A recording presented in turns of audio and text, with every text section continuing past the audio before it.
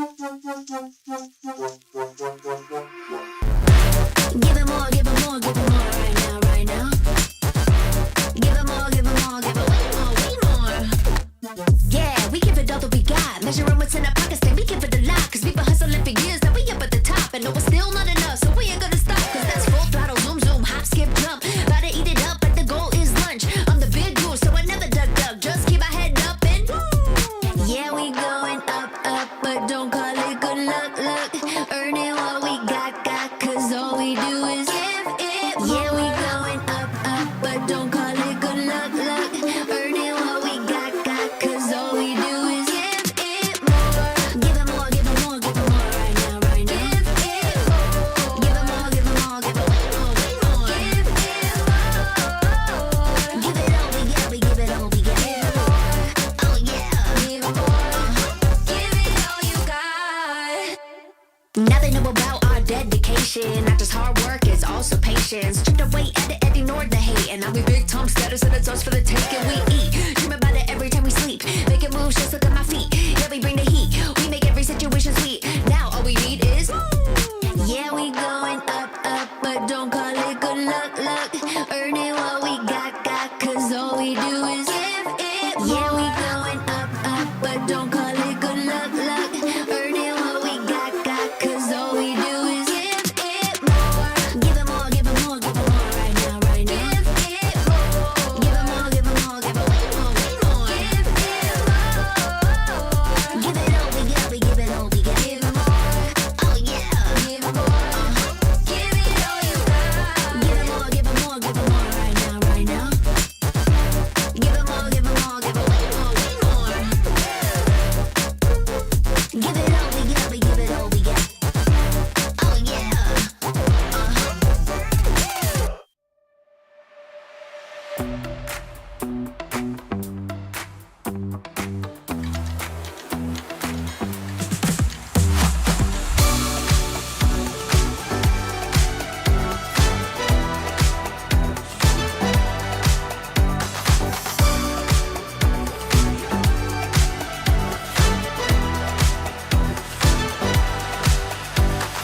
Walking through the bar, all eyes on me. People picking up my energy. The music never stops. They play my song on repeat, on repeat. I'm flying till I hit the sky. The melody is getting high. You know how to free my mind, my mind. When I'm with you, my world is golden, so golden. Baby, you make my heart shine golden, so golden. Feeling so alive, let's dance through the night. Come on, raise a glass, we're electrified. When I'm with you, my world is golden, so golden.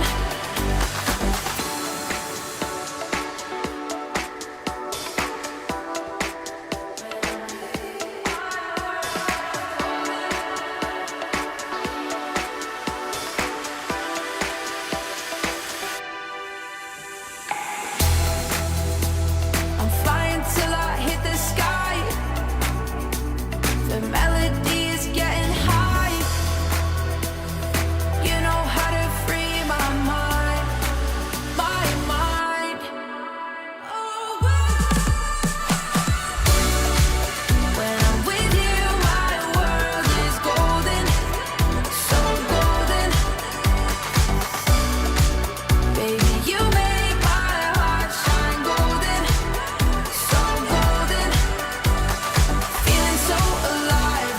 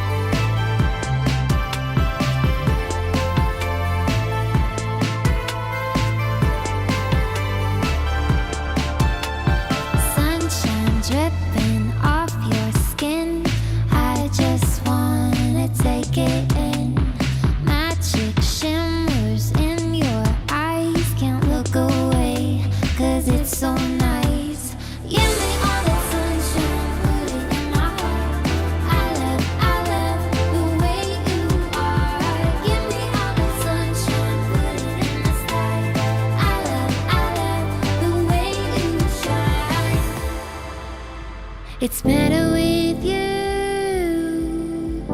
Better with you. Better with you. It's better. It's better. It's better. It's better. It's better with you. It's better with you. Better with you. Better with you. It's better. Give me all the sunshine, put it in my heart. I love the way you are. Give me all the sunshine, put it in the sky. I love the way you shine. Give me all the sunshine, put it in my heart. I love the way you are. Give me all the sunshine, put it in the sky. I love the way you shine. Lovely smile, I can't lie. Who you are is what I like. Clouds above, up in the sky. Smiling, 'cause we're so high. You and me were meant to be together. You and me, everything is better. Give me all the sunshine, put it in my heart. I love the way you are. Give me all the sunshine, put it in the sky. I love the way you shine. Give me all the sunshine, put it in my heart. I love the way you are. Give me all the sunshine, put it in the sky. I love the way you shine. It's better with you. It's better with you. Better with you. Better with you.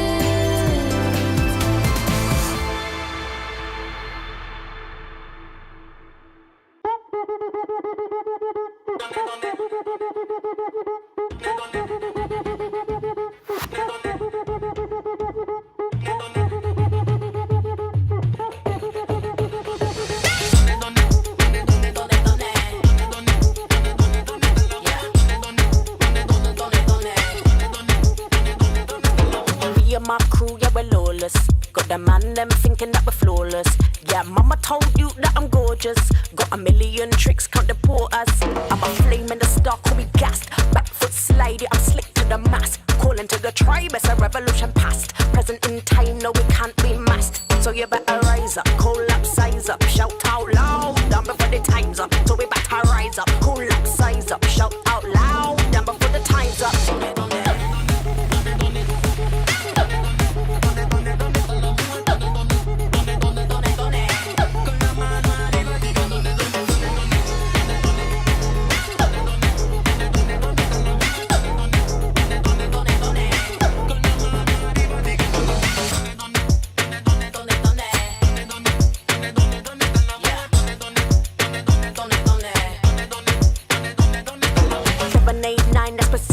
If we break bread, then I'm coming like a eeler. If you want beef, then I tomp beater. If you want beef, then I tomp.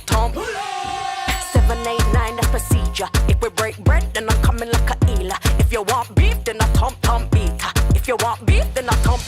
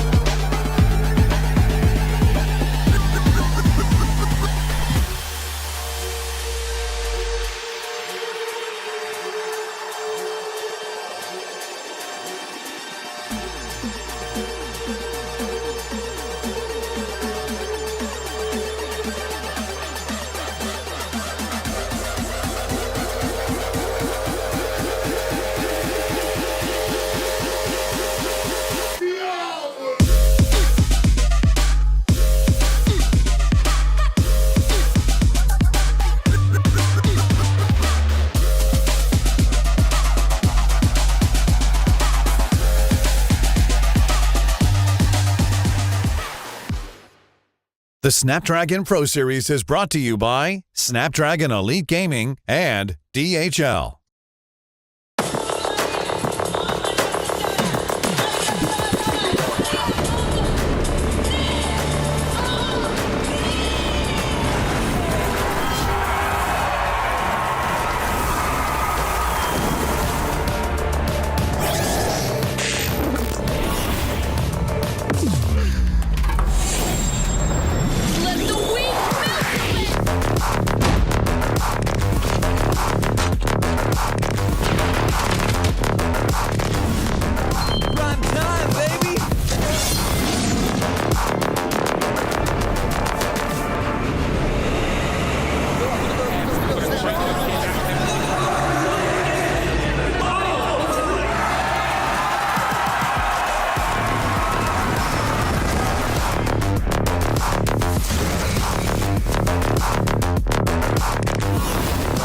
Looks like the players are ready.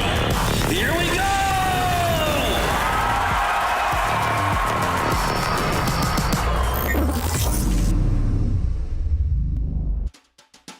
Hello, everyone, and welcome back to the Snapdragon Pro Series. It's the last day of our Open Finals competition here in EU, and 4 more matches are all that remain before we have our top 8 in the region solidified and going through to our challenge season. We have some very exciting matches on the board here today coming out of that lower bracket, so I can't wait to get into all of the action. My name is Glitter Explosion, and I'm your host, and I, of course, can't do this without our fabulous casters. Ton, Proper, get in here. We are back. It's the last day of Open Finals. Ton, how are you feeling?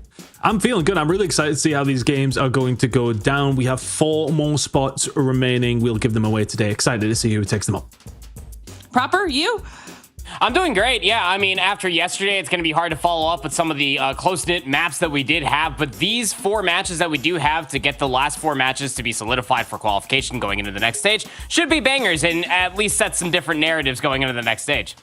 Yeah, we've kind of been ramping up every single day of the competition here in Open Finals so far. So this will be a great way to close everything out as we have some recognizable faces in here as well. We'll take a look at that bracket so everybody at home can see exactly what we're talking about, because we talked about it on the first day. We started these storylines day 1 of our Open Finals. Specifically, we were trying to keep up with exclusive, seeing what they were going to do in that lower bracket. They 3-0 Aptos. Now they're here.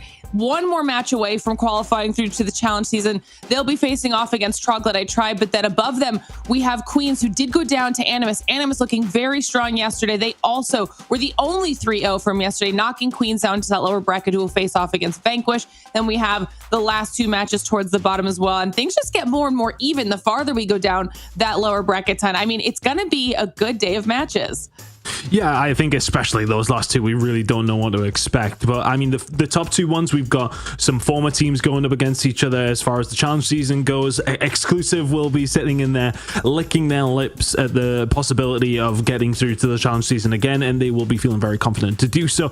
Can Ignition against RHH is my big question mark, though. That's one of those games I'm really not 100% sure on who's going to take that. Can Ignition was supposed to promise a little bit more than what we've seen yesterday. RHH looked pretty good the other day, and the final game of the day, Hexad against Ascension, is also another banger. So yeah, as the day goes on, the games get better. I'm excited. I can't wait to see what happens here today. It's going to make for a fun challenge season here in EU as well. Well, we'll take a look at our schedule so you guys can see the order. It will mimic what we have on the bracket. So like you saw, we'll be starting off with Queens versus Vanquish. So one of the teams that we talked a lot about yesterday, trying to see what Queens were going to bring to the board. I mean, Animus were just too dang good, but Queens still could absolutely be in this competition proper. I mean, they're not out of the discussion yet. Yeah, I mean, I can't say I'm surprised. I mean, even Exclusive couldn't really pale in comparison to what Animus had to offer in recent Snapdragon Pro Series seasons. So, yeah, Queens, though, we kind of built them up on a real nice pedestal just to get absolutely knocked down by Animus. Every single map pick you felt like was all in the favor for Animus, but a good bounce back potential here. There were a lot of bright spots from this Queens team, and you'd expect that with how tenured this roster is. Almost the majority of this team has been at the upper echelon of a SPS season at one point or another. So going up against this Vanquish roster, whatever the map series should be, you should like their odds. Now, if you guys are just joining us here and you're like, how is it the third day already? You can go back and check out any of the VODs that we've done from day 1 or 2, or check out our social media for any updates for what we've got going in here all challenge season long at the SPS, because you're not going to want to miss a single second of what we have coming down the pipeline. But let's start talking about this first match. You saw it there in the schedule. We have Queens versus Vanquish. Let's start with Queenstown, all right? High expectations coming out of, for this team. Didn't do great coming out of that upper bracket, but still should be at the top. Yeah, no, they're still going to be one of those teams that we do really expect to get into the challenge season. Of course, they will be favorites, absolute favorites for this game. My only concern would be that they kind of got slammed yesterday, to be honest with you. I was expecting a little bit more than what I seen, so I'm hoping the bounce back's going to be there for them. I just maybe expected a little bit more out of them yesterday. To go up in that game, yes, okay, you know it's going to be a tough one, but at the same time, you now drop into the losers bracket. You're going up against a team who actually just stormed through their losers bracket game in Vanquish, but at the same time, they haven't necessarily looked too bad. They should be able to win this game, but I just hope their confidence is still there after yesterday. Well, let's talk about the Vanquish roster here proper, okay? Because this is going to be potentially a tough matchup for them if we get the Queens that was able to knock down Exclusive into that lower bracket. But here is what they did, like Tom was just mentioning, in their first match on day 1. Yeah, I mean, were they really tested? That's the question at the end of the day. I mean, you go in towards that raid control, everything's in your favor off the 7-0 from the Tunisia, and you barely even let Nike Furia sniff a hardpoint on the Arsenal, which is going to be the map 1. Spoiler alert for everybody watching at home. I think that Vanquish haven't been tested yet, so I don't really know what to fully expect from them. But what I do remember is Caruso was looking really good. Lair was making really good decisions across the map. He was playing a lot of good corners, and that on top of everything else they were able to do on that map 1 for Arsenal, it's mostly from their operator usage. They didn't get over egregious with a lot of the different times that they could have for their operators just to be pulled, just 5 in, 5 out, but they were actually pretty smart in playing a little bit of counterplay. So you're going to need a little bit of that, and plus maybe a little bit of more going up against Queens. We know that their operator usage and everything else to do with fundamentals is quite good. Well, you mentioned it, so we might as well pull them up, all right? We have our picks and bans through as well. Like you said, we're going to be starting things off with that Arsenal. So, I mean, is Vanquish setting themselves up for success here? Or we're also getting a firing range as the second map so that Proper can actually see one here, Ton. It's going to be good. Look, I think, when we talk about this, Arsenal was very, very good from Vanquish, but I think as well, their opponents they were playing kind of got blown out of the water across all 3 maps. So I'm not, you can read into the confidence side of things at least, and they obviously are solid on that map, but I'm curious to see if they can carry that into a game against Queens. But as far as the actual picks go, again, it's very, very standard COD Mobile in Europe. There's not necessarily anything too crazy coming in here. As mentioned, Arsenal obviously relatively new when it does come to the hardpoint side of things. So, well, okay, bear that in mind a little. But yeah, let's see how it's going to go down. Takeoff coming in, kind of running typical how we expected it to, with a defensive heavy. I think the search and destroy fire range is going to be really interesting, though. You can always see teams bring something different to the table. We've talked about it multiple times. There are very different ways you can play fire in range. So that's maybe something where Vanquish can get something going. But other than that, it is very standard across the board. We'll also have to see proper, because I want to get your thoughts on this before we get into the match too. S&D was that swing map yesterday all day. I mean, that was what kept evening things out and keeping us in a 3-1 stasis. It seems to be the place where some of our squads are struggling. Yeah, I mean, the Tunisia won't be there. Queens did look good on their 3 rounds that they did take off of Animus, but firing range was their pick, and it's like Ton said, it's a staple as you could possibly make. I mean, how many best of 5s have we seen across the years between all of us that doesn't include a firing range in one shape or another when you do have these top-notch teams? So, yeah, I think that it should be more than guaranteed that the Search and Destroy should be there for them. I'm more interested to see the Arsenal. Again, it's more of the earlier editions. It should, on paper, fit all of Queen's play style, especially for the flanks we could get out of, like, Zuko, what we saw him versus yesterday against Animus, and same for Jayce. This team's definitely got a lot of firing power, but it just off of what we saw alone, Vanquish do look comfortable, and it is their map pick, so they might have the plot, or they might be mid losing it. It's tough to gauge. All right, chat. Well, let's find out exactly what is going to happen here, because match number 1 is ready to go. So, Ton proper, let's kick off our Open Finals Day 3. Thank you very much, Lauren. Excited to jump into this one against 2 teams. I mean, obviously, we have Queens as the major favorite here, but going up against Vanquish Nation, there are a couple of players in this roster who have played in the challenge season before as well. It's not going to necessarily be the easiest game here for Queens. No, it absolutely won't be. If there's one thing that we know for certainty, the reason why it was an absolute raffle stomp versus Night Furia is because of the experience that this team does have. It goes even beyond just their slaying capability and just being, I guess, rank stars. I guess we could almost like tag a few of these players that we get throughout the Open Finals ton, but they're very fundamentally sound. And I think that that's something that Queens need to be really, really weary of, because you go back to that Slums Hardpoint versus Animus yesterday, and albeit 250 to 178 is a pretty respectable scoreline at the end of the day versus Europe's best. A lot of those fundamentals, a lot of those early rotations, and the potential breaks that kind of broke Queens apart, they do need to be a little bit more weary of. Plenty of time to tell. Arsenal should be a bang out here on P1. Let's see how things are going to go down for the side of Queens. It's about a step up from yesterday, right? I mean, look, you were going up against some really strong opposition. We maybe expected a little bit more from them in that game, though, proper. I mean, personally, I was sitting there watching, you guys were casting, and I was thinking to myself, I was kind of promised a good game here, but did we really get it?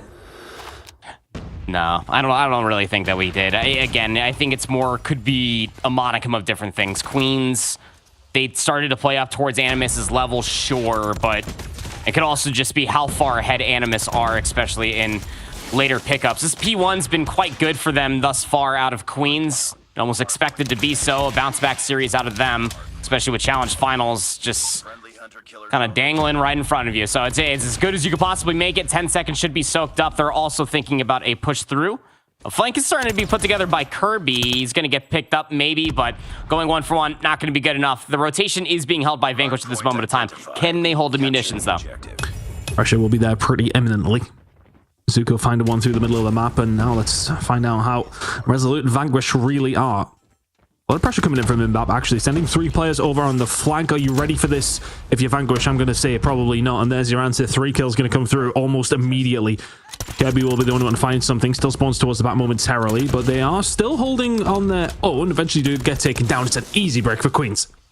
Yeah, it sure is, but this is still a realistic hardpoint you can hold from the front should you be able to get the footing to be able to do so. There just needs to be a certain semblance of kills, but an early Sparrow earned by Rob should be more than enough to be able to hold them at bay, but Vanquish tries they might. They've already cut through the majority of this map, and they got the claw out from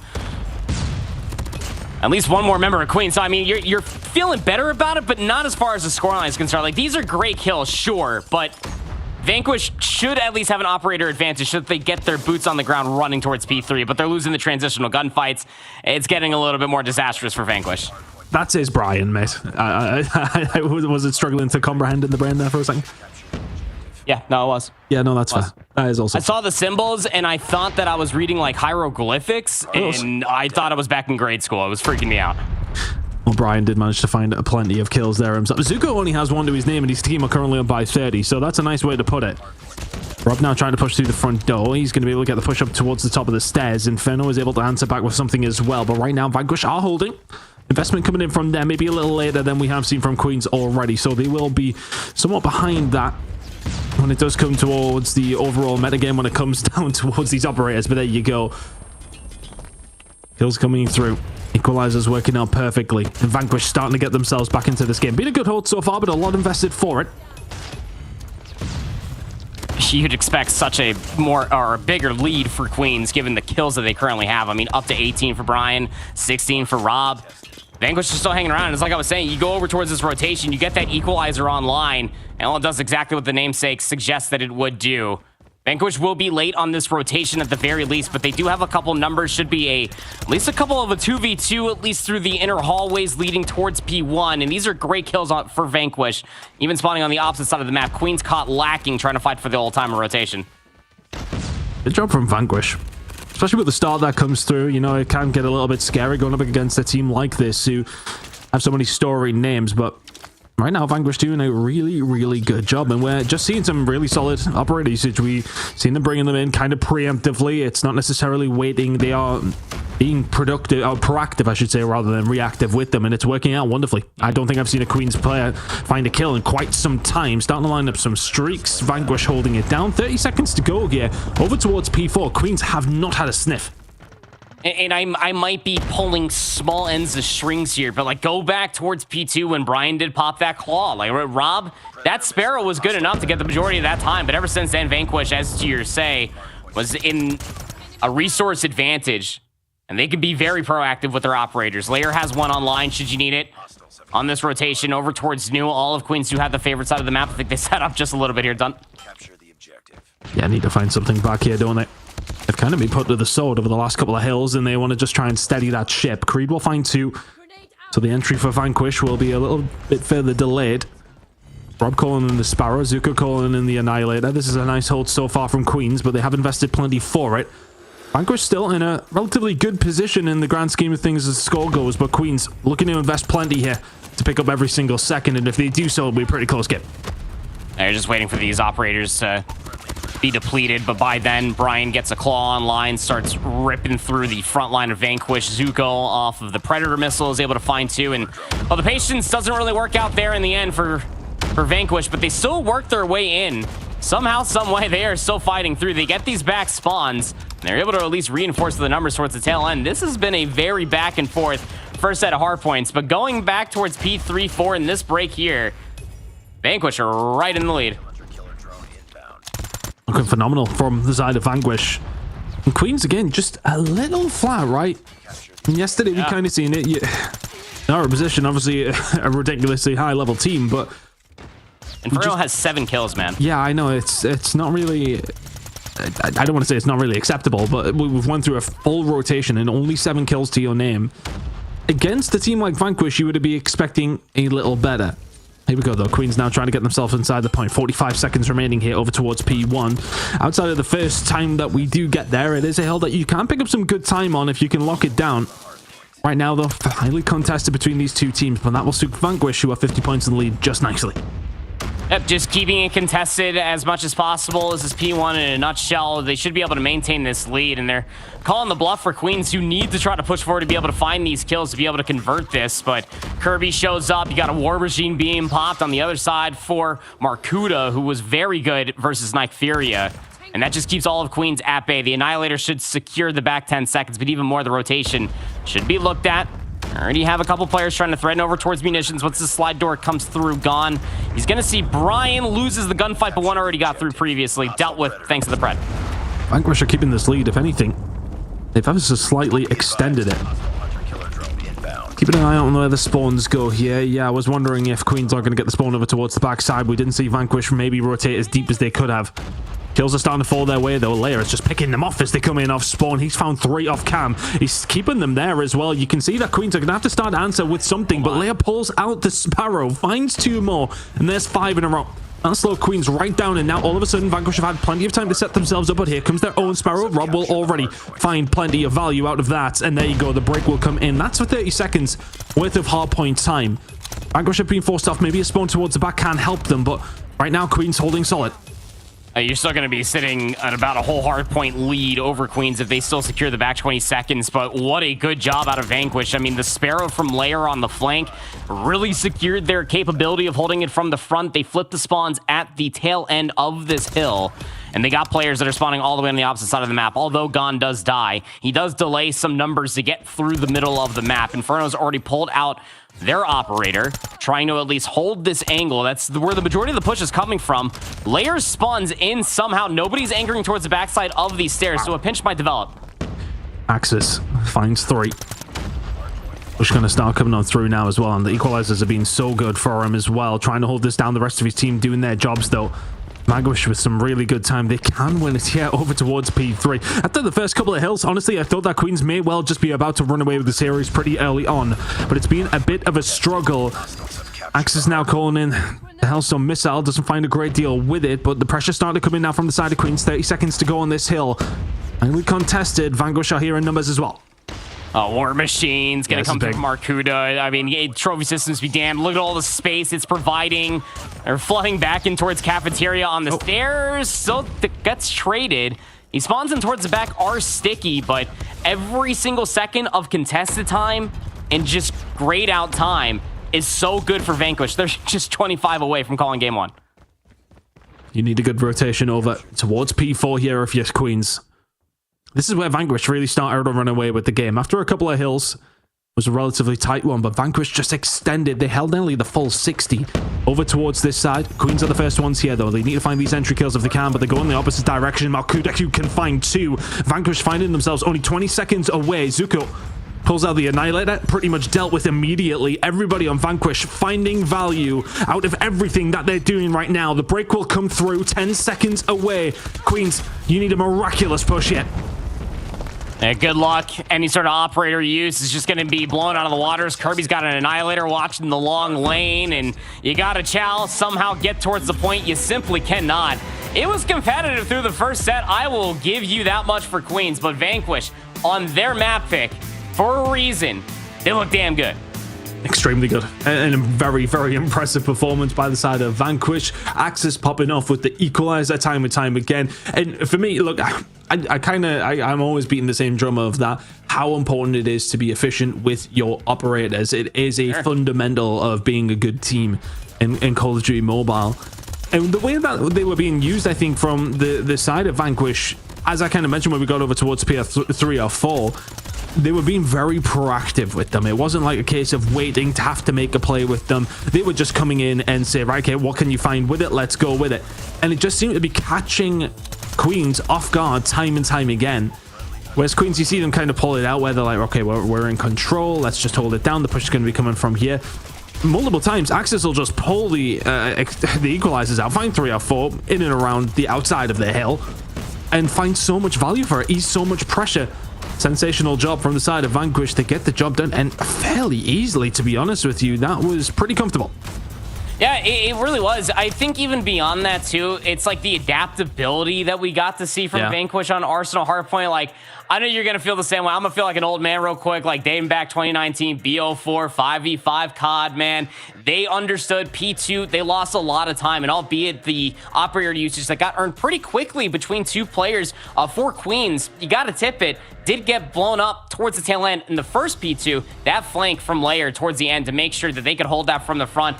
That's good Call of Duty at the end of the day. Just starting to dissect a lot of their holds and starting to pick and prod where a lot of these flanks are coming from. It's catching Queens off guard, and now they find themselves down 0-1. You think the sweat is starting to drip down the backside of their necks a little bit here, man, that they might not make it to the next stage?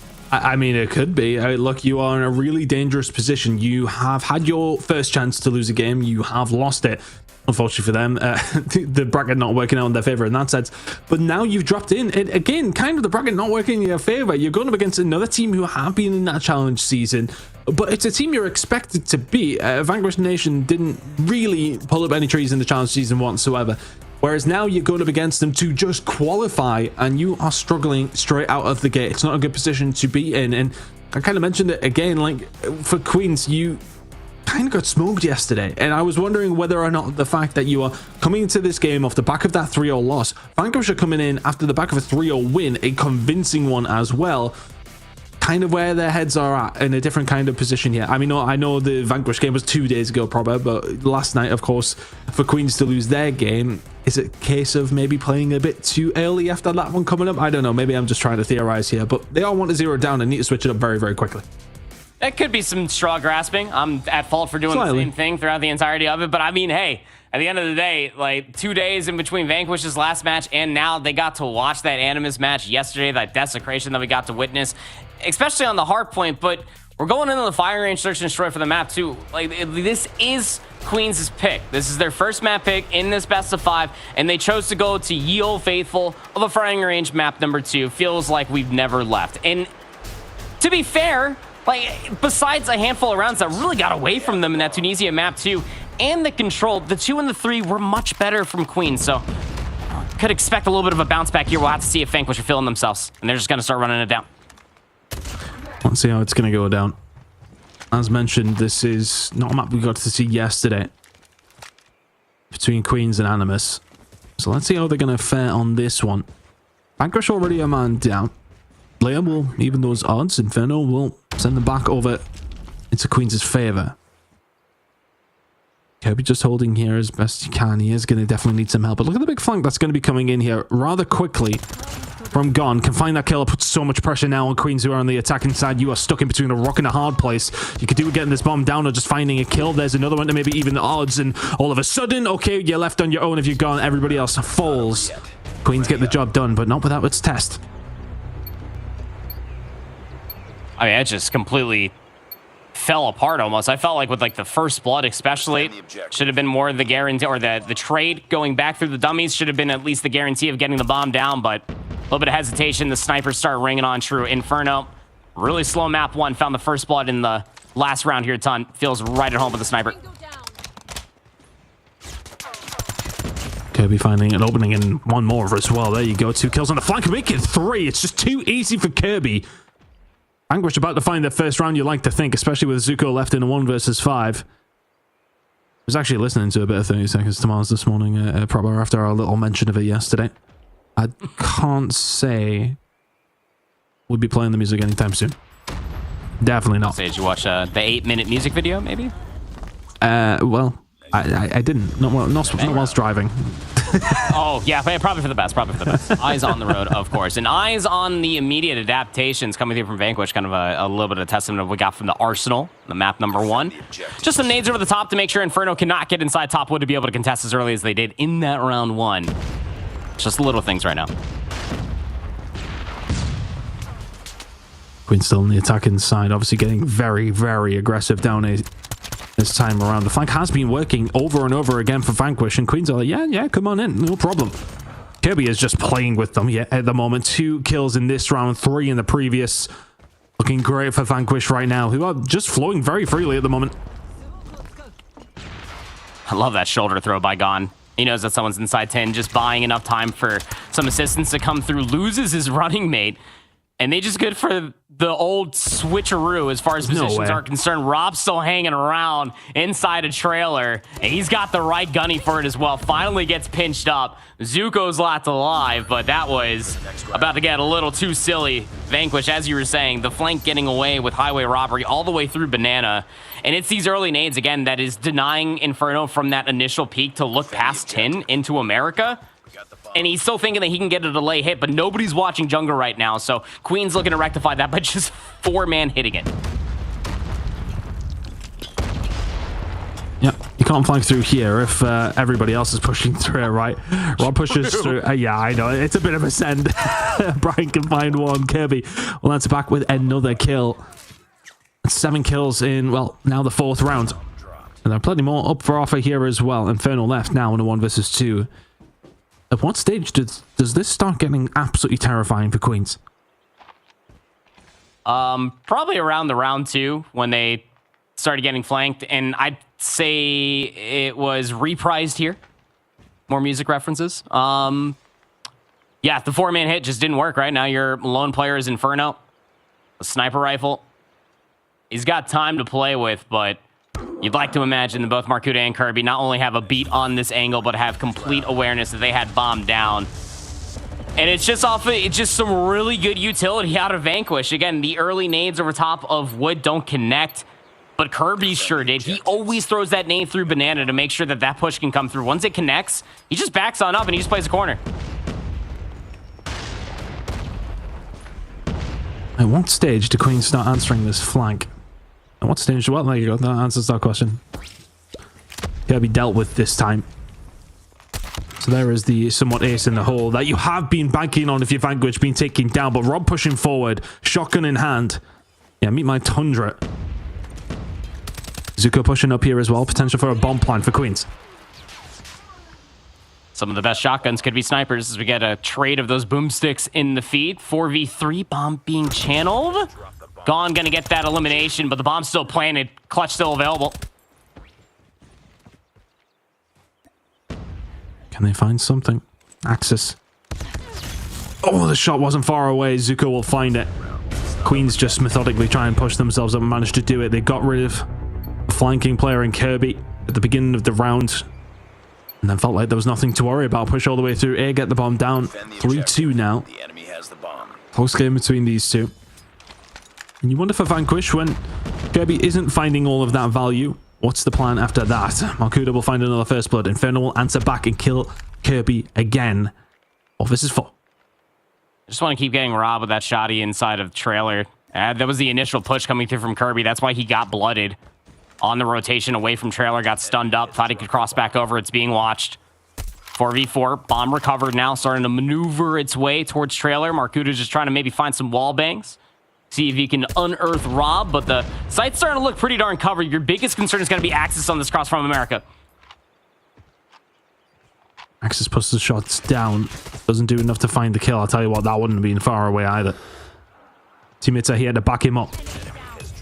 He finds one eventually after Leia did. Creed was able to trade it. Markuda with some good shots onto Zuko though, and all of a sudden they know exactly where the last player is, and Markuda will find another. 4-2 to Vanquish after 6 rounds of attacking on the side of Queens.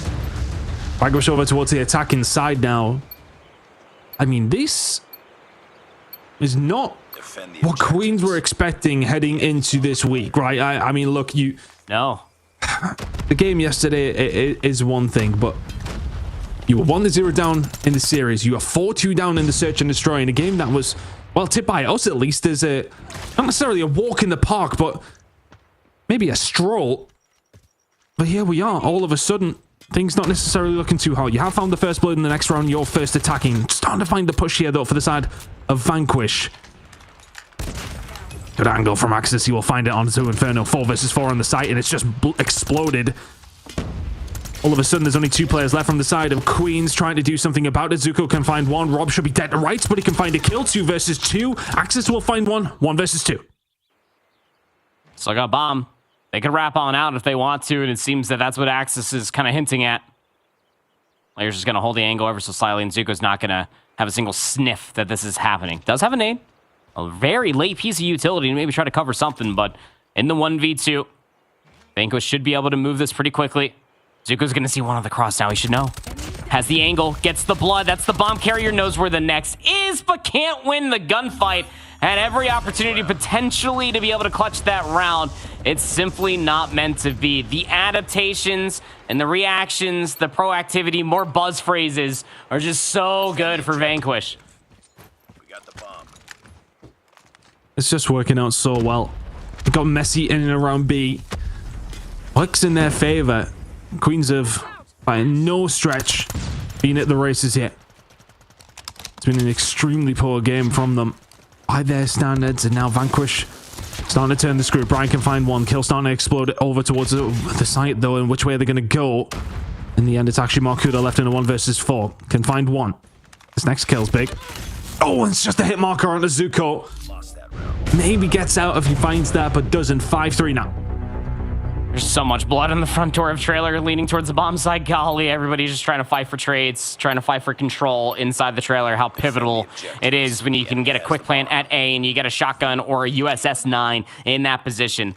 These snipers, though, have been a real problem. Kirby's flanks on the defense, Markuda's snipes, realistically on both sides, but quite potent here on the offense they have earned the respect from Queens.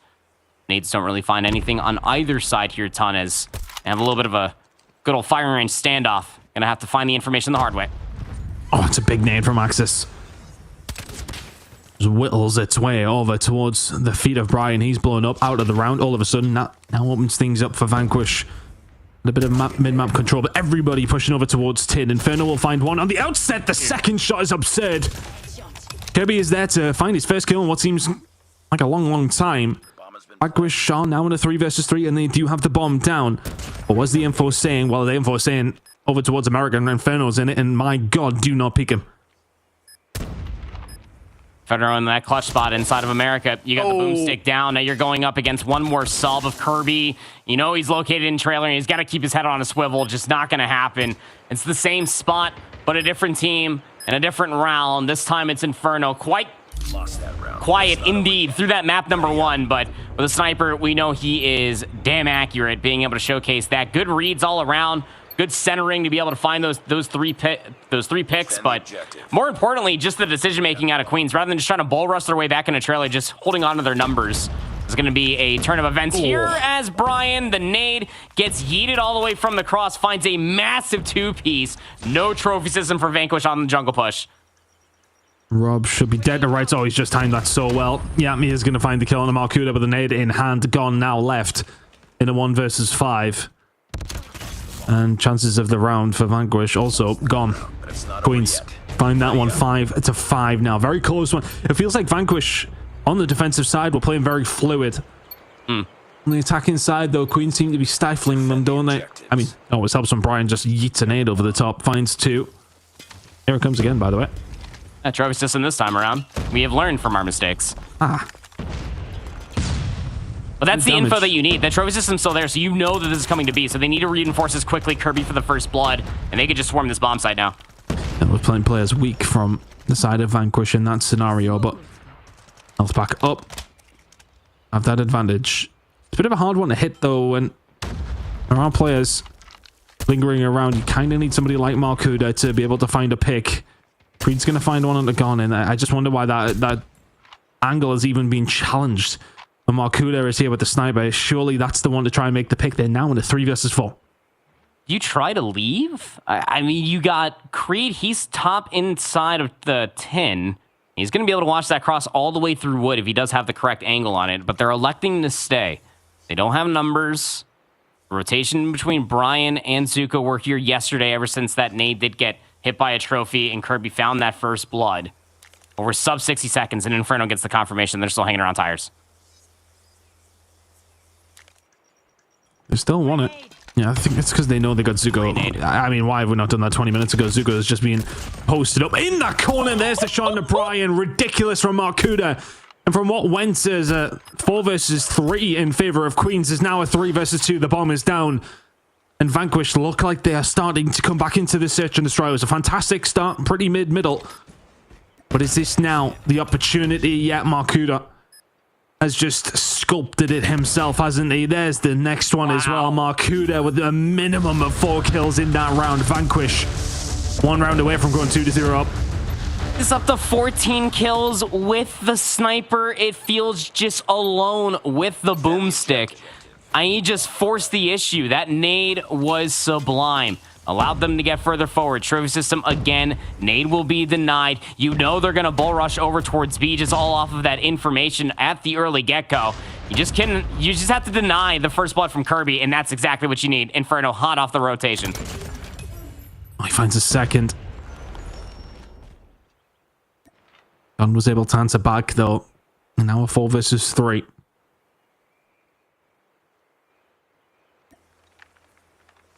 Also starts to slow down. Queens will be, well, happy that they have the numbers, but equally stressed in the sense that this is still an extremely close round, and I think Vanquish know Well, very little, to be honest with you. I was about to say no, that they may be playing passively, but they're playing passively themselves. Queens are not going to give them anything at this stage, right? Shouldn't. Brian just has to remain disciplined. He's kind of the ace up the sleeve of Queens. Early shots come through. Axis knows that somebody might be hanging around wood. And the timing for Brian's great. Shots get missed all over the place, but Brian can spam. Big kills to have. Queens should tie things up again. They should know where Leia is as well. Finds that kill over towards the back tires, so I'll have a good idea. These rounds are lengthy enough in COD Mobile that he does have plenty of time. But his problem is that I think Fahim, or Brian in this case, does know that the bomb is down here. Yeah, he's throwing a little shoulder. Brian there's trying to watch it. Did he manage to pick it up? Absolutely not. Let's go again. Do Queens think that he got to pick it up? That's the question. 14 seconds to go. I don't think it really matters. You're going to have to do something pretty quickly here. 10 seconds. Just no chance to find 3 kills here. This one has got extra time written all over it. There it is. Queens will find the rounds. Equally, well, I mean, just directly equal attacking sides from both these two teams. Malkuda, the hero of that previous round for Vanquish to put them on that point. But here we go. We go to overtime proper. It's anybody's game. Yep, Kirby was quite electric on the defensive side for Vanquish with these flanks through jungle. Queens definitely remember that. They're posted up around wood. Early nades don't find anything besides maybe some damage or what you would already expect from an early rollout here on firing range. But the bomb, Zuko, he's the tip of the spear so far, at least on the push over here by the A lane. There's 3 defenders here unbeknownst to the Queens roster. I mean, I think that the thing is for Queens, right? Kirby found, what was it, like 7 kills in the first 4 rounds? Yeah. He's only found 2 since. They managed to nullify him.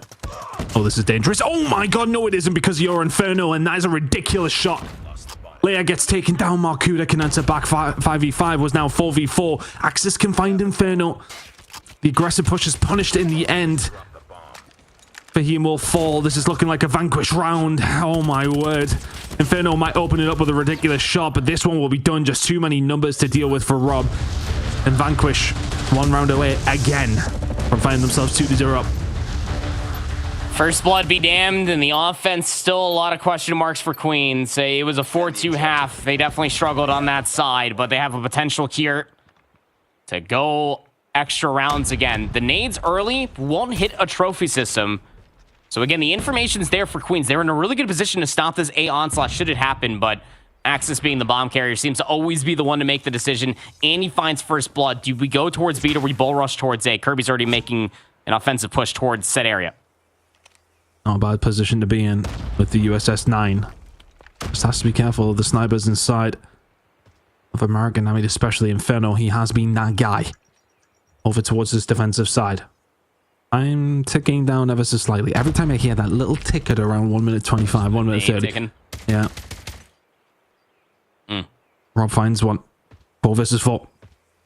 Do they know Kirby's in here? Surely they do. Zugo's watching the trailer. They don't have anybody in there nor watching the cross, so they should be aware that the timing is available. But speaking of timing, this is everything off of this peak. Vanquish are just holding it with 2 snipers, expecting somebody from Queens to chow, but they're aware of the situation. They don't have to make a move. Time now just under 60.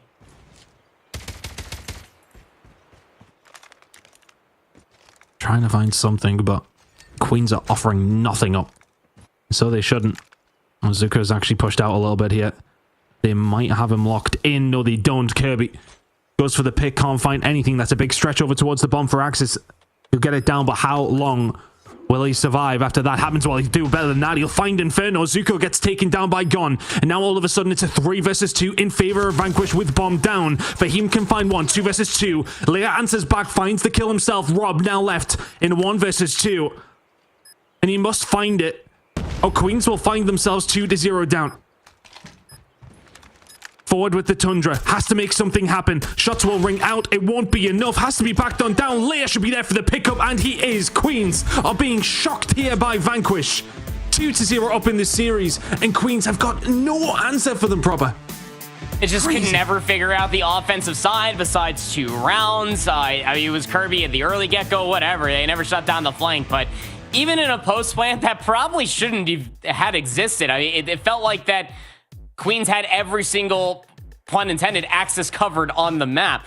They just allow the bomb plant to come through. I mean, Kirby inside a trailer is definitely a Z factor you should be worried about, but I mean, that post plant just got absolutely broken down immediately. Mark Huda with the sniper rifle where he finished somewhere north of 14 kills. Absolutely insanity. It's the adaptations again from Vanquish. Again, they are tailored players. They have been towards the challenge season before. They understand what it absolutely takes, and as you say, Queens are getting absolutely shocked. We built them up on the pedestal because of the names that they are and the positions that they've held as far as previous seasons are concerned, but this Vanquish squad came to play today. Incredible stuff from Vanquish. And I mean, I don't know how to kind of surmise Queens right now other than flat. I mean, we've seen the bad start. They started to adapt. When it came down to overtime, you just weren't able to find any of that magic that had kind of brought you here, right? For the most part, I think Vanquish just played good S&D. Okay, yeah, Markuda had a couple of good rounds. You've seen some really nice flanks coming in from Kirby, but other than that, though, they were just playing good COD. Queens, it felt like they had to have those magic moments to win rounds, and well, that 8-6 scoreline tells that story. Markuda, 16-10. Big game from him. I mean, everybody from Queens is pitching in, right? Nobody in particular that you can single out, but nobody is really going above and beyond is kind of my point.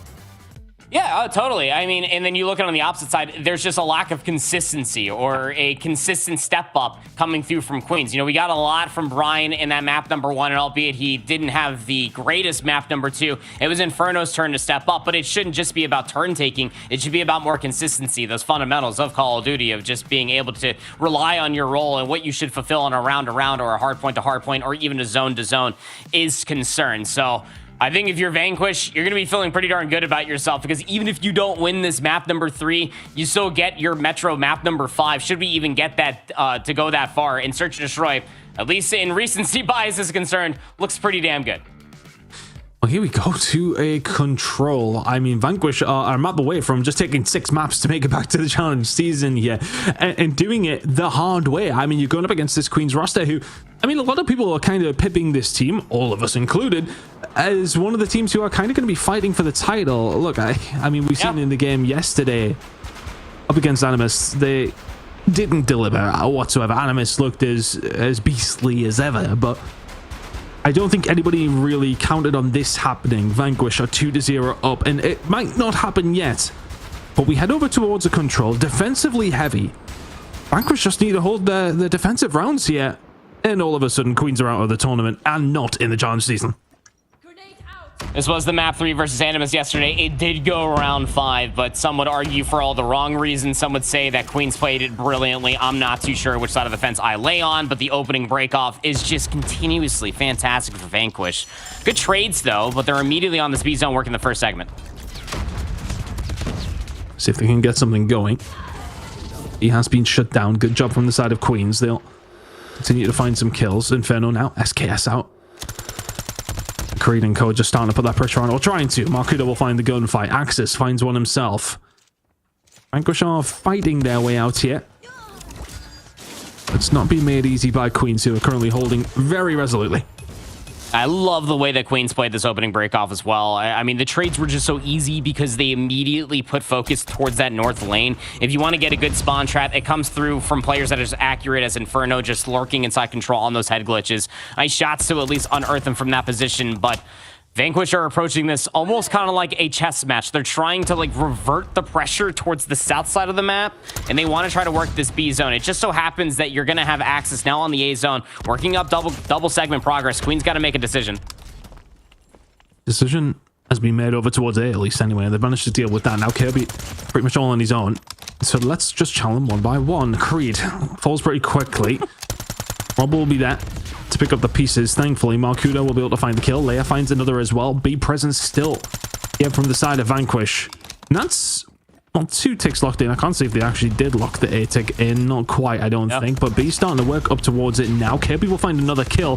Creed can find this. Not going to happen. Gon's there to find one. B has been stopped by Leia, and Kirby doing a really good job. They get a hold of B. So that's not a bad return on the attacking side. A 3 versus 9 will maybe be a stretch too far, but getting a hold of B, not a bad effort.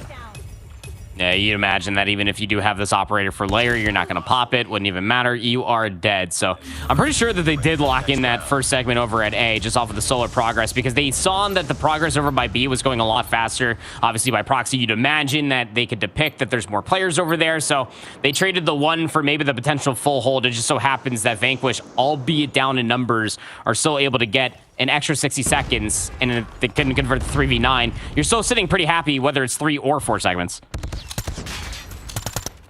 Could you tell either? Because I couldn't quite tell. I didn't see if that... I'm pretty sure that the first segment was locked. There's like that little gray spot in between the lines that I keep staring at.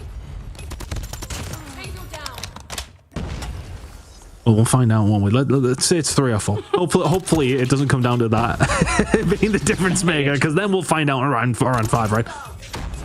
Layer and Axis combining well. It's been a solid defensive hold so from the side of Vanquish, but Queen's getting something going over towards A side. Vanquish up in numbers, as were Queens throughout the majority of their defensive hold as well, but A is going rapid here. Vanquish are going to have to do something about this. They, well, just about have done. Got operators to back this up, and they get shut down. I mean, Kirby with the Annihilator, I think he was able to get at least 1 shot off. Axis pulled out the Equalizer, trying to work for this retake, but Queens, they really do love the north side of the map. Again, B is the more accessible because you do have like the interior and all the fixtures of the launch building, but Queens are very, very much so relentless on trying to get control back in their favor, try to get over towards that A zone. They've lost so many lives along the way and have allowed Vanquish to work up so many more operators in their back pockets. Well, that's 2 ticks for Queens, which usually wouldn't be that bad.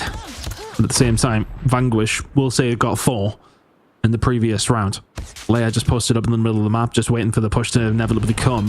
Vanquish not necessarily turtling up here, but have been forced back just a little bit. Kills have been traded eventually in the end. It's 2-for-2 split. Queens with only 4 lives remaining and 17 seconds to do something about this. Third tick over towards A could be their best shout to maybe get something going here. It's a 9 versus 3, currently contested. Vanquish going to hold this defense just a little tighter than Queens did.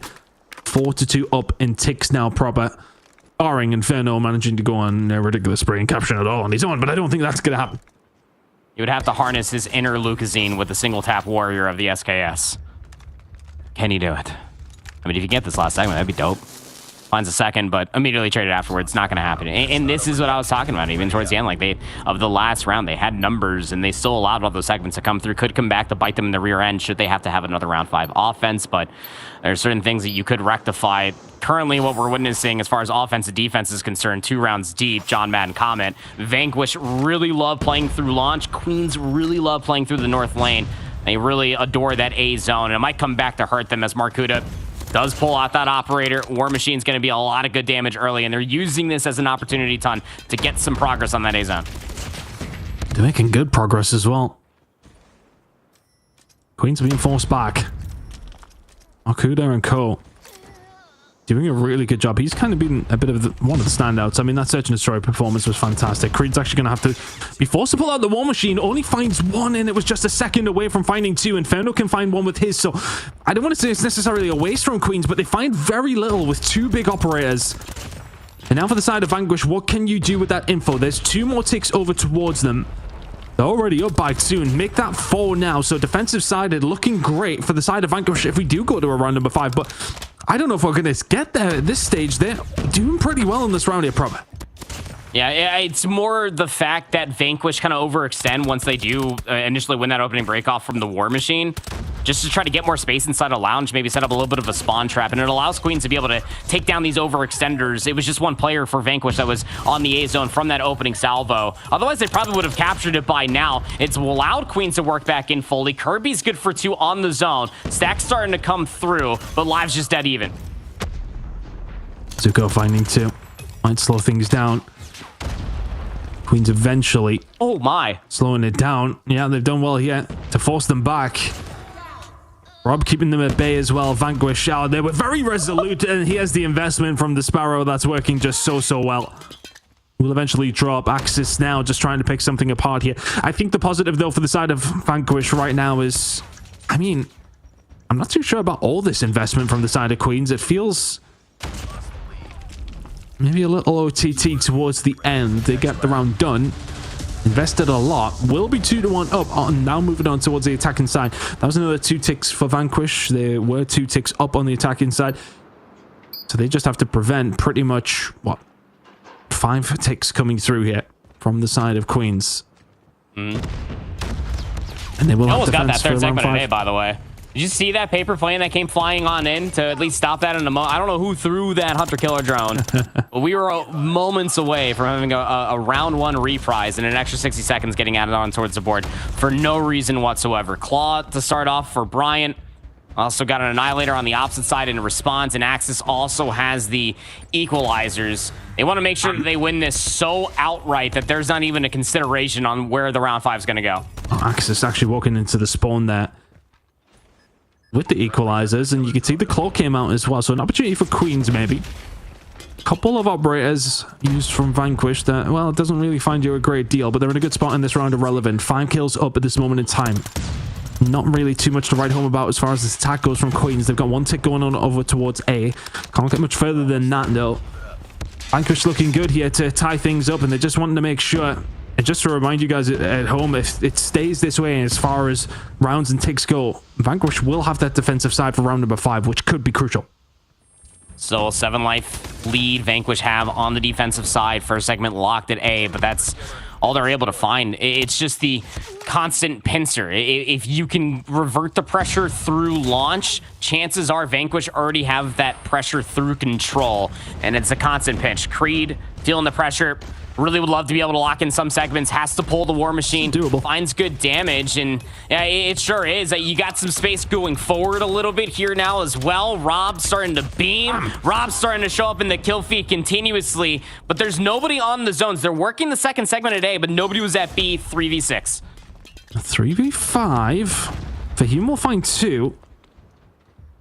Let's not panic if we're Vanquish, right? 1 more kill will probably solidify it, but ticks coming through towards A. Trade gonna go down for this is 2. That's now 2. About to be the 3rd tick over towards A if you don't do something about it, but Kirby is gonna come around the corner. Now they can do something. They can need to start moving over towards A. That is going to be captured. 1 versus 3. I think he still needs 1 more. Make it 1 versus 2. Make it 1 versus 1. What is this from Zuko? Let's run it in 1 by 1. Kirby now left. And what would it be? 1 versus 4.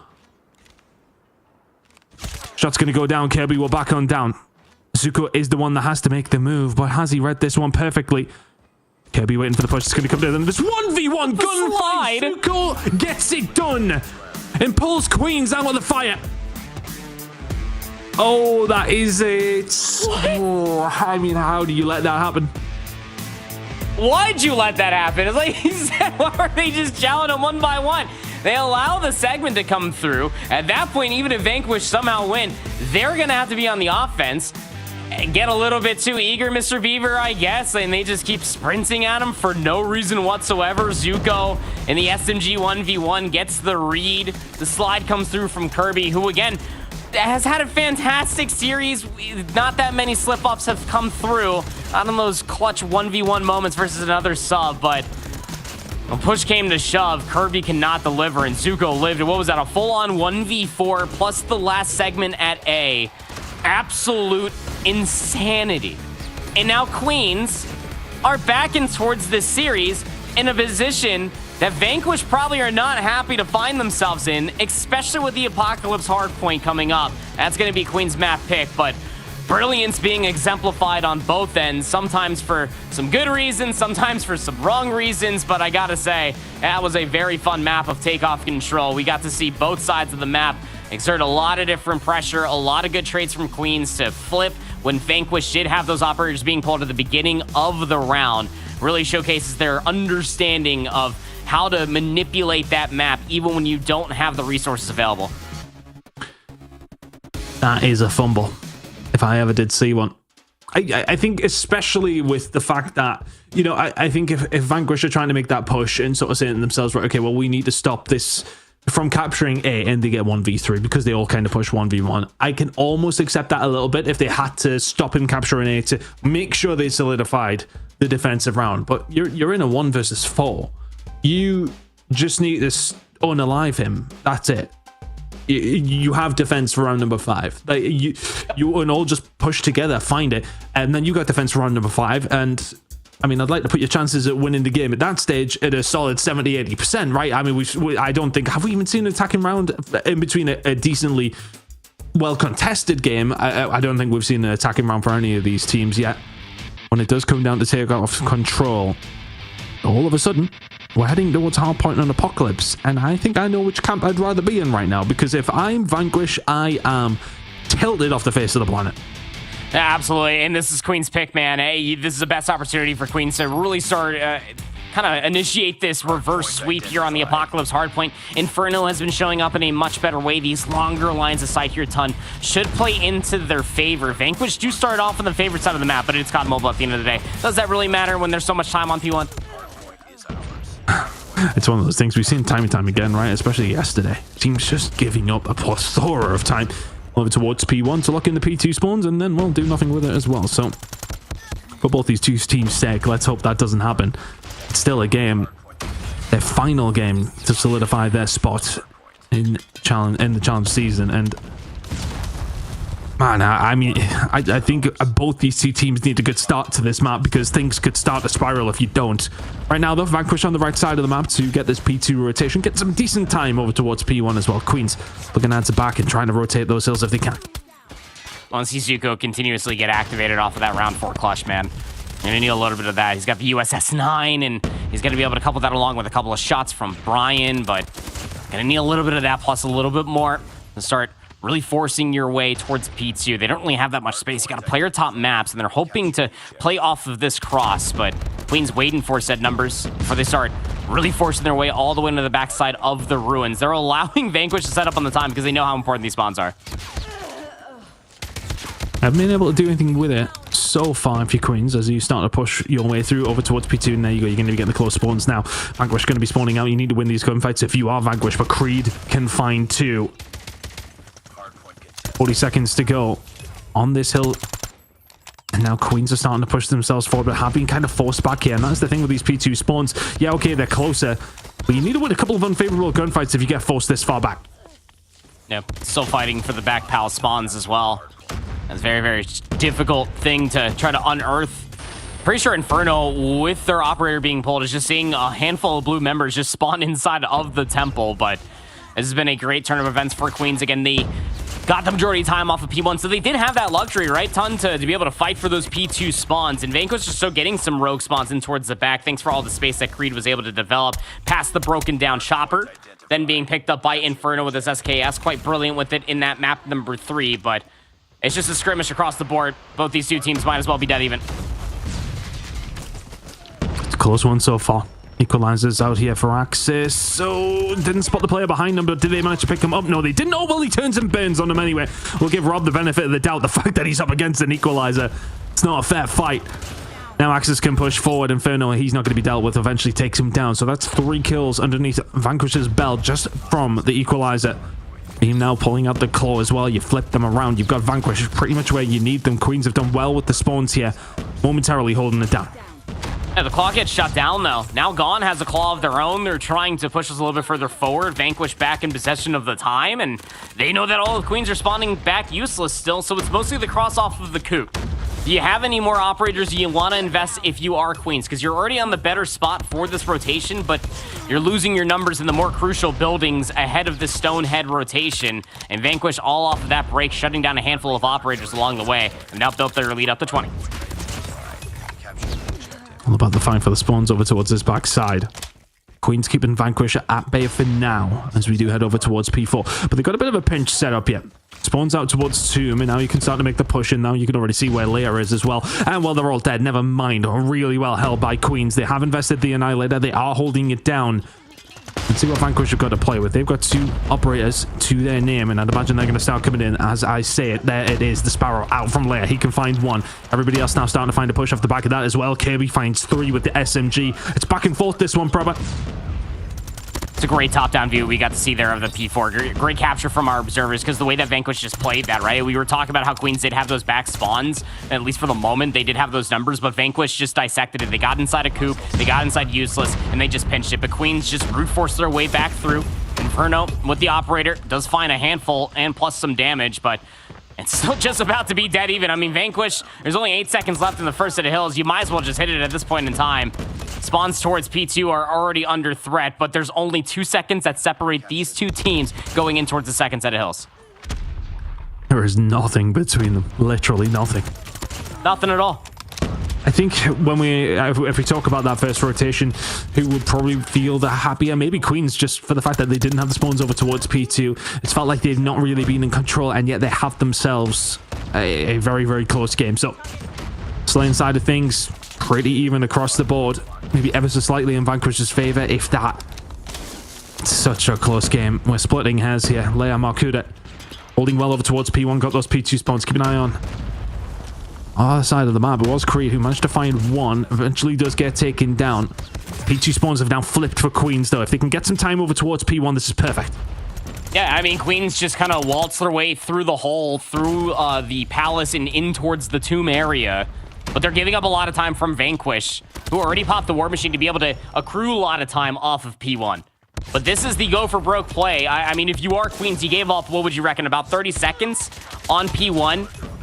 You got to get about 40 plus here on P2, but you already lost the first initial fight on the backside of the palace. And, oh, now you got a whole bunch of blue arrows in your spawn. You're spawning out if you're Queens. This is disastrous. Not what you want to be. Vanquish spawning towards the backside, but the thing is, they have actually struggled to get themselves through, but Layout there with the Sparrow now is going to open things up. Kirby gone, welcome well together. And everybody dead. Inferno, yeah, as you said, it was a minor disaster for Queens, spawning out there. 40 seconds still to play for here for Vanquish. I thought with Queens in the spot there, they were inside of P2. Might be able to hold a little bit better than that, but really good job from Vanquish to find a breakthrough. 30 seconds at P2. I mean, gone off the wallbang takes care of the claw, so they can start working their way through the ruins if they want to, but it's still an absolute blender that they have to go up against Marcuda on the gold bar head glitch. Just trades on trades on trades, and that's just so beneficial for Vanquish as they upset the spawns. Queens thought that they had the setup, and they lost the plot almost instantaneously, and Vanquish are just starting to run away with it. Gon can't do anything there. P3 rotation coming in, but that is the most substantial lead we have seen in this map so far. I'll be honest, probably Vanquish surprised me immensely in this series. I had wrote them off, I'll be honest, and I think that's probably hasn't been wise by the looks of things. But have Queens done the same thing? That's the question. They're 50 seconds down. Vanquish look like the team who are going to win this series. They have done over the first 3 maps. They look so in the 4th as well. It's been a great hold. Queens are going to have to bring something to the table. Yeah, absolutely. I mean, just the consistency across the board. Like, we'll put a pin in it because I'm sure we're going to be talking about it here in just over a minute and a half's time. And Vanquish are just very, very good. They're playing well off of one another as well, man. And it's just good fundamentals on top of good fundamentals. Queens, though, got these back spawns for a moment. They were able to contest the time, but just as soon as you start saying something good, another member for Vanquish just shows up in the feed. It's Layer for 2, previous Kirby's 3-piece. This is just what I was talking about. It feels like the Queens are lacking that in a certain moment of time. You need some of your subs to be able to have these X-Factor moments. That said, they do drop the lead just to about 50. Can they break inside of this P4 early and be able to get it a handful of time to be able to make it even going back towards the 3rd set? Leia, oh my god, everybody dies. Leia has just lit them up. 7 in a row. Axis has got out the equalizer. It is maximum pain for the side of Queens right now. Vanquish are running through them. This will be the surprise of the entirety of the open finals if this is how this one's gonna go. Vanquish are starting to, well, it's their victory parade right now. Queens have had 0 answers to this, but for all they've invested everything there and found a plethora of kills with these operators, what can they do as far as the hardpoint goes with it? They're picking up some really good time, but with 20 seconds to go, somehow Queens have squeezed their way through. This one's not done yet. Creed pulls the War Machine just for the back 20 seconds. Should be guaranteed, but I think that's the highest value Sparrow, if not one of, that I have seen in Call of Duty Mobile's history. Wow, they just all thought walking through ruins was gonna work, huh? And through the coop, nuh-uh, those bolts hurt. Wow, that was gross. 206 to 151. Good Annihilator shots coming through from Kirby, just shutting down players. Vanquish are just not missing right now. Oh, they have found another level here up against Queens.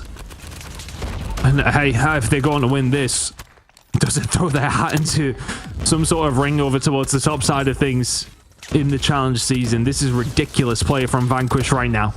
Fahim can find 2 to maybe stop the bleeding right now for Queens, but Vanquish are 23 seconds away here, proper. Yeah, Fahim, he's already playing for the P2 spawns. It's allowing Vanquish to soak up more time on P1. There's still ample time for them to actually win here, so Queens do have to revert back and try to contest this. They do so. They get them off. Vanquish can no longer win it. Over towards P1. Queens do have spawns for P2 and are soaking up some time over towards P1. They want to hope they probably... Well, I don't think they have overextended at this stage. They're keeping themselves alive. As mentioned, those spawns over towards P2 are very, very sticky. They found the kills. Vanquish maybe feeling like they're going a little one by one now. Need to regroup. And they have some great shots coming out from Kirby. If you can find the second, oh my word, Queens have folded. 18 seconds is all Vanquish need, and they have control of P2. It was the push from Temple the last go of things. Queens are able to at least stop that push, but Kirby up the gut works perfectly. Zuko gonna pull out the Annihilator, try to hold them at bay, finds a couple, and it's allowing Queens to stay alive in this hardpoint. Still plenty of time left to soak. If they can get this 40 seconds, it puts them within spitting distance of Vanquish. They are just about finding the trades, but Leia, oh, if he does as well as he did last time with this Sparrow, it's going to spell danger. But there's a very well-timed Hellstorm missile that's going to come on through. Vanquish not able to find a way through the front door. Queen still locking this down. 20 seconds to play for. They're just about keeping a hold of it. They're staying alive in this series. They're staying alive in this map. They are somehow dragging this one to P3. It's going to be about a 15-point game by the time we get over towards this side of the map. But Vanquish have found every single kill. If you're Queens, you've got to move now. And Kirby spawned inside Temple, so he actually takes down one on the cross over by the hop up. So now you're still spawning P2 if you are Queens. Queen does have the War Machine. He's got to stay alive to try to shut down at the front. All the kills running up for Queens. Equalizer. They can start pushing in towards the time. Oh, Kirby's found 3. The equalizer's out. This might spell curtains. He's running forward. Axis trying to farm them off the respawn. Can't quite do it. Everything and the kitchen sink being thrown by Vanquish. Queens trying to find a way through, but Kirby is turning left and right, finding multiple kills. Queens have somehow found a way through, but Markuda shuts him down, and he will call game for Vanquish. They find the series 3-1. Queens, another team to challenge for the top spot in the challenge series. They ain't even in it. We're gonna start a discussion now. I mean, Queens 2-0 exclusive. They lose 3-1 to Vanquish, and Vanquish at a lot of different moments in time just made them look absolutely lost. And a lot of that was in the maps 1 and 4, more in the arsenal, but in certain moments of the apocalypse, just Queens were trying their best through the second set going in towards the third just to be able to rectify what went wrong in the second set and why the lead grew to where it was. But Vanquish, they said, that's fine. We're still spotting parallel towards the other side where we did not find value previously. So let's just put Kirby in a situation much like what we saw through the 6-round stint on defense there for the firing range search and destroy. Just run it down and find multi-kill after multi-kill. All was lost, I fear, once Lair got over towards P4 and he pulled out the Sparrow and he finds a 7 spree, ending it with the Predator missile. It just felt like that it was a not miss difference for Vanquish, especially in the respawns. I mean, when you're dropping numbers from top to bottom, consistency like that, Vanquish are setting themselves up wonderfully for a good discussion. I about spit my tea out. Okay, I was drinking my tea, and when I saw that Sparrow come through, I was not emotionally prepared for it. And you guys are talking about the discussion around these teams. I feel like it is such a multi-part discussion.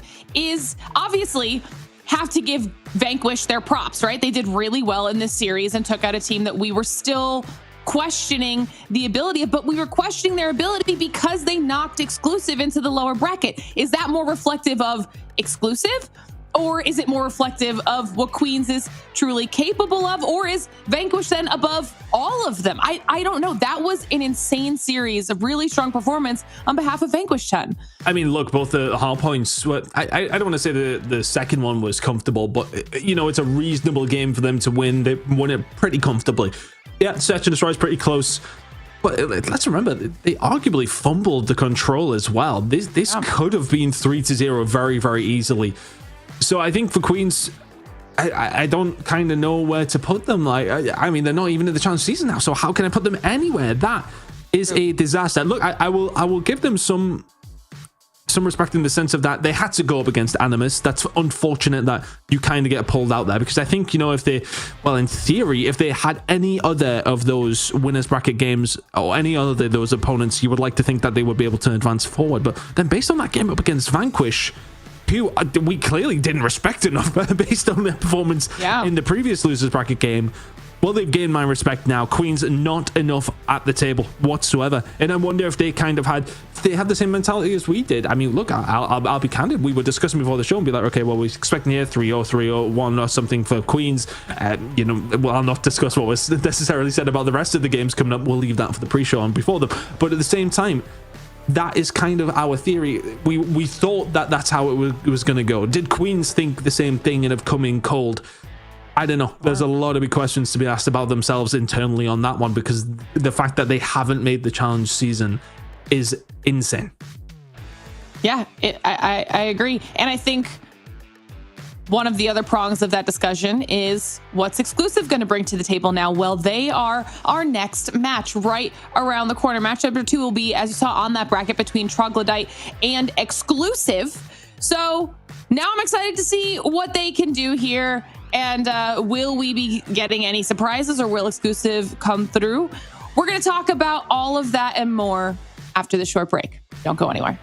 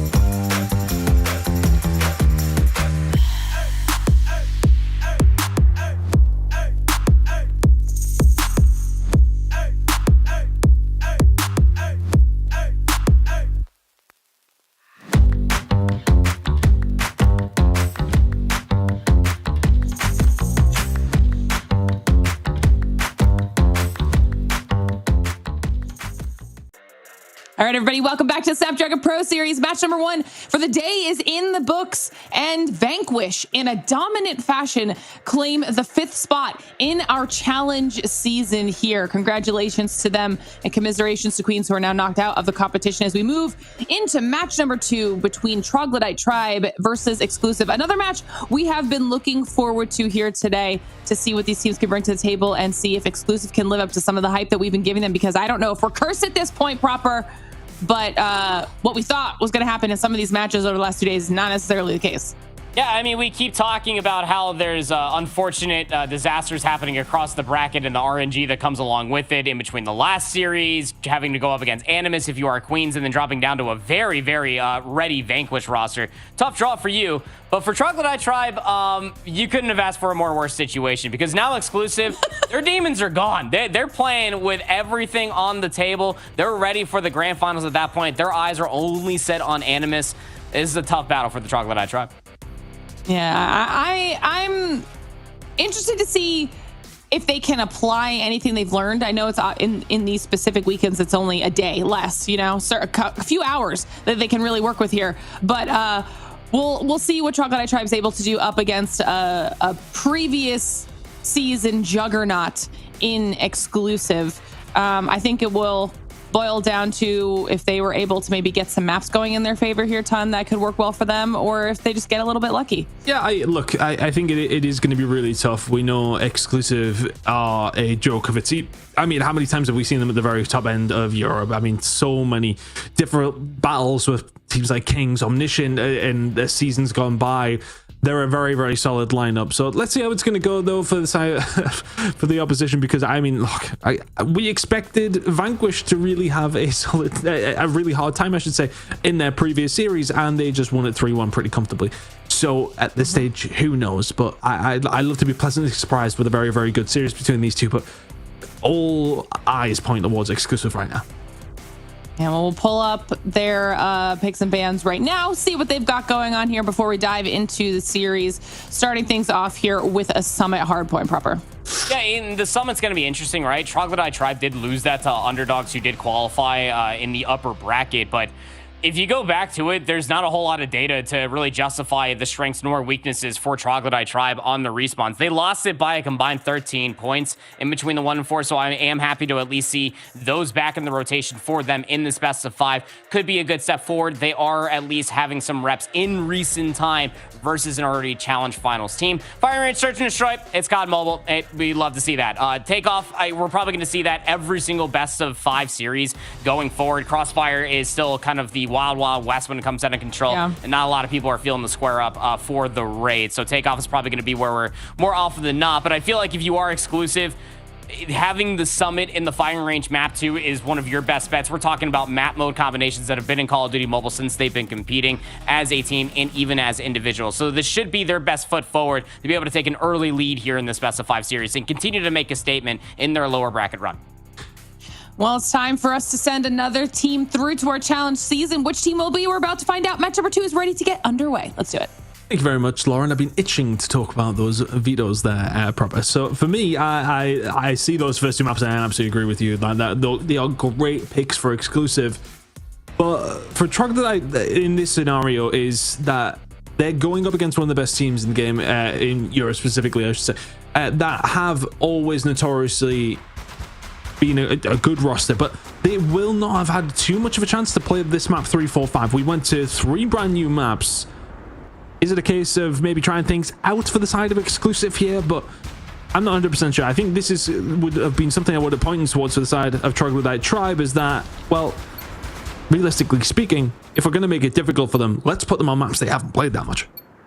Yeah, that's a very fair point. I mean, even going back to the vetoes, like you go back and you look at the picks, like Exclusive did pick the Summit map number 1. Whether they know it or not, Troglodyte did look pretty good on it versus the Underdogs, but is that a case of the Underdogs looking very, very strong, or is Troglodyte Tribe going to be able to at least step up to the plate that is this Exclusive roster? Very, very upset, I'm sure, with their 0-2 loss still to this point in time to a Queens roster that they won't even get their retribution on unless they scrim them later on down the road as they start off this Summit Hardpoint wonderfully. Yeah, I think they'll care very little about getting the retribution if if Queens didn't even get a chance to make it. Good God. Exclusive. The really good start here, though, and this is kind of what we expected. They're a very, very solid Summit team. Not really much to write home about for TRG right now. They are getting bodied across P1. And for me, Exclusive were always one of the best teams on this map. For me, I look towards somebody like Grizz, who is just the worst player to go up against. You'll see the R9 out from a couple of players on Exclusive on this map, but Grizz is one of the ones who would always stand out to me in this transition over towards P2. Well, Swag is absolutely bodied Spy there, and it looks like TRG are eventually going to get things going here, but 49 points from Exclusive on P1 is nothing to turn your nose about. You got 2 Predator missiles immediately from Sawu and Veer.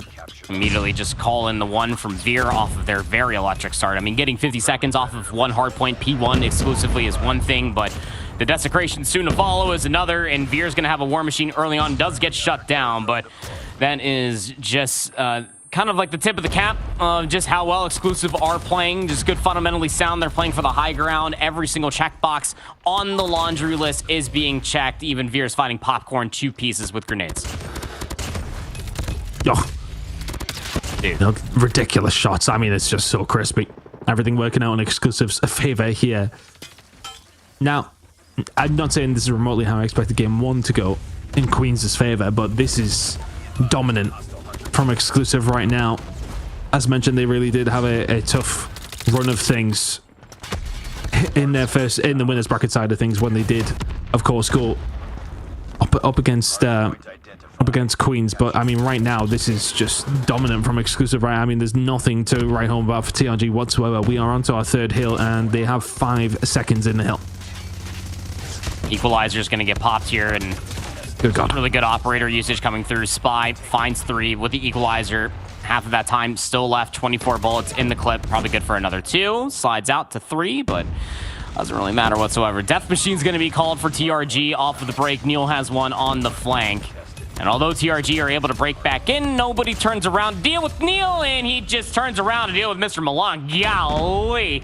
Everybody just turned into SpongeBob SquarePants for the side of TRG there for a hot second from the Death Machine out of Neil. And yeah, not a whole lot to write home about, but I would argue that this is probably more crucial for Exclusive to continue to make this point.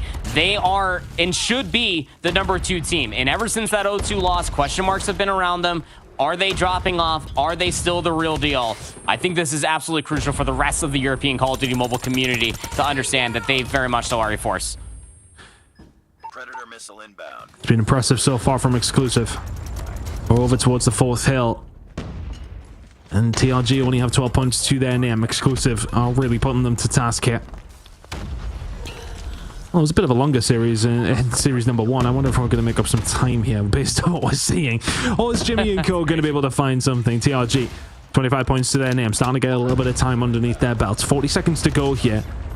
Over towards this hill, and it can be one where you can pick up some decent time. You will find 2. A little bit more like it.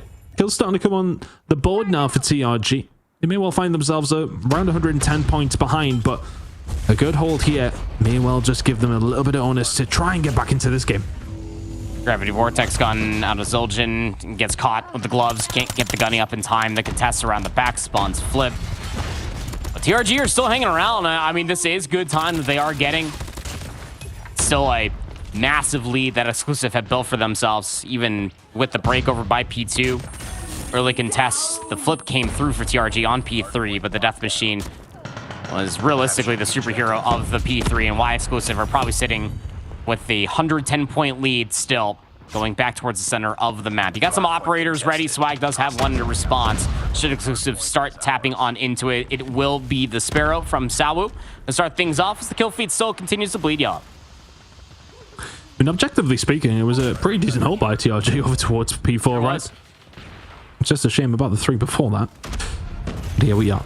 Sour inside of the point, making up time here. Exclusive uncontested. Pretty much they're bringing in, well, I mean, the entire arsenal by the looks of things. Mr. Milan using the War Machine as a shotgun by the looks of things. He survives momentarily. The rest of Exclusive collapse upon him. And, well, 25 seconds remaining here. Over towards P1. Exclusive in full control. And I mean, really are flexing their muscles here. Every single time the operators are pretty much available, they're gone immediately because they're being called in. They've killed 30 million people with them. I mean, it's just ridiculous from Exclusive so far. They just threading the needle with the gravity through the railings. Just another day in the office. Yeah, Exclusive looking pretty poised for this map 1 win. They got Pred missiles, 2 strong, 3 now out of Sawu. They're gonna double them up. Gonna get all the information that TRG are still spawning back P4. And Exclusive can just set themselves up comfortably around P2. They can win it here. Just been difficult for TRG to get things going. Milan is trying, but I mean, we can see operators being brought in and operators being dealt with. I say that Jimmy will find 2. Ziljan will find 1 on the flank as well, but Spy's pulled out the equalizers, and that usually spells a lot of trouble. Found a couple of kills already, now pushing in over towards the point. Jimmy will not be long for this world, pushing into the site. There's the pinch, irrelevant if he finds the kill or not. Exclusive finding themselves now 10 seconds away. TRG have not been able to offer anything up here, and Exclusive, this is quite literally been a walk in the park. One more contestant will come through, trying to survive if you're TRG, but Exclusive have been dominant from start to finish. And that is a map 1 we kind of expected. Absolutely did expect that outcome right there. Maybe not as climactic as it was from the scoreline perspective, but still, yeah, absolutely vital for Exclusive to be able to have this moment for them. The bounce back continues on strong here with this map 1 win versus TRG, who, again, played very, very close to underdogs, which is a team we will see in Challenger Finals, but the pace was just a little bit too far gone. You'd fear that they were kind of lost in the tunnel vision sauce, trying to break from the front continuously. Too many flanks coming through for the side of Exclusive.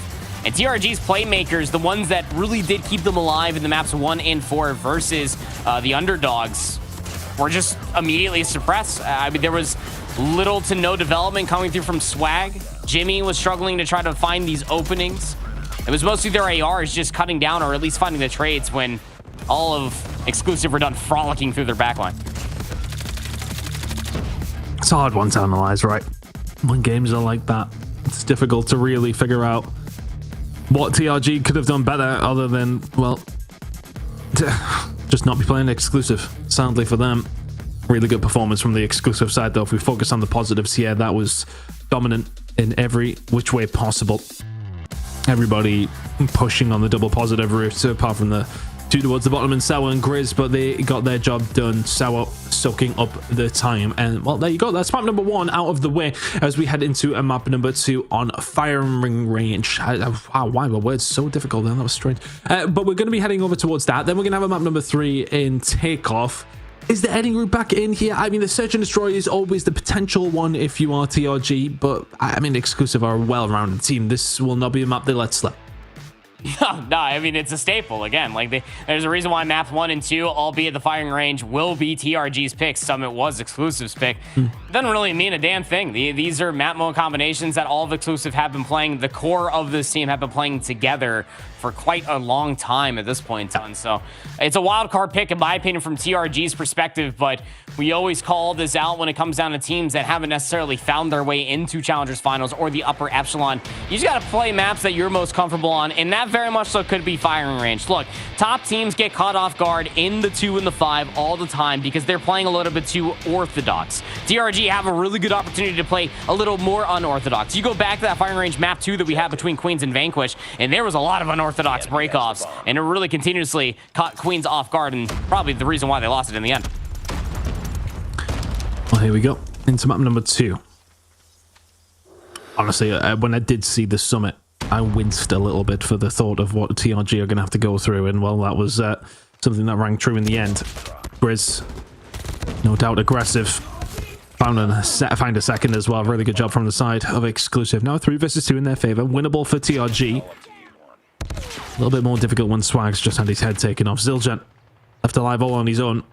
His position very well known. Has managed to get out somehow, though. And does have the bomb, so this is not worst case scenario. You can find a pick, bomb down, you've got every chance.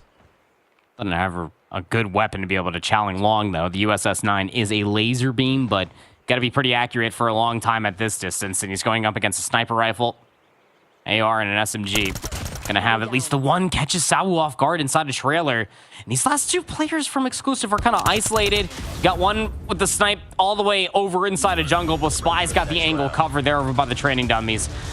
I saw the vision there for a second. But a really good opening break to stop that jungle push dead in its tracks from Exclusive. Defend the objectives. See what Exclusive can get going on this defensive side. They wouldn't mind a decent lead. Although I can imagine they'd probably be thinking the same thing if they were on the attacking side, irrelevant of that. Mr. Milan will find a kill, though. Grizz gets maybe a little bit overzealous.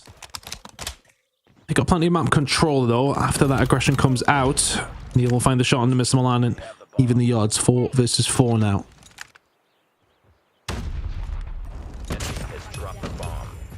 Wow, good shot out of Neil. Hey, there's a couple things that are always true when it comes to search and destroy, and Neil's on your screen with a sniper rifle. That man barely misses. Got trailer control still for Exclusive 3v4 type odds. You got somehow make a play for this trailer, and well, they're going to catch Neil off guard, so numbers immediately flipped for TRG. Got the island player on B having to make a move. Grenade out. Via gets called out on the transition. So we'll find Jimmy, though. Makes this doable. Bomb has been planted. Bomb is now down 45 seconds to find the kills and defuse it. So, in a very slow game, I think Swag and Zildjian know that they will not be offered too many opportunities at rounds, both with a sniper in hand as well, and the shots are good. Sawa will get taken down. Swag will find the kill, and TRG are on the board. Yep. You go back to that matchup versus Underdogs. It was a map 2 on Tunisia, but they did win 7-1 ton. And a lot of that was just Swag's playability through the middle of the map. A lot of explosivity with the LW3 Tundra in their hands. They're going to be able to continue it on because what makes Exclusive so dangerous is their adaptations. They're going to get good witness towards this jungle push. Going to back off for now. Play the cross. Neil, a little hesitant, but here we'll still find that first.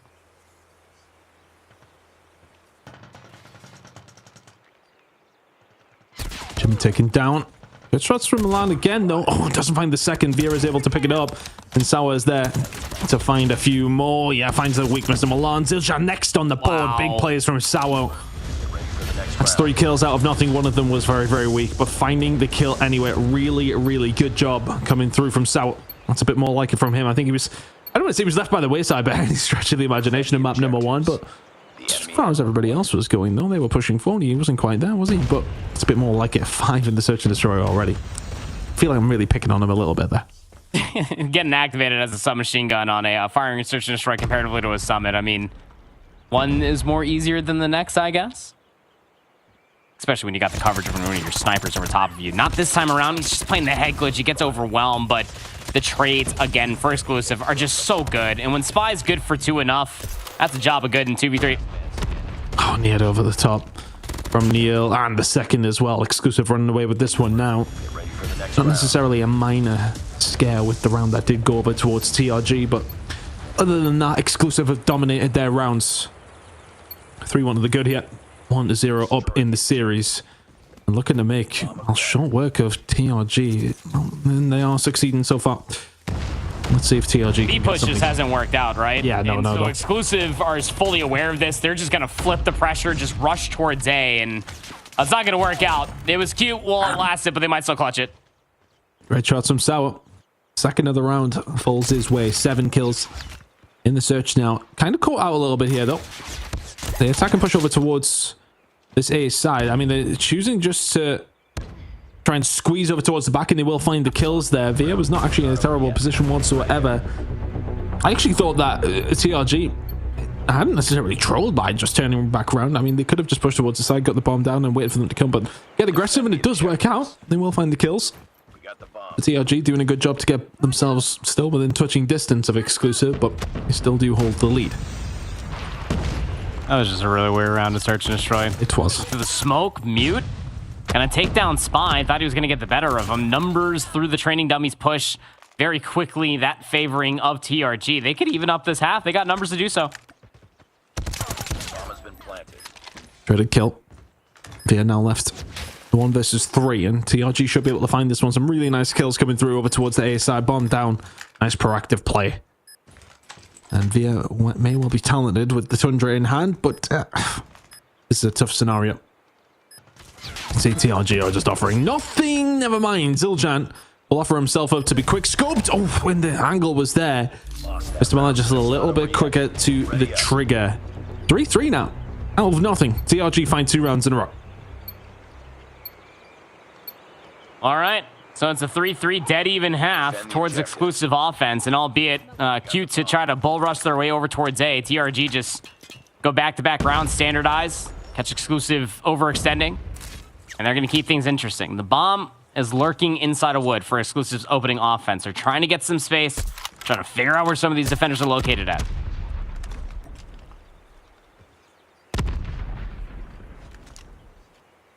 Slow and steady here. Or exclusive, expecting maybe some aggression to come out from TRG. Hasn't yet. But has it there? Grizz outgunned by Zildjian. B maybe not on the cards right now. Mr. Milan will find one on Tasawa. Definitely not on the cards now. Exclusive being batted away here and are in danger of going behind in this search and destroy. Just good lockdown defense coming through from TRG. Again, really calling exclusives bluff of having to make the move forward, and it's swag again. It's gonna find 2. Neil's gonna miss wide, and the entire mantra I was building him up about just barely missing. It's gonna come down to a flank. Slides all the way through, but just the centering was never really there. It's a great opening defensive round out of TRG. Exclusive were almost kind of playing like they wanted to get some space over towards tires down by the B lane, but the bomb was so lurking towards wood. I don't really think that they knew what they wanted through the early get-go of that last round.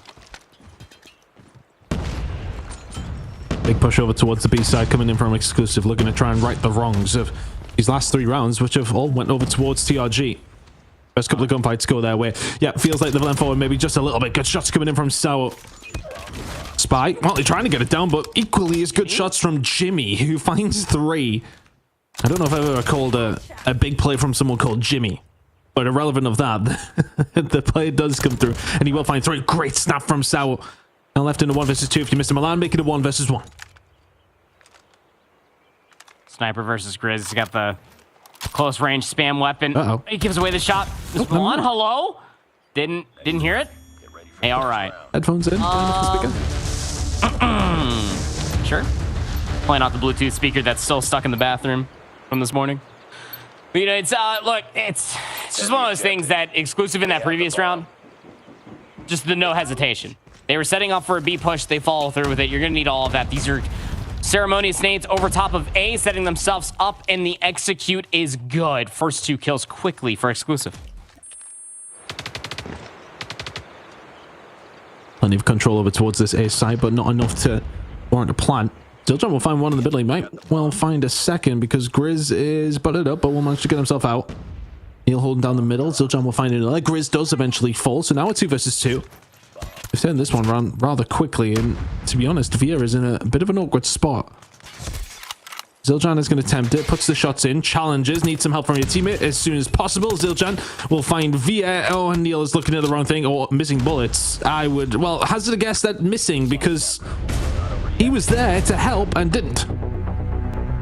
Yeah, that's super awkward. I'm not, I mean, like, Neil, I think, was still worried about the cross. He was in a super long gunfight versus Mr. Milan against Sniper v Sniper. The nade in the back pocket for Mr. Milan got the final blow, but he wasn't really watching trailer, and Veer wasn't expecting the slide out from trailer. Hold on. Swag? The Collat headshot? No, man. He's too good right now on this firing range. He's frying. Looking very good here for TRG. Mr. Milan, though, really has been that guy, hasn't he? Swag might find those 2, but he's been the one holding the torch. Sao and Grizz gonna try and get something going here. Exclusive are in danger of losing this search and destroy. You may well have bodied them on Summit, but if you lose this search, you're heading into, what, a takeoff control? And you've got some maps that, well, you may well not be as well versed in as you would like. Slum's Hardpoint coming up, and then if we do go towards a map number 5, we go towards Coastal, and all of a sudden, things could be very, very scary. So I think exclusive would rather get this clutched up if they can. It's a 2 versus 2. Mr. Milan has been isolated, should be dead to rights, and is well played from exclusive. I'm not sure claw this one back. Zildjian has been very, very solid in this round, and the previous ones as well, but a 1 versus 2 with the bomb defusal here is a tough ask. Yeah. This really had TRG's round win all over it, especially through the opening get-go, but Zildjian's timing might not be great. He's got a USS 9 and plenty of angles that could be cleared, but it's a double stack inside a trailer for the posts. Can't even find the first. Salvo was playing for the timing the entire time. Even if he dies, Grizz was there for the angle. Well, that was just so bloody all the way across the map for no reason whatsoever. And the two pieces start things off. Exclusive still continuously working the map, just trying to poke and prod. TRG get caught up. And they're in that 2v2, being able to quickly isolate their numbers. Now Exclusive starting to feel themselves off of the aggression. 1-for-1 for the start. A-bomb is theirs. Grizz will find one, does get traded. A small inside of American now will be able to, well, just stare blankly and say, thank you very much, guys. Can we get some help over towards A? The bombers went down. Via finds Mute. Swag is able to answer back. Now 3 versus 3. Spy. Inside of Tin. They do have Neil on his way over. He needs to be here to help pretty much imminently. Spy and Co. Going back to back inside of Tin now. Neil just trying to play with them, trying to get something going over towards the middle of the map. But with 15 seconds to go, you've got to go for your TRG. You've got to snap into action. Swag will fall, and you're not giving anything up. And honestly, I think Neil has just played that so well in the middle of the map. Puts the shots down, takes the attention away, and makes TRG have to go with the decision. And now Exclusive are 1 round away from finding themselves 2-0 up in this series. Yeah, you called it super well. Again, it's Neil, the sniper, very tenured player here in European Call of Duty Mobile. As long as he's alive, just throwing shoulders, it's damage, and you know the clutch ability could be coming through. So 1 round, to your point. Exclusive looking to continue on with the aggression. They did put Jimmy inside a trailer this time, but they more offered him just to the Sharks more than anything. That is an easy first blood. Exclusive not done here at the A-bomb. Bomb has been planted. Swag finds 1, Mute another. Numbers were momentarily there, though, but Swag has been taken down. 3 versus 3. Mr. Milan still surviving. Zildjian through the middle of the map did have Mute with him. This is going to be a big push coming through here. Spy's going to have to find something behind the cover, and he's got support. Mr. Milan now in a 1 versus 2 to save the map. Tundra is out. Angle is being held, but there's no way Exclusive give this one up. Round the corner you go, and into the history books alongside of it. To TRG go in this search and destroy. Exclusive 2 to the good now. Looking sensational in this series here proper. Nothing can stop them now, surely. No, it really doesn't feel like it at all. I mean, the search and destroy continues to be a big boon of success for TRG. It was the 1 map win that they did have versus underdogs, and they did win on that Tunisia 7-1, but here versus Exclusive, they've just slowly been adapting time and time again as the rounds continued on. So really bright moments coming through from Swag. I think Mr. Milan had the toughest of the 2 duties of either trying to play with your team to stop the plant or just try to be on I'm the Neil Spy more than anything. You did a great job of just being able to go tit for tat through the middle of the map, but it mostly just came down to the aggression, the submachine gun pressure, especially on the offensive side. A 3-3 half for sure, but those last 2 rounds on Exclusive's defense mostly were chalked up to them just, well, let's be candid, sprinting it down mid and sprinting it down A main. So I think that TRG did a great job of fighting back. Their retakes were absolutely sublime and were isolating a lot of good targets for Exclusive in those post-plant scenarios. But it's just Exclusive playing good fundamental Call of Duty here on firing range. Again, a staple. Their sniper, Veer, 12-8. Fantastic positional awareness. And Salvo, of course, with that submachine gun. Uncharacteristically quiet, I guess, comparatively to someone we were talking about in that map number 1. But I guess we're kind of grasping at straws again. He had a great map, too. Good job from the side of Exclusive to get that one done. I mean, just to bear in mind, TRG were 5-4 up. So they were in a nice spot there in that search and destroy and couldn't get the job done. Exclusive are able to clutch that one up and will head into map number 3 with a 2-0 lead. We will be heading over towards control. We will be heading over towards takeoff. This is really where I worry for TRG now.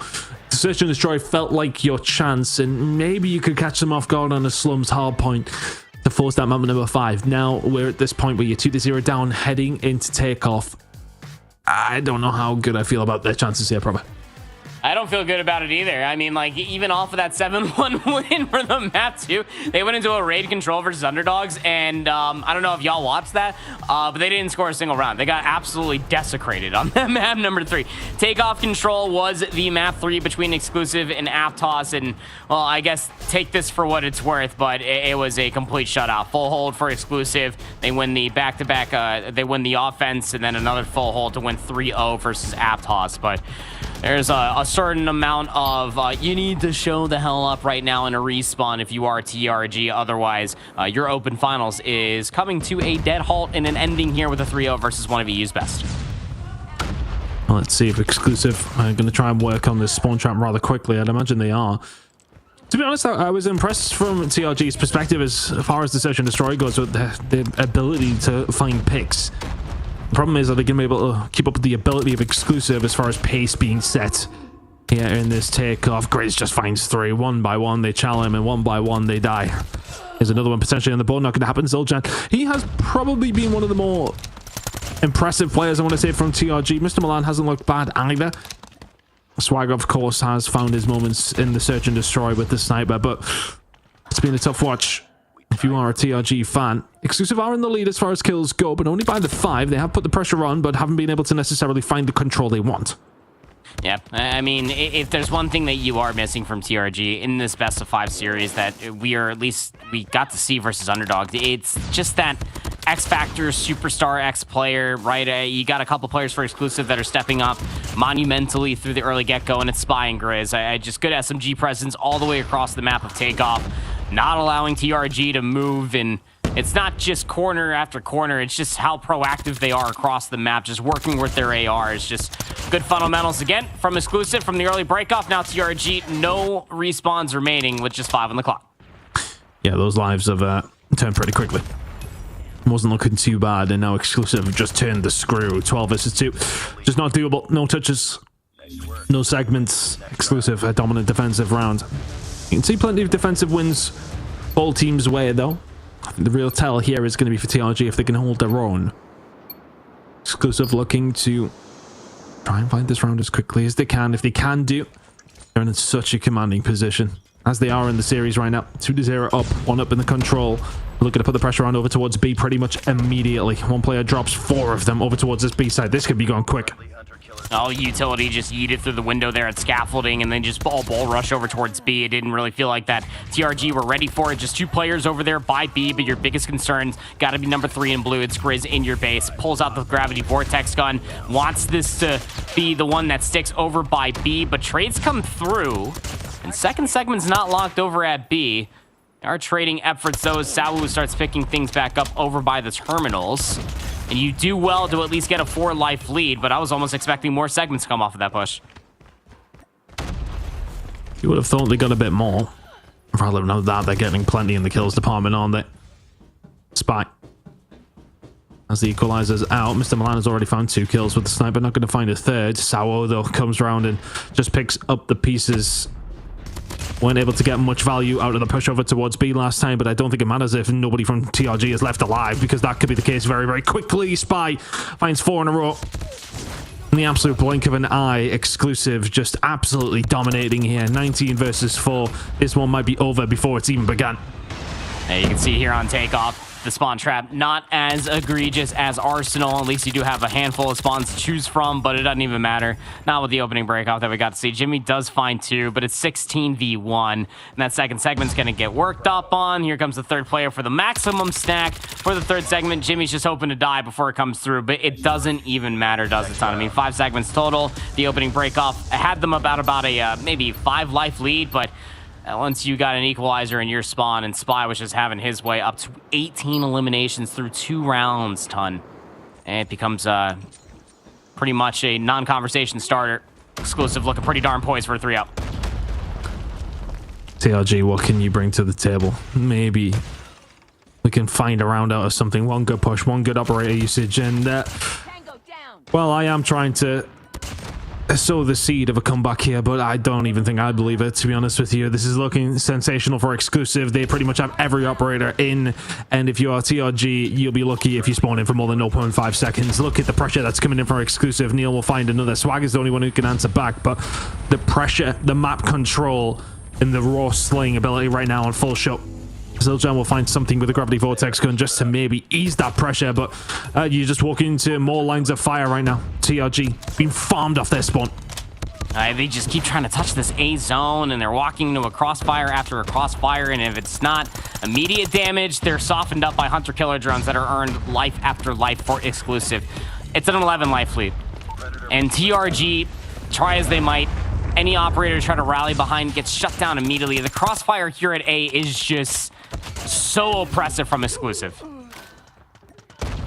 70v6, this one has felt over for, well, a little while until TRG have found that. Mute will find 3 of nothing. Grizz will use the gravity vortex gun, or not, because he gets taken down by Swag almost immediately. Sour will find the kill. Put the pressure over towards A. It's just too little, too late. Sour will just find kills out of absolutely nothing. And well, if you're Swag, you've put up a decent fight. Where's he gone?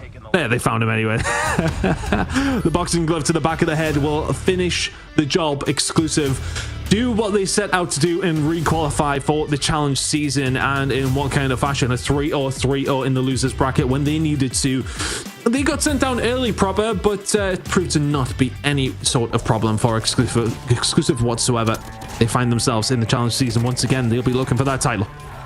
Yeah, again, I mean, they got knocked down to the lower bracket. It's more commiserations for everybody that had to be witness to Exclusive's unfortunate loss to Queens 0-2 in the upper bracket, but it's exactly what I said, man. Like, you needed this out of Exclusive. Again, they did finish second. They are typically always the second place team this time around, right behind Animus. They need to be able to find their footing again. That search and destroy was close, and I'll be fair, TRG search and destroy throughout open finals has definitely been their limelight, even in the map win versus underdogs. But in this map 1 and 3 of this best of 5 series, it was just not even barely even a conversation. It was just tons of Exclusive members running you down. Salwu up the gut, Spy, that spawn trap was disgusting, and TRG just never had an opportunity to try to think about a plan just to be able to move further forward. Every single time that they had any semblance of numbers, they got crossed up and they lost them all immediately.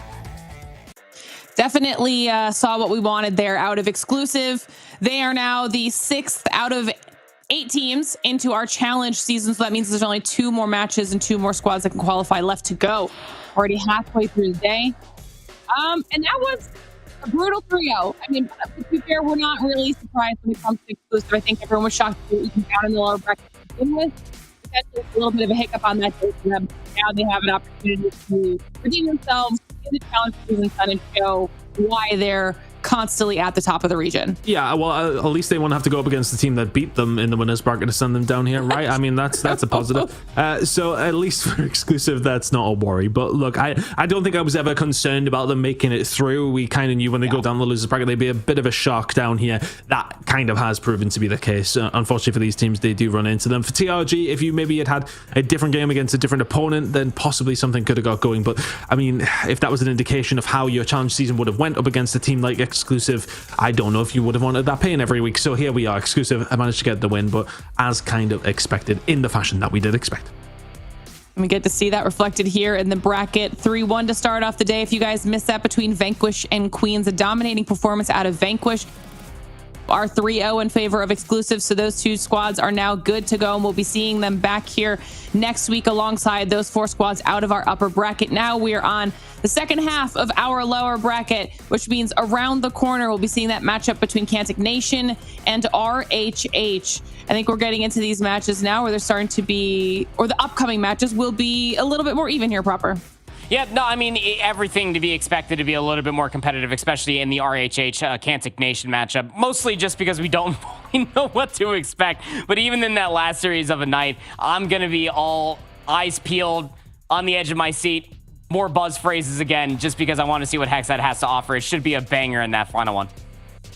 All right, well, we're going to have to get through match 3, though, before we can get to Hexad. So like we said, we're going to send it to a short break. Match number 3 will be ready when we return. Don't go anywhere. You're watching the Snapdragon Pro Series.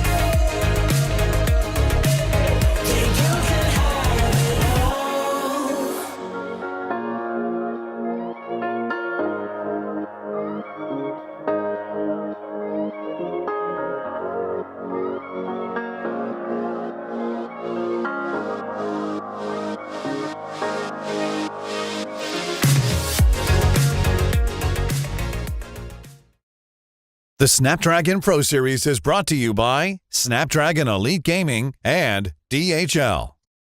All right, everybody, welcome back to the Snapdragon Pro Series. We have swapped out Proper and brought in Infinity for the last two matches of the day. Brody, before we get into match number 3, what was your impression with those first two series? Actually, I will say this much, right? Before the day started, I was like, I actually think Vanquish are gonna beat Queen. So I was like, I got a feeling based on how Queens were playing yesterday. Like, listen, I can see you pulling the face down, all right? If I was here, I would have said before the match started. To have after the it is. Yeah, it can't Look, be listen, validated. it is quite convenient that I was not here to say it, but if I was here, I would have said it. And it was an absolute shocker. You know, I don't think Queens were playing badly. I think Vanquish just played extremely well. And it's sad that we're not going to have both of those teams in SPS. Absolutely shocked. But it's been a great couple of games so far, and I'm hoping that it's going to be a great couple of games to end the day. Yeah, now we've got exclusive confirmed through our challenge season as well. Now we're watching our last 4 teams fight for those 2 final challenge season spots, which means we mentioned it before the break. We've got Cantic versus RHH. I can't even talk right now. We're trying to get into match number 3. Let's talk about these squads.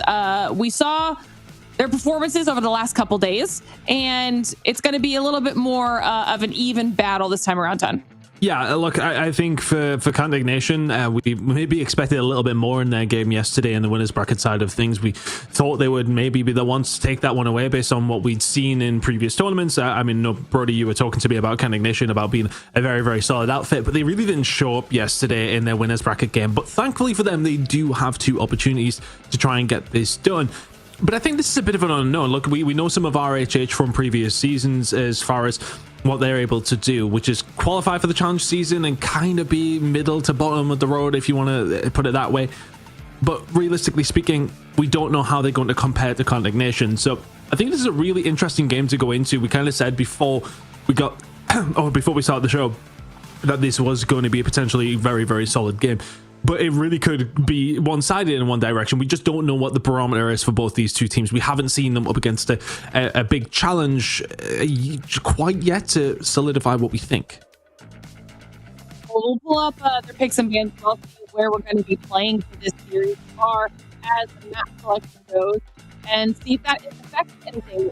There's anything that could go in favor of some of these squads. We've got to have to get the Hardpoint, and then going to Coastal. Okay. Yeah, Coastal S&D has been, like, I think, a new pick. I think a lot of teams are actually kind of happy with the map. I think that's why we've seen it quite a lot over the last couple of days. So yeah, I'm really excited to see that in there. Hacienda wouldn't be a COD mobile map set without the Hacienda in there, of course. I will say as well, another one is like that's been kind of popular over the last couple of days. Takeoff has been picked like a lot. It's been like a pick, like 5 or 6 times. So I think teams are definitely settling into that map. But overall, I think this is a great map set for this matchup.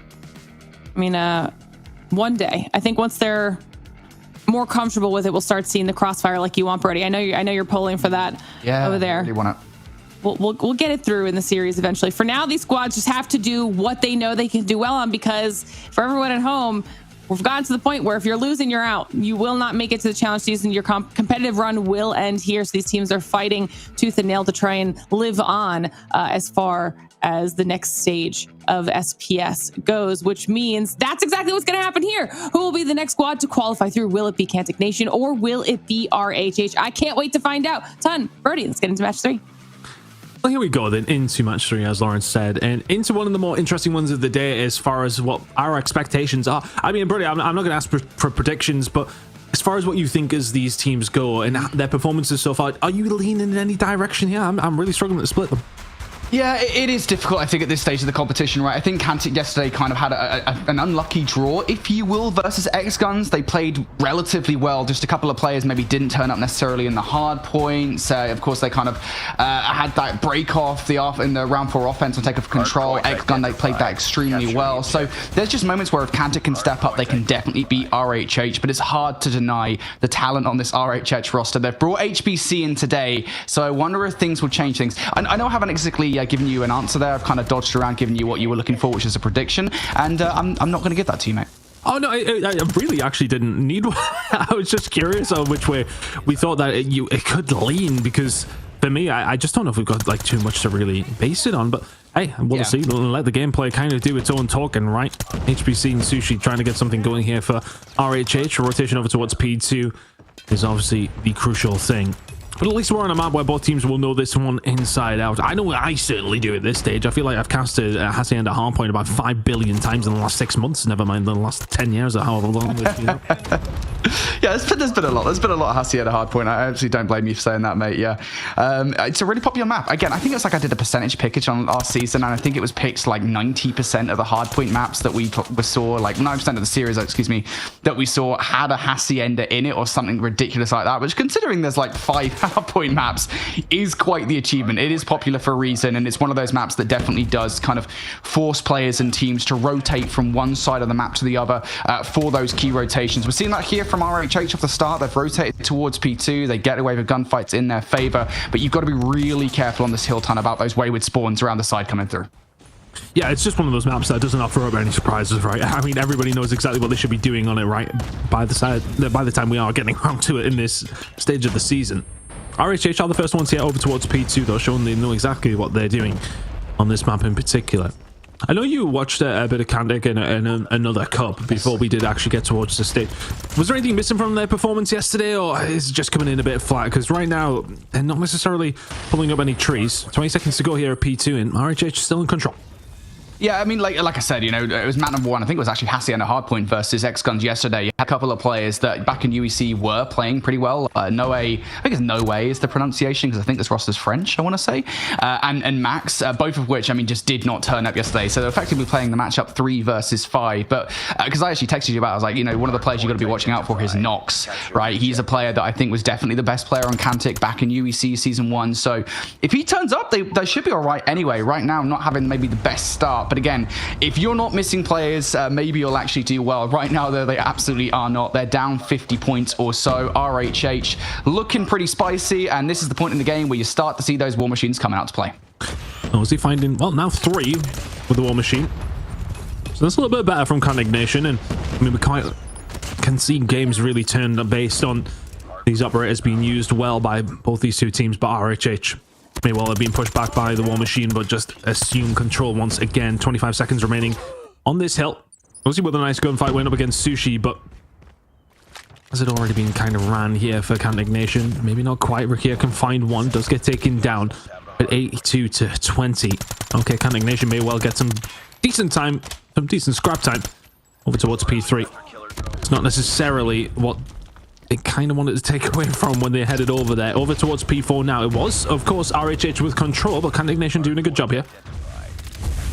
Kantic Nation right now trying to move in towards the next hard point. That's 3 kills in which they are going to be able to get, and are going to be able to get control. But RHH yesterday proved that they were pretty good at breaks. Obviously, there's only so much that we could take away from their yesterday matchup, considering when they were playing the hard point 5 versus 4 Hacienda, but still definitely capable of breaking in. And that play from Rushes is everything they wanted. 4 with the gravity vortex gun, and this thing provides a little bit of zone control as well. You can't just run straight into it. That is a great placement of it. Yeah. Wonderful to put down in these choke points, and Starrick here with the claw finds 4 just like that. Great usage of the operators coming through from RHH, and they are going to start putting the pedal down really here. You like to think 24 seconds remaining on this hill and of this rotation, and they are just in a commanding spot. Kantic Nation really haven't woken up in this series yet. I mean, we'll find a couple of kills on the outside, and this has been, I mean, just very standard here from RHH. Good rotation over, great usage of operators above and beyond right now. Yeah, RHH just looks so good. I mean, you said it right there, right? We saw the gravity vortex gun at the start. They're followed up by a claw. Again, you know, operators can really be everything here in Call of Duty Mobile, and making sure you get them in the right spot is everything. So RHH just looking a little bit better right now. Kantic still have a couple in the back pocket, excuse me. So they can get those ones out into the open. They'll be all right. But right now, they just need one solid hole. I don't know when that's going to come. Certainly, generally speaking, it doesn't happen on P1, but a wave of gunfight suggests that might be the case. Kantic Nation doing a good thing at the moment, yeah, keeping a good hold of this hardpoint ton. Yep, 60 seconds underneath their belts. 35 seconds to play for here over towards P1. They get this time. Decent rotation over towards P2. Get back into the game. Easier said than done, though, when Starricker has the Odin out right now. 21 kills to his name. There's no one next on the chopping block. Yeah. Starricker continuing to go. Finds Max with the grenade as well. This is a nice spree for him to go on. Make it 6 in a row now. RHH starting to turn the screw over towards P1. They got the rotation for P2 as well. Nice spot for RHH to be in, especially if they can find these kills on transition. Nox will find one, gets taken down, but RHH still in a good spot here. RHH Good spot at the moment. They've got players in all sorts of joints trying to keep an eye on all the entry points towards this hard point. One player does actually manage to get through in Rukia, so that's a problem for RHH they're going to have to deal with, and they do. And Kantic right now being very focused on flooding this side door. It's a big choice to make. Now you're going to be flooding right into the equalizers, but trading right back will be Nox for the 2 with a Sparrow. Aussie with another kill as well. That is Kantic breaking through, and now you have an opportunity. If you're a Kantic, to continue to spawn trap these guys towards the back driveway. It's very easy to pull off. So she pulled out the war machine, though. They want this back pretty quickly. Ozzy can find one. Nox finds another, and there you go. Puts it down. 6 in a row from Ozzy. Starwrecker and Co, though, starting to bring in some operators to try and deal with this. The war machine's already fallen to the wayside, as has the claw, but Sushi will just do it with the USS-9. Finds a breakthrough. RHH will have those closer spawns as well, but Nox coming in from the side door. Max has already brought out the equalizer. It is a mixy P2, to say the least. But Kantic Nation definitely on this rotation, Brody. It feels a bit more positive, right? Especially if Max is going to find 4 in a row like that. It'll solidify the rest of the time. Rotation over towards P3, looking good. Yeah. And they got here to stay. It's actually a pretty good investment, I would say, from Max, right? You know that this next hardpoint is going to be heavy on the operators, so utilizing one to try and keep these guys at bay so you are definitely the team that gets first touch on new is a pretty good decision on the whole. That said, they haven't got anybody in at the moment. Rookie are up top. Noah's going to use one of the operators to keep these guys at bay from the well side. Now the spawns for the back coming through for Kantic. You're utilizing quite a lot here, Ton, and not actually anybody in to collect said time. Finally, they're going to throw somebody in, but at this point, RHH, they're already knocking at the door. Good job from RHH to retake, because I think if you're in a commanding position, you can sometimes fall into that or be lowered into the false sense of security. Kantic Nation have started to bring it back, but this is nice from RHH. Good to get some time under their belts after the last 2 hills, not necessarily going their way. HBC just lighting them up. No idea how that second one hit, but it did indeed. 25 kills to his name, make it 26. Nox is dealt with. This is a nice hold by RHH over towards P3, and they're going to be the first ones there at 4 as well. Wonderful turnaround after Kantic Nation are threatening the comeback. It's still on the cards potentially if they can find a break. They're only around 60 away, but that was a nice stabilizer, if you like, from RHH. Yeah, and to be honest, that's not a hill, really. I think that Kantic Nation should have, to be honest, lost. I mean, they were the first team to hit, right? We saw that investment of the operators early on, and they didn't have anybody in for the time regardless. So for Kantic, that might be a hill they regret later down the line. But as we do move over towards Rock, now we're starting to see investment coming out from RHH. Once again, it's the Gravity Vortex cannon from Rushes. Sushi also pre-firing that war machine downrange. You've got to be careful, though. Players like to jump up from the seaside, and that jump up results in 1 kill from Kantic. They are here to play. Managed to find a way through. Gravity Vortex gun finds nada for the side of RHH. Still with a very healthy lead right now, though, and Kantic Nation investing quite a bit to try and get a hold of something over towards this side. You can see already the Tempest is beaten out from Rukia. Did find 3 with it, so the break alongside of it. 10 seconds to go. Looks like they're going to get the rest of the time here over towards P4. So not a bad rotation from Kantic Nation. I'd say it's a relatively even one at that. You know, the good time over towards P3 from RHH negated what they got at 2, but Kantic probably succeeding a little bit more over towards 4. So nice job. If anything, they have closed that gap. Into a 3rd rotation of hills we go. RHH trying to set up a little bit of control so they can jump over towards P1. Well, the lead is tentative at the moment. A 50-point gap between these two teams. That is something that Kantic Nation can close. But P1, generally speaking, is never going to be the hard point that you do it. So you're just kind of hoping for what time you can. That's 3 kills in the feed for Kantic. Got to keep an eye on where these guys are spawning for that rotation towards P2. Right now, it feels like RHH are the team in control of said rotation. You're seeing some potential pushes through here from RHH to try and take Kantic out of the kill, though, because they are giving quite a lot of time up now, Tom. Yeah, slight spawn out as well. This is not necessarily great news for RHH. Kantic's starting to shoot back yet. Rushes will find one in towards the middle of the map, and they're just trying to get them off P1. And yeah, they soaked up a lot of time on the previous rotation. They've soaked up a good amount of time there as well. It was, what, a 50-point game? It's now down to about a 30. Heading over towards P2. Kantic Nation first ones there. 3 operators to their name. 2 on the side of RHH. This game's gonna potentially come down to who uses those operators better. A couple of kills coming in for RHH, though, on the transition. Call out from Starwrecker. What can he do with it? Nothing. Yeah, I could have got a lot more out of that.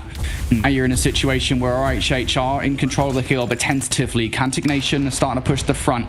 Nobody pushing out from RHH. What utility do you have on side for both of the rosters? It's 2 operators a piece. RHH holding for the moment. Here comes the investment. RHH bringing both the operators out, immediately turning around here, turn they where Kantic has spawned. Yeah, this is better from RHH. They just needed one decent hold, and with the lead they've had, that's all it could take to win the game. 25 seconds left on P2, and RHH can win it here, and with those flurry of kills that are coming in, they may well do so.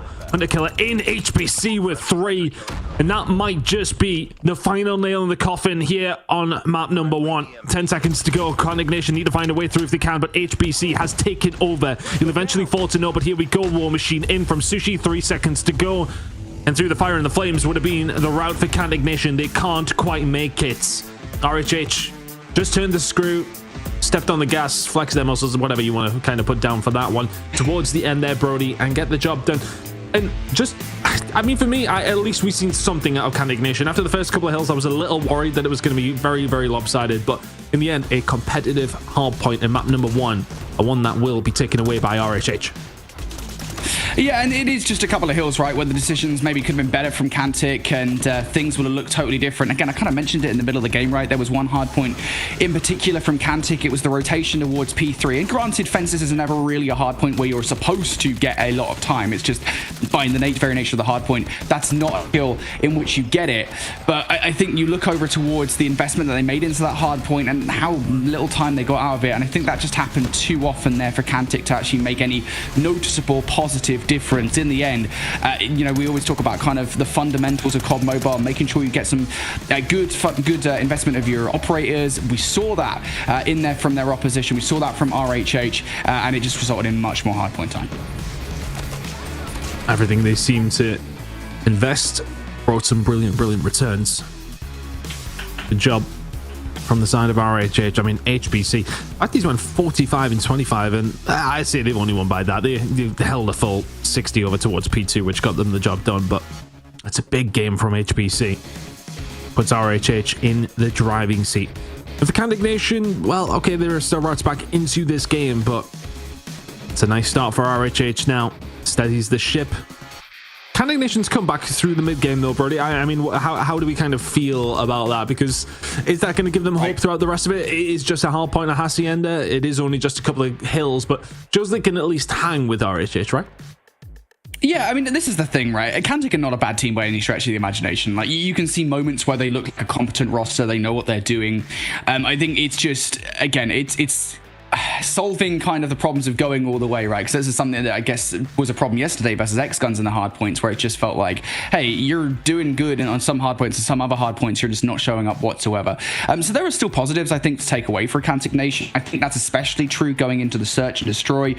Yesterday, they looked really good on Search and Destroy. Their team play, their kind of strategy to break into the sites was great, right? I mean, just very well put together on Search and Destroy. Is a different setting going to change that? I don't really know. Again, the thing is, right, I don't really know what to say too much about RHH, because the matchup we saw they won in their first matchup of the tournament, or at least the first matchup on broadcast, was a 5 versus 4. So it's just like, obviously, you're going to win those ones, right? But for Condignation, they won their Search and Destroy in the last series. It's the only map they managed to take away. That, I think, is the positive they've got to take away right now. Here we go into the Search. And Coastal, what? It's entertained me so far, to be honest, but it feels like a very classic S&D map. Nox showing that routes can be found on it, though. On the attacking side, Condignation now into 2 versus 3. Have the opportunity to potentially get this bomb down over towards B. If they do so, it's not necessarily the worst thing in the world that they only have 2 bodies in here. Aim down sights. There's 3 different entrances. You only got to be a little bit lucky. Yeah, you've already lost players here. This is going to be difficult for Condignation. At the very least, they've got this bomb down. Re-entry in the site is not impossible as long as RHH time this properly, and they are taking their time. You can see on the flank, HBC now going to hit all at the same time. Here comes the synchronized hit. Sushi for the first shots. Was he towards the back, though? Can find one. They need to try and find the push, but the cover is there. Max will find another. He's done so well, and it's a wonderful 2 versus 3 from Kantic. The bomb goes down. They hold it down. And I think for RHH, there will be disappointment there because they just didn't all concentrate in one direction at the same time. They're all looking at different things. And Kantic take advantage of that. Really good job on the attacking side.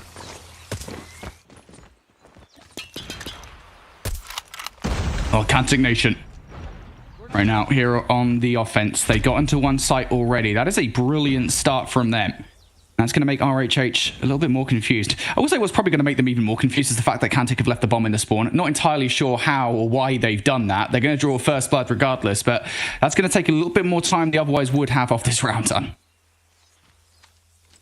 I always see, well, you see it happen quite often, right? And teams do it, and I never understand why. Starricker does get caught out there, though. Cantic Nation are looking a little bit better in the search and destroy. Now with 2 versus 5 in the favor of Cantic. This bomb inevitably will go down, but HBC is here. Oh, can only find one. They kind of lined up a little bit. Got me a tiny bit excited, but Rushes now. We left in a 1 versus 4. It's been a steady pick-off of all the different players here. Rushes has a plethora of options as to how to win, but also has a plethora of corners he needs to check. The first 2 shots are in from Max. Not to actually finish the gunfight just yet. Rushes is living well past his expiry date. Surely a snipe will finish him off. No, Rushes, I don't know if he's a feline. He's got 9 lives or something. Rushes is surviving significantly longer than we expected. 20 seconds on the clock here. Maybe it's a shot at a 1 versus 4. Nope, gets cut down. But I mean, Rushes, fair play. He's like a dodgeball pro. He was very much living on a prayer there, wasn't he? I mean, I'm not sure how he survived so long. Relevant of that, though, Cantic Nation just not overextending, right? They're just not giving anything away. Doing a really nice job. There's a rush over towards B, open it up. 2v3 in there. Other ways favor on RHH wasn't able to be converted, so they've done well there. And then just a dominant second round. They are looking very, very nice on Coastal right now. It's another first blood over towards them. Rukia will find Starricker. Is answered back 4 versus 4. And I do wonder how much right now this is kind of RHH playing relatively poorly on the defense, right? Where it's just like they're not watching each other's backs. They're getting picked off immediately and the trades are not effective. RHH are stuck down low right now. They've got no presence on the A site whatsoever. So they're going to have to rely on some good old Call of Duty timing. They will get a kill elsewhere. Cantic know that they've got full site control here. So feeling pretty good about getting this bomb down. But HPC now finally is broken above ground. Oh, there you go. That's a big kill. Finds it. And now a 4 versus 2. Nox is caught off guard. Rukia is there to maybe try and stop the push from doing anything, but it's not going to happen. Rukia now left in 1 versus 3. I say that. 1 versus 2 now. They're going to start challenging 1 by 1. He's going to challenge him himself. Oh. Rukia for the 1 versus 3. Can't find it. Rushes will just about get the fight in. He can't find the bomb. Hello? Okay, there. Could you imagine if that 1 versus 4 happens off the back of him not being able to find the bomb? That's insane. And you know what? The only reason he doesn't actually get that fight is because he runs out of bullets. Literally like a couple more bullets, he gets that 1 versus 4. Because let me tell you, Rush is with a couple of R9 shots there. Oh boy, that would have been a phenomenal play. But it is one that RHH survive. Cantic, as you said, though, they are getting very confident with these offenses right now. They've broken into the site 3 times successfully back-to-back. Of course, only 2 of those have resulted in round wins, but still, they are overwhelming right now. 5 versus 2 on B. Orcs will be taking down big shots from here, I mean. Traders there. Starricker will find 2 out of nothing, though. 3 versus 2 in the favor of RHH. These last 2 rounds have looked a little more assured. Cantic Nation not necessarily catching them off guard as much as they were. It's B-side control for Cantic. One player will be forced away, but I don't know if they know. Rukia's in this corner. Yeah, Aussie's kind of baiting them out here. Rukia will find 1. 2 versus 2. Alright, all down to Aussie here. This is significantly more difficult because of the fact that that bomb is now slap bang in the middle of the B site. The good news is that you've got these players isolated, so take one of these down will not be a trade from the other. Can he get some good timing, though? I think he's about to get some bad timing. Oh, gets caught out. What can he do now? Starricker knows exactly where he is. He hasn't got a clue the other way around. Starricker may well have found 4 in that round. Big round here from RHH. Steadying the ship. He's found 4. He's done very well. He didn't have any kills before that. I might have made that up. Did I make that up? Honestly, I'm not sure. Here we go, Cantic. Starting to... I don't want to say bleed, but they had a really good start to the search and destroy on the attack. Attack is not easy here on Coastal, and while they're trying to get it rushed here, not going to happen. HBC and Rush is dealing with that well. 3 versus 2 in the favor of RHH, make it a 3 versus 1. OZ left, all in his own towards the back side. Should find this kill, and does. So he has side control, doesn't have the bomb. They know where he is. It's not a great spot to be in. But I've seen rounds be won from worse positions. It's the fact they probably do know where bomb is here, Tom, that's the biggest issue, right? Yeah, they've got no reason to ego chow Ozzy, and I know we've seen crazy things happen in COD Mobile, but that's just not going to happen here. Ozzy has to play aggressor, and he does have time, to be fair, to bait these guys out. Why are they moving? Why not just sit? Why not just chill with the positions you got? They're going to move regardless. And now I think it's a matter of timing, right? It's whether or not HBC sees him on the cross. Not going to look in that direction here, so Ozzy is going to get the move behind. Is the angle going to be here? These long distance fights for Ozzy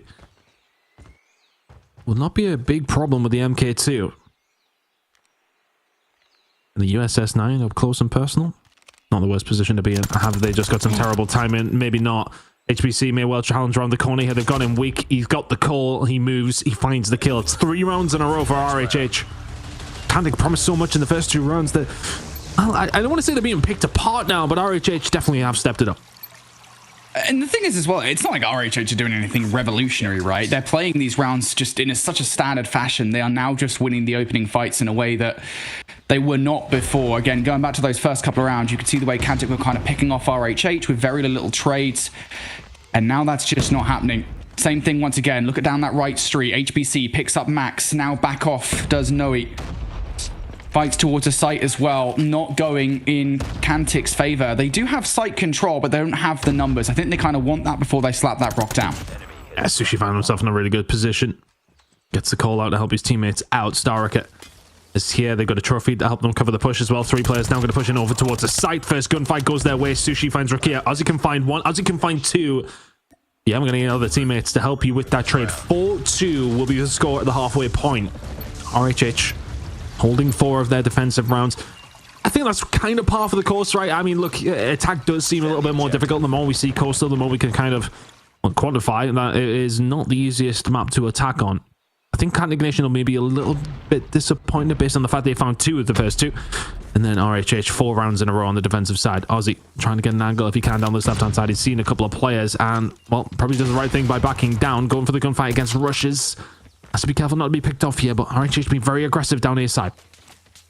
Yeah, and you know, they've got the confidence to win these fights. They've been winning them for the last 4 rounds straight. Max gets caught out by HBC. Now RHH are on the way. The crusade has begun. Trades are pretty good for Kantic. So they haven't quite lost sight control just yet, but you can see the way that RHH are kind of picking and prodding at them. It's a flank round from player number 5 as well. Not going to expect it. That's Sushi for 2. That's sight control. Now 1 versus 4 for Nox. What do you got for us, pal? The bomb has been planted. Bomb goes down. Difficult position to be in. It's just such an awkward angle. It's an awkward gunfight on the other side of things by the looks of the angles we have seen. He's just trying to pick his head, but he has now been seen. Aomian will not even take those bullets in the end. Nox trying to find something here. He is going to find Sushi. Good gun player there. Nice movement to get himself in that position, but time's not on his side here, Brody. Smoke out. The smoke might have been handy probably 20 seconds ago. Nice work. Get ready for the next round. Round goes over towards RHH. 5-2 did good now. Counting Nation, not really too much of an answer. We've seen a lot more of these smokes, right? To entry into areas of the map, certainly into re-entry in towards sites. That seems to be the case here for RHH, using it to block off that mid-entry.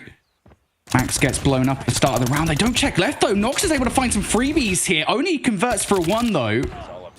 Regardless, RHH are finding the frags here, all down to Rikia to save this round. Whiffs the first shot. This is not looking good whatsoever. What is going on in Kantic Nation? Because I don't think they've got anything going on right now. Yeah, this is, well, I mean, it looked good for the first 2 rounds.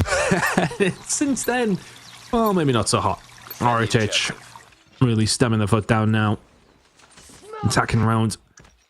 And Kantic just not able to deal whatsoever. First 2 attacking rounds, though, for Kantic Nation went their way. First 2 attacking rounds of the half have went RHH's way.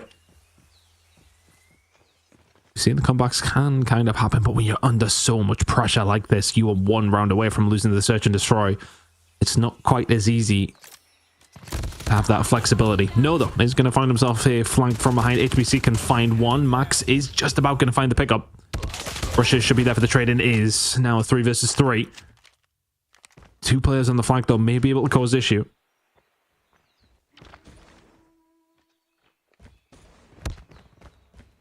RHH have, technically speaking, for the most part, cleared out this B site. There's only one more player to contend with, and that's Nox. And Nox also has to worry about the middle of the map, get some good timing. Nox will actually find 2. Nox finds 3? How has that happened? Cantic survive, but only by virtue of the fact that Nox goes huge. Incredible from Nox. That's a little bit more like it. Is that the kind of round they need just to get a little bit of momentum behind them? A little bit of confidence.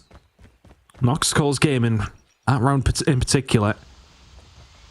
A bit of a split here for RHH. Kind of waiting for a pick to happen. Is it going to be here? No, it ain't.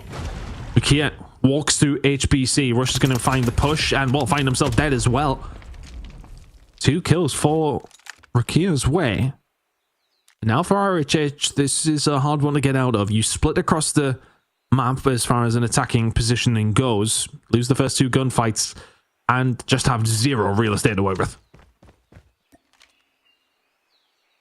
Yeah, Cantic can push very deep right now. This is actually a very good setup, I think, from Cantic. Probably the best that we've seen across the 10 rounds played thus far. Bomb being down, of course, the biggest issue. And again, I think the thing I like most about this play call from Cantic, right, is that they're not getting egregious. They're not just pushing for the sake of pushing. Yeah, maybe that play from Max across the middle of the fountain probably wasn't the best thing in the world to do, but still, there isn't anything too antsy from Cantic, and they're forcing RHH to push into them. Amin has no choice but to run right into the trap and will fall foul to it. So RHH being picked off one by one here. 45 seconds on the clock for something spectacular, and the choice of play is a long flank. Not really a great deal you can do here if you're RHH. It would take a minor miracle. Ozzy's going to be holding this here. Sushi doesn't hit the first shot. There's the info. Ozzy will back down if he can find anything brilliant. If he doesn't, the rest of his team are just going to know exactly where RHH are. Sushi can find 2, so 1 versus 3 will be an ace needed for the team captain of RHH. There's no way. No, gets taken down, but with 10 seconds to go, time is just not going to be on his side. You don't offer this up, even if he finds Rukia here, which he ain't going to do. There's just no way for Sushi to find that. Valiant effort, but time just whittled down. Yeah. You know what's funny is actually, right, they spent so much time trying to bait out Cantic when they were in, what was it, a 3 versus 5, that if they would actually been a little bit more proactive, there is a solid chance that that clutch comes through, right? If they had like 15 more seconds, there are more options for the last remaining player in that situation. So RHH getting outplayed there in the last couple of rounds. Cantic seems to have found their footing, but once again, it's now the flood through towards B. HPC with the first blood. Are they going to expect the player in the corner? No, they aren't. Nox. Oh, he's held it well, finds 2. Gives his team a little bit of hope here, but Sushi will find another, and all of a sudden, Rush is left all on his own. No one Aussie. Trying to find a way through. No with the angle from the inside. Rush is just going to wait for one of them to maybe make a misstep. He does have the bomb, so he can get that down and invite the pressure, but 1 versus 2. It's a tough one, but maybe not from this position. He's going to push out. He's got the bomb. He could have just got it down. He's went for the chow. I mean, Ready up. For me, there, Brody, why is he not planting the bomb? I just... Yeah, I know, I agree. I totally agree. It's stuff like that like, you're... Again, this is very far into the future, right? RHH, they qualify in this game. If you guys qualify and you do that versus Animus, that ain't gonna help.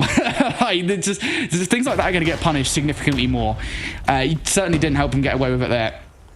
And that's yet another round. Was this 3 on the bounce now for Cantic Nation? Once again, this aggression not really working out. Feels like it's going to be the case once again here. First blood for Noe. Traded out by Rushes. So 4v4 we go. RHH still have their heart set on A plant, excuse me. And it looks like they're going to get it. Nox, excuse me. The player that's been the X factor for Cantic these last few rounds has been taken out. This is very difficult now. Oh, Rukia should find this gunfight on the Sushi at least. So 2 versus 3. The bomb does go down at A. Have a little bit of information on Rukia, but I don't think they know where Max is. This is a big gunfight. Amin holding this down. Rukia gonna go around the corner, gets wiped out. And Max now has only found 5 kills in this search and destroy so far. I can't imagine he's going to find the 3 to extend this one. Overtime beckons if he can manage the 1 versus 3. Looking for the first gunfight. Can find Aomi and backs out.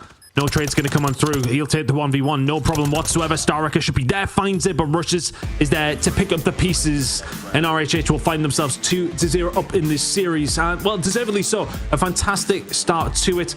Maybe just faltered throughout the mid, but in the end, it is Kandik who fall, and RHH find themselves to the good. Yeah, and you know what? Fair play to Kantik, because I think for the back few rounds there, they're actually starting to put some stuff together, right? Playing as a team. I think, I want to say a fair amount of those rounds, though, came down to Nox picking up like 2 or 3 kills that he probably shouldn't normally be picking up.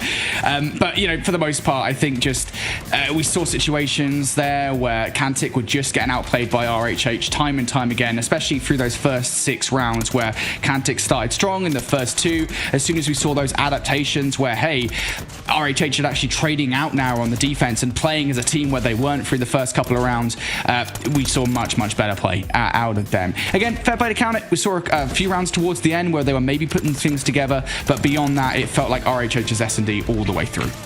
Yeah, look, there was definitely some moments from Kandik, and we can see the team does know how to put some of these rounds together. We've seen the first 2 rounds, you kind of like Nox run free and he can create these plays, but sadly, there wasn't enough of them. 7-5. Max and No both having a really tough time of things. And looking on the other side, though, Sushi having a really good game. HPC, once again, is there alongside of him. They'll take it 7-5. And that was a coastal that Kandik would have kind of been, well, counting on. It's now tough heading into the control to see a route back into this series for them. We kind of asked the question of what we were going to get in this series. Well, it is a relatively comfortable game for RHH by the looks of things, Brody. Yeah, and again, you know, I want to be kind of the bearer of good news here for Kantik, because we are going in now into another control. I believe a Takeoff control is what's up on the docket next. And again, you know, this was a map that we saw them play yesterday versus X-Guns, and for the most part, like, fundamentally, everything they were doing was fine, right? Like, they were playing the map really well. They knew the power positions that they needed to get control of. I think the thing that befell them in the end, I think it was a round 3 or round 4 defense. Unfortunately, they ended up losing, which, of course, you kind of know that losing defenses on any control map here in COD Mobile is a massive issue, especially one that has a spawn trap like Takeoff does. So yeah, I think just, again, it's a question for me, are they going to be able to actually outslay RHH? Right now, it doesn't feel like that's the case. The only player that seems to be keeping up in any real way is Nox, and that cannot happen here as we get into this control. You've got to have every single player firing on all cylinders. I talked about it at the start of the matchup, right? It's just like, yesterday, I think there were certain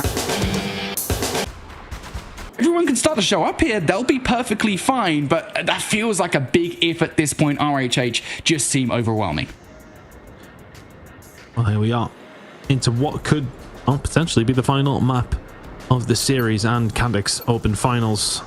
RHH being just solid throughout, haven't they? Look great in the hard point. Things did get a little bit messy in the mid game, as it kind of has done in both maps, actually. You know, they've kind of burst out ahead, let Kandik back into it, tempted them, maybe just giving them false hope, as not going to be the case here now in the control. Nox and Co have actually done a fairly decent job of making their way up the map. Max does get taken down, but I was about to say, is there maybe something on the cards here for them if they can find these next couple of kills? But HPC finds a couple of his own. He can get out, but pretty even across the board. RHH holding tight at the moment. This has been a solid start from RHH, and they're not trying to overinvest off the start of this round. I think, you know, they're just trying to play things relatively cautious, win the first wave of gunfights, and then move up the map as you get more and more kills. They're not trying to put themselves in any unfavorable positions at this point in time. With that said, though, Kantik seems to be a really good job at the moment, forcing these 2 versus 1 scenarios. There's one there inside the launch center that gives Max control of the top side. Kantik now have some breathing room on A. They're 3 stacking this point, and if you're RHH, you've got to stop this now. Yeah, you have got to stop this bleed pretty quickly. Level on lives with 30 seconds to go in the control round. Not a good look on the defensive side. SKS is out from Sushi. What can he cook up with this? Well, absolutely nothing. Nox and Aussie have pushed really well here. Next couple of kills absolutely crucial. You need them if you are RHH. If Kantik finds them, could put you in a really difficult spot. A is just continuously ticking away here. The side of Kantic. Oh, Max can't find that gunfight. Rush has done really well to do so in the next couple of gunfights, as said, on Massive. Feels like RHH have just about steadied the ship. I don't understand how Russia's played his life for so long there. I have absolutely no idea how he got in a 1 versus 1, got super weak, and nobody on Kantic even attempted to trade. Yeah, they capture the point, but like off the back of that now, you've got very little map control. Kantic effectively back to square one here with 65 seconds on the clock. That is a big win from Nox. He's going to be the player, as always, that wins those fights. HBC, though, still hasn't been dealt with. More kills now starting to come through from Kantic, and again, a lot of these gunfights right now turn 2-on-1 engagements. They're trying to overwhelm RHH where they can. I absolutely love what Nox is doing right now. He's just playing with them in the spawn. He's deterring. He's taking attention away from the B site, and it's working out wonderfully for Kantic Nation. They can start to push up. Nox is still alive in the spawn, if only momentarily. He does eventually get taken down by Starwrecker, so they can now turn their attention over towards B. It's an 8 versus 6 in the favor of Kantic, and they're kind of just picking them apart from the outside here. It doesn't feel like RHH are the team on the defensive side. Starwrecker can find one, doesn't find a second, and they run out of lives. Nox will find Rush. That's a huge opportunity for Kantic Nation, not just to get back into this series, but to try and force something out of RHH. 4 versus 5 in favor of Kantic, and they're capturing B. You're gonna have to make the move here if you're RHH. 3 versus 4. 15 seconds on the clock. Top operators on the board. If they want to use them, Kantic's try and close this round out. I'm not entirely sure that they need to. Aiming for a 1 versus 4. They're now going to stack the point and force him into it. 1 versus 3 for Aiming. He does have an SKS, but I mean, this is just impossible. It's just absolutely impossible. First round on attack goes towards Kantic Nation. That's a massive round. That is huge. And again, I think, you know, part of it is them playing extremely well, right? You talk about kind of Nox trying to be that player, being a distraction over by the top side of the minimap. You've got players constantly taking 2-on-1 engagements inside the launch taker, take control of key areas of the map. The other part of me thinks, like, RHH, like, you've got to play more as the team to stop that, right? You can't keep on putting yourselves in those situations where you're allowing yourselves to be isolated by Kantic in the way that they are right now. That is not a good start to this control whatsoever. You've done the dreaded thing that I talked about you do not want to do. Instead, though, it's Kantic the ones doing it to RHH. They have just won an offense off the start of this. Need to see some map control for RHH. For the most part, they've done that through the middle of the map, but one player being a nuisance inside the launch center will be Rakia, and he is on a tear right now. 3 in a row. He's done wonderfully. And RHH, they've been caught napping here in this control. Kantic Nation are running away with this one. I mean, that attacking round just puts them in such a good position, right? I mean, they're not found very often. It's a very defensive heavy map, and then when you find that attacking round, I'm not going to say it all but guarantees you the map, but I mean, I wouldn't want to bet against them. And the thing is as well, is that snowball effect we often talk about, right? The fact that you've got like utility, you've got operators, you've got streets to utilize. Kantic have been using pretty much everything they've got into this round. 3 operators they had have now been used. I think they had 2 or 3 streets that have also been brought down of the heavens to really just bring the point home. And RHH on the other side, I mean, they've got operators, right? They find 3 kills here, and that's maybe a slight saving grace, but they've got operators. They are choosing not to use them in this round. Instead, they're going to use them in the next one. 5 seconds left on the clock. Kantic, this round is done. And honestly, I do kind of like that call from RHH. You have 5 operators. I like the call with an ellipsis, ... if they actually use them here. They have to use them here to have a solid round versus Kantic. You can't hold on to them. Kantic Nation now back onto the attacking side. HBC straight out with the operators. See if we can get something going here. Absolutely not. Oh, so you just make them apart from the back of the spawn. Sniper out off the rip and control. I tip it. Here we are. Kantic Nation doing more good work. Feels like RHH. I mean, do they know that this one's pretty much done? Kantic Nation now really stretching their legs on the attack. Looking really good. Starwrecker can find a couple of kills though just to slow this down, but RHH, if you do make it to the challenge season, we need to see some control practice. Am I right? Yeah. RHH, they use 1 operator. That's really it right now off the start of this round. I mean, they've managed to kind of do something here, but again, that's the talking point that I was coming into this round with, right? Just try and dominate them, try and do something. You've already lost 2 ticks of progression on the point. Finally, we see something, but you haven't cleared house. Look at Max. They're not counting names right now. They have no idea that Max is behind in the lines, and you're losing the gunfights. And again, you're doing this in such an individual fashion. There is absolutely no reason there for that player to play taking a 1 versus 1 when Sushi is still hanging out in the corner. Like, just play together, and you guys will be doing way, way better right now. Pressure being put in by RHH and get these spawn kills going just to at least find 1 round. I mean, the big problem is going to be in the next one, right? They're investing quite a bit. You could probably do with that for an attack if you do manage to get there. It's looking like they are going to, Brody. But this next round is going to be a struggle. This is where it's going to be 1 a loss, not in this defensive one, which they should have held the first time. 3 kills. Potential here, especially if you've lost a player in the middle of that. I don't think you need this. I'll be honest. I think I'll talk about it in a second here. 5 seconds on the clock for RHH to stop Kantic from putting a stop to it. 3 seconds. Kills starting to come through. This round should be done. There is the kills to solidify it. So yeah, OC, you got 2 seconds, mate. Move from that corner. Honestly, I was saying it going another round, like RHH, yeah, use your operators to try and get the spawn control, but like, you have control of the round. Like, there is no reason to fling a Predator missile into the map when you are going to win the round regardless of that Predator missile. It feels like the usage of the operators right now from RHH is totally wayward, and it needs to be fixed. Again, things you need to look at when you get into the challenge season, if you get into the challenge season at this rate, because right now, Kantic look like could well win this control off these opening fights. Yeah, 100%. I mean, we've seen them bring so much in. We've seen the Sparrow, Gravity Vortex gun, War Machine, when they were, well, I think they were like, what, 12 to 6 or something like that in lives. It would have taken a minor disaster to lose it from there. And wouldn't you just love them right now when you get a little bit of pressure over towards B? They've actually done well to get out their spawn. Lives are level. No operators on the table for themselves right now, and Kantic's starting to find a couple of kills. Rakia will find 3 out of nothing, and they've got 3 operators to use themselves to keep them back. And this is good usage from Kantic Nation, though. Just keep that pin on, farm them off their respawn, and just make things very, very difficult. They haven't had a kill in quite some time, and it's just dominant from Kantic Nation now, who are looking to find their first map of this series, Brody. It's looking more and more likely it's going to be Control.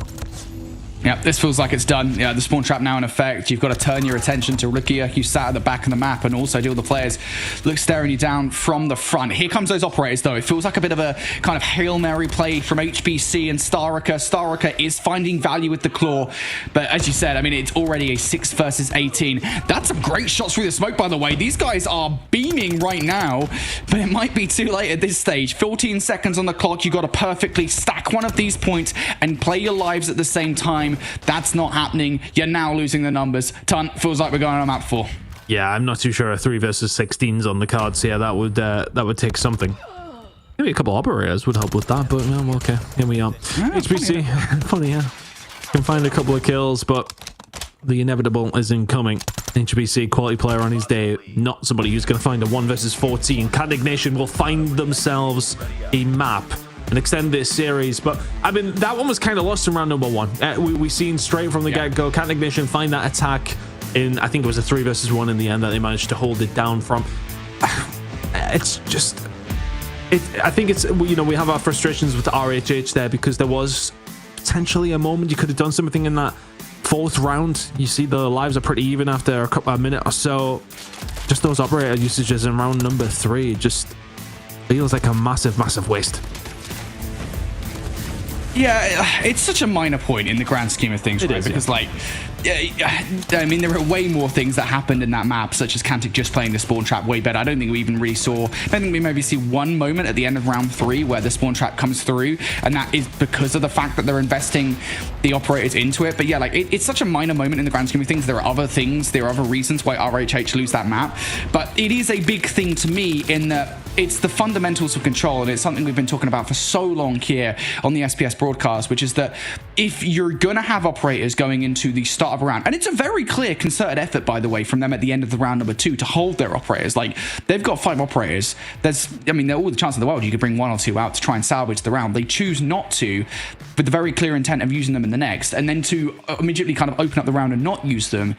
It's one of those things you've got to think about, not just in the short term, but also in the long term as well, because when you use your operators, you immediately go into the cycle of, all right, you're going to get them again over a certain period of time. So the longer you hold on to an operator, the more chance you're not going to get it again in the map, less chance you'll get it in a situation where you actually need it. So a lot of different things to think about there, but operator usage, I think hurt RHH in that map. Not to matter though, they're still 2-1 up in this series, done. They are, and they will be feeling confident, but we're going to be heading into map number 4 now, and look, this is where things maybe get a little bit testy. Map number 1, it was comfortable until it wasn't, and then it was, for RHH at least anyway. They did close it out fairly handily in map number 1, so there will be that confidence heading into map number 4, but it's a different map, different moment in the series. You've just lost your first map in this series. Where are your heads at heading into this one? That's the question that's going to be answered pretty quickly. We'll be jumping in, and Kantic will be looking for blood here. You forced us to a map number 5. It was a close search and destroy in map number 2 as well. There is still possibility for Kantic to find this series as we head into map number 4. It's going to be Arsenal. I was trying to remember which one it was there, Brody. Third game of the day, you know. I was also. I had to look, mate. I had to look. I was like, I thought it was Slums for a second, but we're here. We're on Hardpoint on Arsenal. I think that was just hopeful thinking, mate. If I'm honest. Maybe. Maybe. Really want one. Yeah, this is not a map we've seen these guys play just yet. Yesterday we saw Kantic play Apocalypse and Hacienda, so I was looking to see whether or not it was an Arsenal. It was not, so maybe that'll help things a little bit. Maybe they are actually pretty good at Arsenal, but I have no doubt, again, if Kantic can come into this matchup, come into this map firing on all cylinders, they will be fine and dandy, and they're going to have gained some confidence off the back of the last map as well, but they just have to shut down RHH out of the gate, stop them from piecing up. Feels like that's what's happened here. Nox trying to get something going over towards P1. Just that to and fro that we do so often say when it does come down to the first couple of moments over towards P1. HPC trying to survive, but it's all about the rotation over towards P2. But that's not for 25 seconds. Both these two teams fighting tooth and nail. It's been contested for the most part. 40 seconds already gone between these two, and well, only 11 seconds between them. That's a bit of a low-scoring P1 from both of these teams, by way of a lot of contention and a lot of teams not jumping onto the hard point. But in the end, it will be Kantic in control of the roto towards P2. I really like this play from RHH, right? They're not just trying to hit through the gunnery area of the map. They're going all the way around the flank to influence those spawns. They're also starting winning the fights as well. This is a solid kit. And now the players for Kantic left on the hard point, they really have to win these gunfights. This is a lot to ask of Nox. HPC towards the back spawns will be there for RHH. He needs to clear them out. Kantic Nation here from over the top. Sushi will find a couple though on his own. Finds a third. Does a really good job, but no. Trying to answer back with something very, very similar. Trades across the board are going to favor RHH with the close spawns. Kantic trying to find a way through here, but decent hold from RHH so far. Contest is more than fine for Kantic though. Smoke's causing a little bit of havoc. Yeah, you're perfectly happy with the contest in this current situation, right? RHH trying to get the time. They cannot locate the players from Kantic whatsoever. They do. Finally, kills starting to come through from Kantic. RHH will remove them from the hard point, and there's the last player. So what, you make that push, you make that concerted effort around the backline for RHH for what, like 15 to 20 seconds at most. That's actually a pretty solid effort there from Kantic Nation. With that said, though, they also rotated and didn't really get any time whatsoever. So hoping for better efforts this time around. They've rotated once again. They're winning for the most part these gunfights on the roto as well, but they've just lost a pretty crucial one. Now it's going to be RHH pushing through the front of the hard point, and Kantic are rushing through the cut to stop this one from happening. Yeah, looks Starwrecker on the flank here as well. That's why RHH aren't necessarily pulling the trigger, but they might do now because they found every single gunfight. Nox is the only one who can answer back, but RHH are going to get the spawns towards the backside of things. Starwrecker anchoring that moment.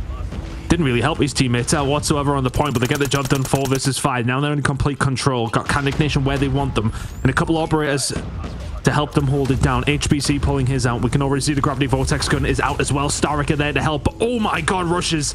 Just puts a black hole down that side of the map, and then all of a sudden Kantic can do absolutely nothing.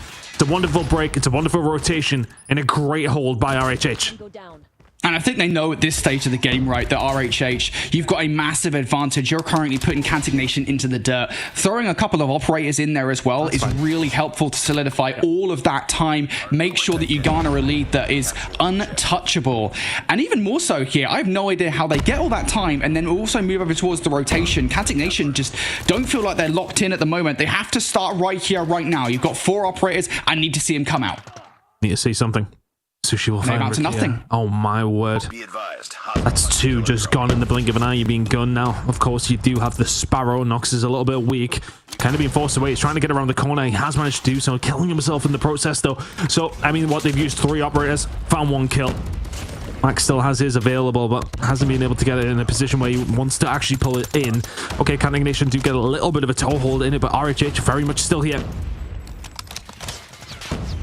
Cantic in real danger right now. They have to push through this hill right about now. If they don't win this push, leave it. Just move over towards the rotation towards Nu, because you've got a long way from these spawns they're currently getting towards that roto. And you can see that investment kind of half handily being made here from Cantic. They put a couple of players on the old Hardpoint. They made that rotation towards Nu, and they've won a couple of those in crucial engagements. So once again, for the first time in a couple of hills here, Cantic will be the first team to touch, but their hold so far time have left a lot to be desired.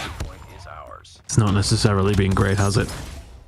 But in fairness, if we look towards map number 1, they did find themselves, well, not quite this far behind, but a decent amount of score behind. I want to say it was 80 or 90, and they did manage to bring it back to a possibility. They need to find that and then a little bit more. Max is going to find a couple here, though, with the equalizers. Keeping things going a little bit better on the side of Cantic. They are holding this down for now. RHH struggling with this push here, Brody. Man, they just can't find a way through. Those smokes trying to help them at least prevent them from getting shot up from the window. Now attempting this flanking behind enemy lines, but they're just getting cut down every single area. Finally, kills now starting to come through. Trade's also pretty good for the first time here in this game, though, from Cantic. And now RHH are spawning in Neverland. So they're not getting close to that hard point. And for the first time really in this game, it feels like Cantic have had something relevant to say. That is a solid hold from them. And that's the team play that's been missing in their respawns so far. So good job by Cantic, but then very much not out of the woods just yet. They are down 70 points. It's a tough scene to be in. I have managed to bring it back a little bit, but you need to get a good hold out of somewhere. The positivity for them is that it is still early in the game. One big 60 puts you well and truly back into the game, but if you look at the kill feed, that does not look likely. Looking over towards P1 now, there's already 20 seconds gone. Yeah, good luck making this push. Oh, the smoke is actually really going to help. HBC trying to do something with the Annihilator. 4 bullets remaining. Can't find the second kill. Max is there to pick up the pieces. It's not too bad of a push coming through, but Sushi is here to shut it down. Not quite. Nox is there to find one. Sushi looking for another. And it is a good break coming through from Cantic. 25 seconds to play for here. Can they actually manage to hold it down? Yeah, the thing is, with 20 seconds left, though, right, you should kind of got to focus on more than one thing here in this situation as Starricker pushes through with that claw. 2 pieces galore framing, Starricker, and yeah, I mean, you've got to focus on the roto here instead of just trying to push through old for scrap time.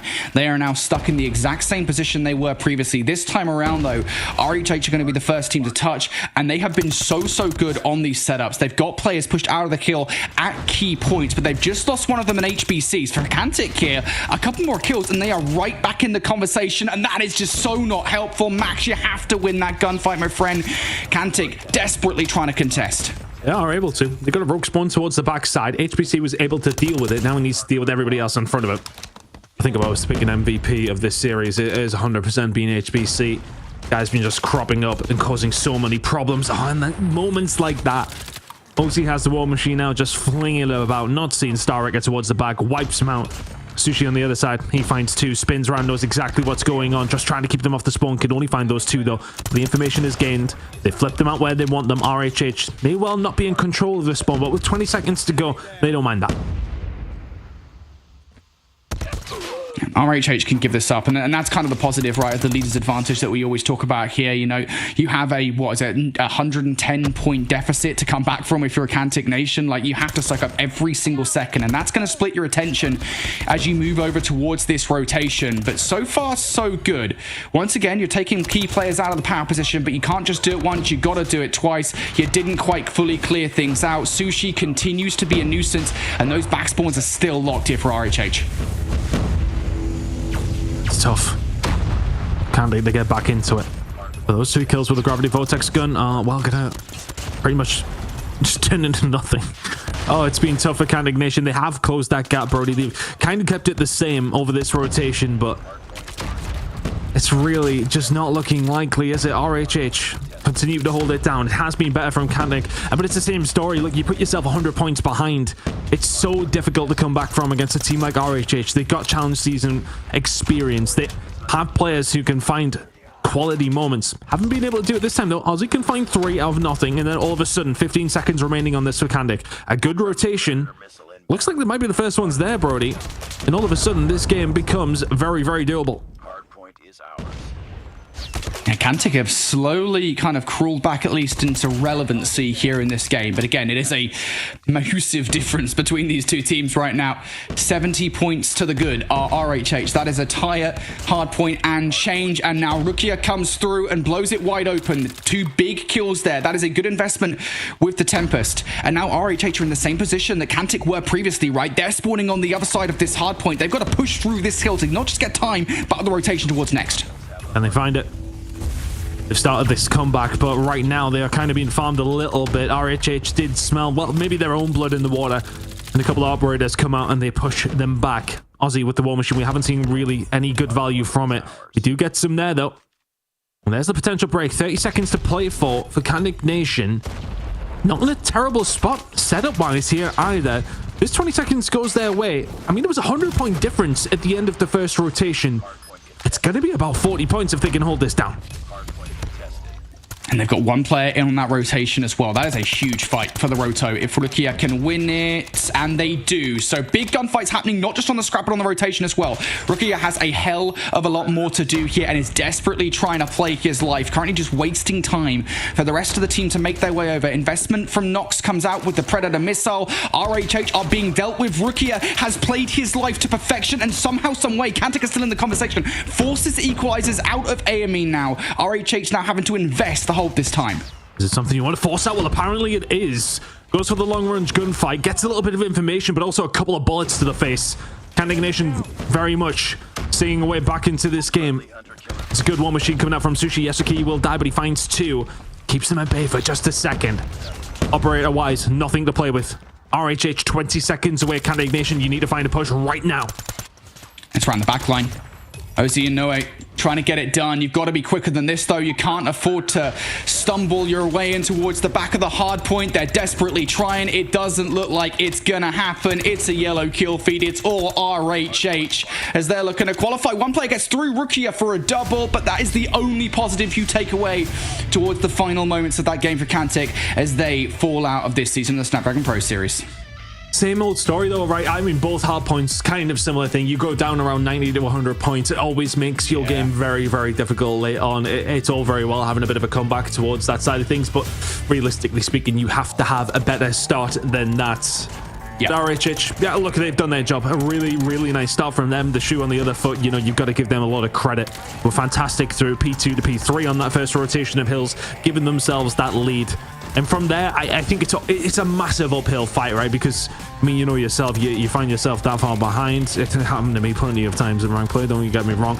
And then it just feels like you've got to fight for everything. You can't just be, okay, we'll give them that 20 seconds of scrap time. You can't do that when the other team have got 190 points. Okay, we'll give them that rotation. Same thing, can't do it. They fought back well, but puts you in such a difficult spot. And you know what, I do think it is the start of the game that was the biggest issue. I mean, obviously, Forehead, right? They went down by about 90 to 100 points or so, but they are going to look back at those first 2 hard points and think, wow, we really did mess up. 2 rotations in which we hit the hard point first. We had spawn control, and we just could not keep RHH out of our faces. And then again, that's something you go back to. You're going to watch the VOD and realize this is where you went wrong. So Cantic end up losing the series. RHH, I think this is what, their 3rd season in a row in SPS. So congrats to them.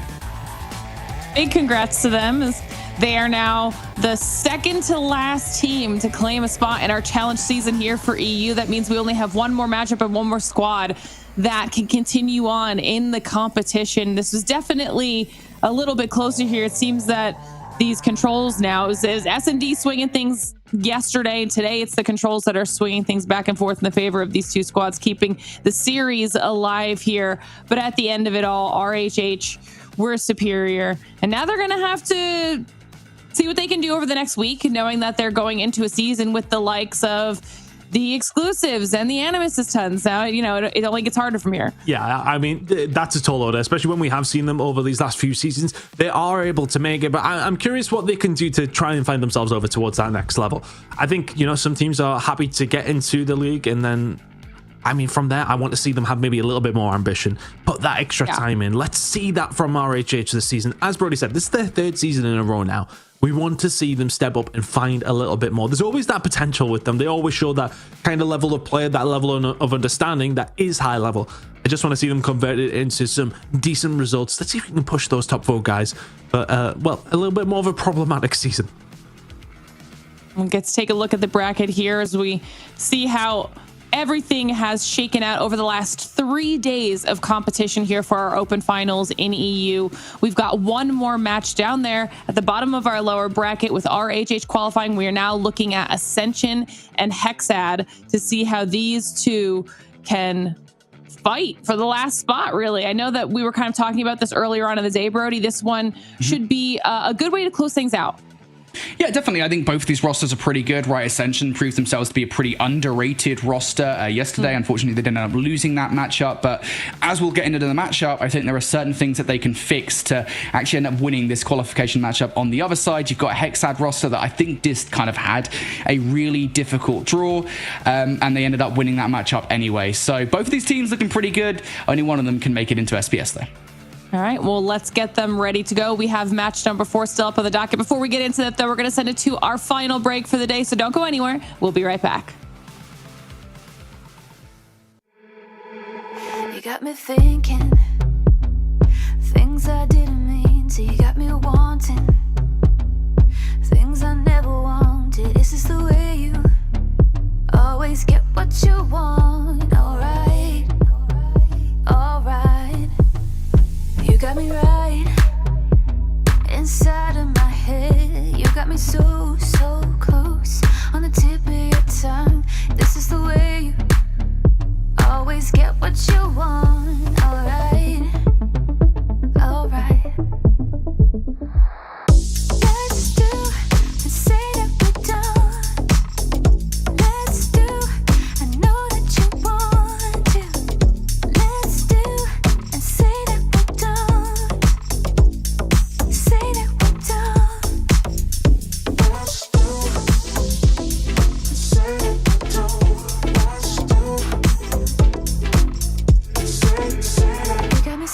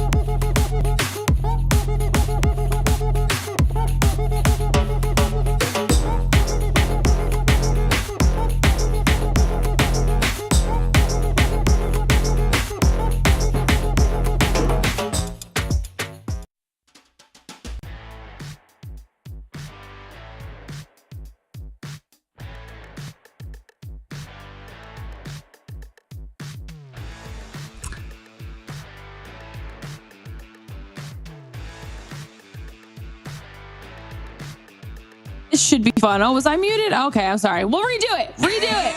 Welcome back. Welcome back to Snapdragon Pro Series, guys. Redo. We're heading into match 4. The boys looked great anyways. They were just smiling and nodding like they could hear exactly what was happening. So that's just teamwork right there. Ascension versus Hexad to close out our open finals here in EU. Let's talk about it here, Tom. This is going to be a fun one. Yeah, it should be. I mean, based on the results that we've seen for both these two teams, Hexad really actually impressed me in the game that they managed to win. They looked solid. Ascension, well, have I seen enough from them to really have a massive opinion on them yet? Not quite, but they drop into a game which is going to be quite difficult based on what we've seen from Hexad.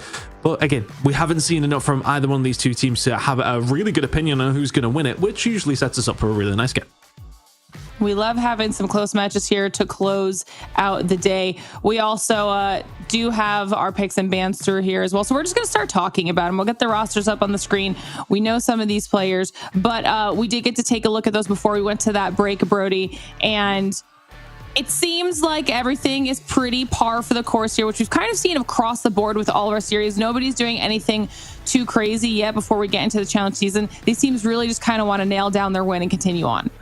Yeah, for some reason, we'll get there in a minute. Takeoff is a map that these teams seem to be picking like tons for whatever reason. You look so sad every time. What the attraction is to Takeoff, but we've got a lot of it apparently for some reason. Yeah, this should be a good one. I was kind of intrigued to see what maps would kind of survive the pick fan for us or whatever, because we had a couple of maps in this map set that were played yesterday. Apocalypse was one of those maps. We saw it, I believe, for Ascension. They ended up losing that map to PBM. Takeoff, of course, was actually like the control that they lost to No Name. Hexad lost to No Name yesterday, right? So a couple of maps that have kind of made their way in from the last series for these guys. Beyond that, though, Summit, Tunisia, Fire and Range there. Like, I don't think we're seeing anything like too creative here for any of these teams. They just want to keep things standard, maps that they know how to play, and as they get through the season, they can kind of try and learn some of the new ones. Yeah, I mean, this is going to be the last opportunity for these squads. So hopefully, at least over the last couple of days, they were scouting each other's gameplay and seeing what they could do here for this last series and trying to gather whatever limited information they have at their disposal, because it's all coming down to this. It could be 3 maps that just stand between them and their spot in the challenge season and moving on to the next stage of the competition, which continues them through the SPS competitive ecosystem for Call of Duty Mobile. So there's a lot on the line here for the last match of the day. Everybody in chat, I hope you are prepared to see how all of this concludes, and let us know your thoughts too. I haven't even gotten a chance to ask you guys at home yet how you're feeling about Ascension versus Hexad. Who do you think is going to be the last team to make their way through and win it here in match number 4? I hope Ton and Brody are ready to go for match number 4. I know we want to just kind of keep all of this action moving. So let's close out our open finals here for EU. Well, here we go. The very final game of the EU Open Finals. I mean, Brody, it's been an absolute blast, to be fair. I mean, yesterday we got to see 4 different teams qualify. We've had some surprises along the way. We've had some, stomps along the way. We've had some close games. And this one kind of does point towards that ladder, right? We think it should be a close game between these two, but sometimes we really don't know. But sometimes that offers up the best games. This is the final spot available in the Snapdragon Pro Series Challenge Group stages for these teams. And is it going to be Ascension? Is it going to be Hexad? We will find out after potentially 5 maps between them. Hardpoint Summit is going to be the one that's kicking things off. I'm leaning Hexad based on just purely, I enjoyed their play. Daytel was incredible for the squad. Bouchon was doing as much as he possibly could. I think I was just impressed with what they brought in their game yesterday, or on Friday, I should say. Ascension, I didn't see enough from them. Natami was solid. Erlang did a job as well, but Skinny and Core are going to need to bring a little bit more to the table, I think, if they want to find the win against Hexad. Yeah, the thing I would say about Ascension, right, is that, you know, it was only a couple of things in their matchup where it felt like, hey, if you fix this issue going into your next matchup, you'll be perfectly fine. The problem is coming in this matchup for me, and obviously we're going in with foregone conclusions already. We're saying, like, Hexad are the better of the two teams, and I think we're both kind of on the same page, at least on paper, that that's the case. The problem is that they lost to PBM. Hexad are, at least on paper again, an entirely different beast. You've got names here that have competed in SPS pretty consistently over the years. General Gore, Bouchon, Daytel, even Fayaz and Majins, but to a lesser extent. So Hexad are going to be a really difficult team to take down. We'll see whether or not some of those adaptations from yesterday will benefit Ascension, though. The thing for me, Tan, I think coming into this one, yesterday we saw them lose key hardpoints, a lot of time on key hardpoints where they generally speaking shouldn't be doing it, like P1 on Hacienda, like P3. On this map right now, that seems to be the case again, because they've just lost 52 points on P1 to Hexad. I mean, Fayaz just found 3 kills. I mean, he shouldn't have found 2 of them. Never mind 3. Disgusting from him, Hexad. Yeah, I'll kind of do into Assumption what you just said. That P1. I mean, as far as some P1s go, it's one of those ones when it comes down to Summit that you can find some decent timeout when you find a nice wipe. But if that is the problem for Ascension, it's definitely coming to the front right now. Hexad in a really good position. Daytel just doing what he does on this team. Go already has 12 kills. Daytel has 9. Bouchon has 9. Everyone pulling their weight right now for Hexad. And Ascension do not seem to have an answer. 20 seconds to go here over towards P2. They've spawned them out. Ascension do have one player over towards the backside. They've got players pushing up Ice as well. But he will get hunted down towards that back spawn point. Alang will find a kill on the rotation over towards P2, but only for 5 seconds. Not going to get it. And the spawns with Hexad confirmed. This is just not the start you wanted if you are Ascension. I love the fundamentals right now from Hexad, right? I mean, you're not just winning the gunfights inside the hard point, but also I think the proactivity to recognize at 20 seconds, like, look, you know, we've just won 3 gunfights. Let's not rest on our laurels here. Let's not fight for this 20 seconds of scrap time. Instead, let's be proactive towards the next hard point. That's exactly what they're doing. Gore now with the Annihilator being the protector of this hard point for a Hexad.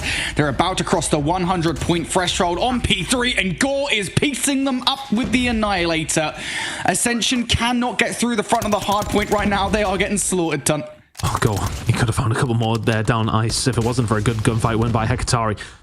He managed to find a way through. Alang can just about get a touch now, but it's getting around to the time where Hexad really want to try and flip Ascension out towards those back spawns for the rotation over towards P3, or P4 I should say. P3 is where we're at, and right now Hexad are making it look very, very easy. Goal already has 24 kills. We're not even at the 4th hill yet. He's already got streaks in the back pocket as well, right? So, like, you now got so much utility off of that.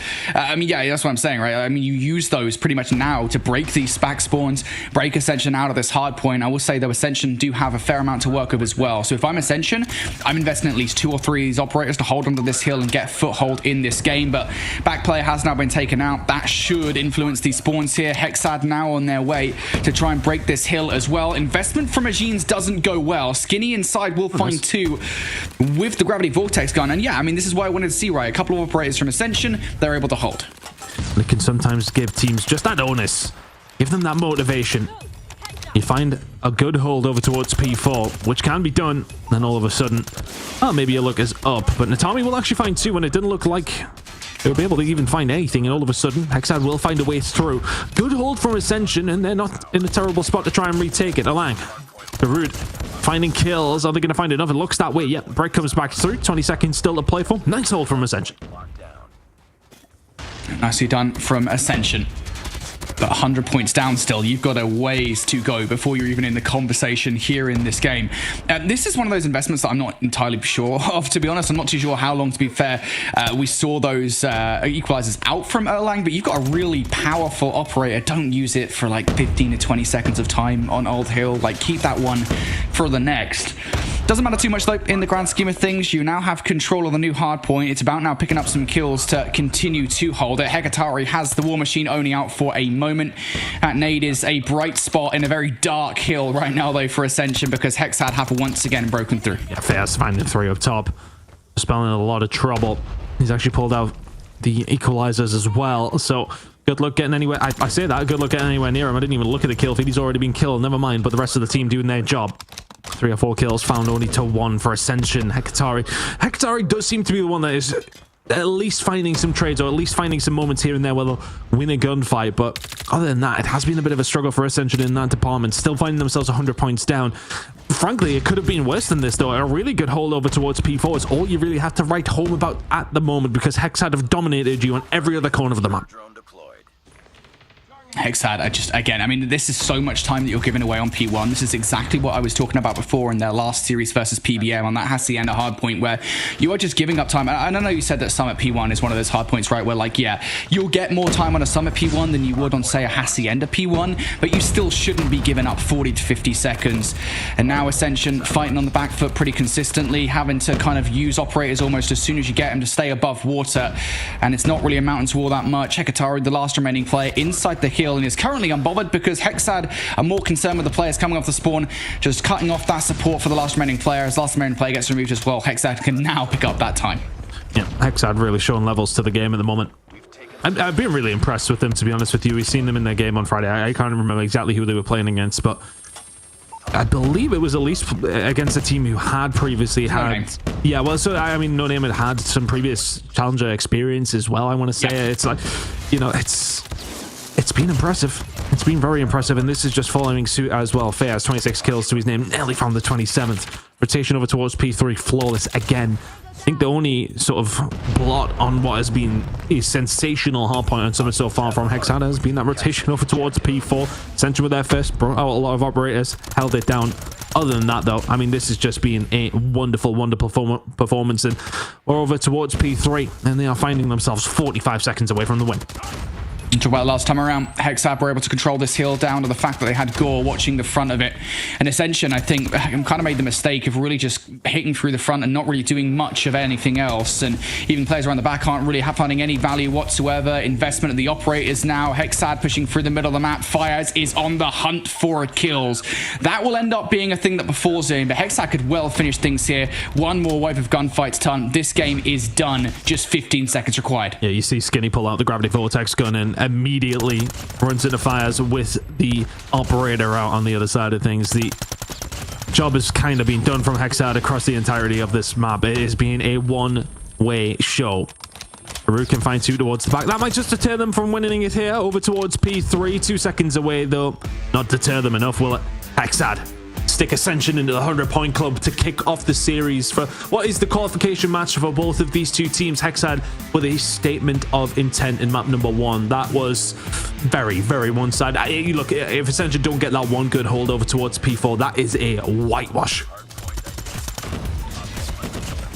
Just again, it's just certain moments where I'm looking at them and they're just not playing as a team, and it's very difficult to, I'll say that much. Like, I think as casters very often we try to find faults with the team that loses, but there's also situations sometimes where you just get outplayed and outslayed by the opposite team that you play, and that is what we just saw there from Hexad, right? I mean, there's not really much that you can do when the players like Gore and Bouchon are constantly slaying out, and it's just so difficult to play against that. The other thing I'll say as well is that, you know, the operators from Hexad were on point pretty much constantly. I can't think of a single time there in that hard point where we saw a operator come out from Hexad and it didn't do something of note. So always making use of their operators, constantly slaying out against Ascension, not giving them an inch to breathe in that matchup. And yeah, just solid performance from Hexad. Those first 2 hard points were perfect. Wonderful work from Hexad. Here's how the scoreboard looked between everybody. That is just utter dominance. Not a single positive player on the side of Ascension, but probably not too surprising considering they only got 91 points. Irrelevant of that, we are moving into map number 2 now. So is this the opportunity for Ascension to maybe find something, or is it just going to be the Hexad job? Based on what we've seen in map number 1, I struggle to say that it could be any different. We've seen Hexad find a really good win on Kurahana, I think, against No Name. I'm just, after you told me who they were playing against, it is very much being reminded in my brain. It is just about there, isn't it? It's correct. It's coming back, but Tunisia wasn't that map. So what are we going to see from them here in map number 2? Yeah, I've got a lot of questions about this, right? I think one thing I do remember from that Search and Destroy victory from Hexad was that their team play was pretty good, right, on the whole. And the rounds that they ended up losing, I think, were down to like an MK2 play. Maybe I'm misforgetting that. We're actually always clutching up, right? Rashly all with the MK2. Yeah, I just looked at the team roster. I was like, yeah, it's definitely the MK2. So Hexad looking pretty good on the team play front, and that's something you desperately need here on Tunisia. How about that for a double chow off the rip, though, from Ascension? Something you're never going to be expecting. Sniping that cross from Gore, doesn't even pick up a single of those players, and that's going to weaken things significantly here. It's going to give Ascension a wealth of options as to how you can play this one, and you can see that by having 3 players on 8, 1 player in the middle of the map, and 1 player by B. They've got a lot of ways to play this. Advantage there for Ascension on the defensive side. Hexad just looking to try and find a pick, right? For Ascension, I actually really like the setup, though. 4 players towards A, 1 over towards B, who can back on down if necessary, but it is slowly, as more time whittles down and more information becomes available for the side of Ascension, is starting to squeeze up. Tatel, though, it's a free kill onto Garud, and that's one of those moments where Garud just needs to back down. You're on defense, you're holding the angle, just back out of the fight. Airline getting aggressive will no doubt get caught. Not before finding one, though, sort of 3 versus 3. Not too bad for the side of Ascension, though, on the defensive side of things. They have left B wide open, though, and Hexad are quite happily going to walk through that door. I don't think Hexar is going to get here in time to stop this bomb plant. So really looking now for post-plant kills. The bomb has been planted. For Ascension, it's all going to be from the defensive spawn side. So the positioning right now of Daytail is going to be somewhat wasted until he can get back into the action. For the moment, Ascension have a 3 versus 2 on site, and they're going to immediately hit Hector. That first blood makes things awkward, but they've not spotted out Bouchon. Not spotted him. Skinny walks through the middle of the site, can find one. Daytail left on his own, trying to run away. Skinny chasing down. Daytail still very weak, turns for the fight, can't find it. Oh, the nade for Skinny I thought was going to cause a little bit of an issue, but will get the defuse coming through. Honestly, for me, that Hexad was set up in a 3 versus 3, and Skinny just walks through double doors into the middle of the site. Maybe not dotting their I's or crossing their T's. Hexad will lose the round, but find themselves still up in the series, of course. But Ascension, a nice start to the search and destroy. Yeah, I really thought for a second that Bouchon was going to ruin their day. Like, straight up, was just like chilling in the corner. Was going to take a couple of players down. Didn't have the trigger discipline to get it done, though. And as you said, Skinny kind of blows everything up there. So, Ascension, now 5 versus 5 headbutt here on towards the A site. Hexad want to get this one done quickly. They've won the initial trades to do it. And Ascension, I mean, they're holding strong here. They've still got 2 players on site. Oh, they did. Magins and Daytail will combine well together, and Katari will be dealt with, go holding the angle. I will say yesterday for Ascension, as we go into a 1-1 scoreline after 2 rounds, it definitely feels like Natami was finding some moments in the search and destroy. Already 3 kills to their name as well. Defend the objectives. So not a terrible spot, not a terrible start. Of course, you want to try and find as many rounds as you can on the defensive side. It definitely has, I want to say, waned a little bit the defensive strength that you want to say that teams have tended to have on this one, but that has not waned in this one at all. I mean, that is brilliant from the Hexad team. They walk onto A, they hold it down, and Hekatari is saying, well, the bloody hell are my teammates gone? Everyone's just been totally overwhelmed inside the site now. Hexad realizing, I think, pretty quickly here that they can just win the gunfights. Hekatari, you got to hit some shots, mate. Please hit at least 1 shot. 3rd time's the charm. That's not going to happen. And yeah, I think Hexad at this stage in the game have kind of realized, like, hey, like, we're just going to be shooting better. That certainly was the case in the hard points. So let's just hit them as fast as humanly possible. And they are going to win those hits 9 out of 10 times. They win that one. 2 offensive rounds stolen away right now. Looking pretty good at Hexad. Nicely done after the opening round from Ascension. It has... Hold it a second. I literally turned away from the screen as I was looking at stats. How on earth has Hekatari found this? Just despicable. That's 4 kills from Hekatari. Give him the ace. Go on, Daytail. Be nice about it. Oh, Natami, you ruined the day, mate. That's a hell of a play from Nekatami, right? I mean, it's sitting there pre-aiming. You don't expect players to line up like that. It's Christmas on the 2nd of March. Defend the objectives. I mean, I'm literally turning over to just see what maps kind of looked okay for Ascension, if there is maybe a route back into the game for them. Admittedly off screen, and there is 3 kills in 1 shot. That's the second one I missed. I missed the one yesterday. I'm just going to keep looking away from my screen. Hekatari, are you going to pull anything off? Is he doing anything? Yeah, apparently he is. 2 kills to his name. Incredible from Hekatari once again. What is going on with Hexad right now? Like, what is this play call, right? You've just removed Hekatari from the site. Yeah, Hekatari's got a kill, mind you. You could have got that B-bomb down pretty confidently. Instead, now you've rotated away towards the A site, which is not the worst thing in the world. The bomb has been planted. But now you're in a 3 versus 4. And the advantage of getting the bomb down is great, but you've got a lot to cover here, and you have to win at least 1 versus 2. That's a good start from Fayaz to win the first gunfight. Now needs to play his life and get the hell away. Skinny can find one on to Fayaz. Good shots from Magins. And Natami now left in an awkward spot. Good job from Hexad. Not over yet. 3-2 now to them. Eventually find themselves another attacking round. Hekatari dealt with. My goodness. Defend the objective. The enemy has the bomb.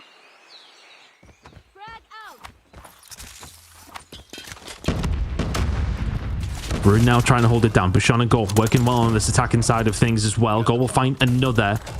Go will find another. What is going on with these sniper plays? Both these two teams locking it in. It's looking like a 4-2 lead for Hexad. I mean, Hekatari is left alive. Does he have a sniper? Because, I mean, hell. He's got a Tundra, mate. You know what? Should I just look away and see if he can do something? Nope, never mind. Yeah. If you're wondering what the hell's going on with these sniper rifles, it's the Tundra. Welcome to a Tundra meta. This thing can do anything. It's the most powerful weapon in the game. You might as well not bother with the USS-9. Honestly, there's just no point. The Tundra is absolutely everything. It is especially prominent on this map, right? When it's just like there's just so many different angles to cover, and for the most part, if you're an experienced team, you know which angles to look at. On the defense here, Hexad now going to have Gore playing the role of Hekatari, and I'm curious to see whether Hekatari is as useful where he has to play a proactive role with that sniper rifle. Because right now, if anybody is going to be the entry player here for Ascension, it is actually probably going to be Hekatari with that snipe.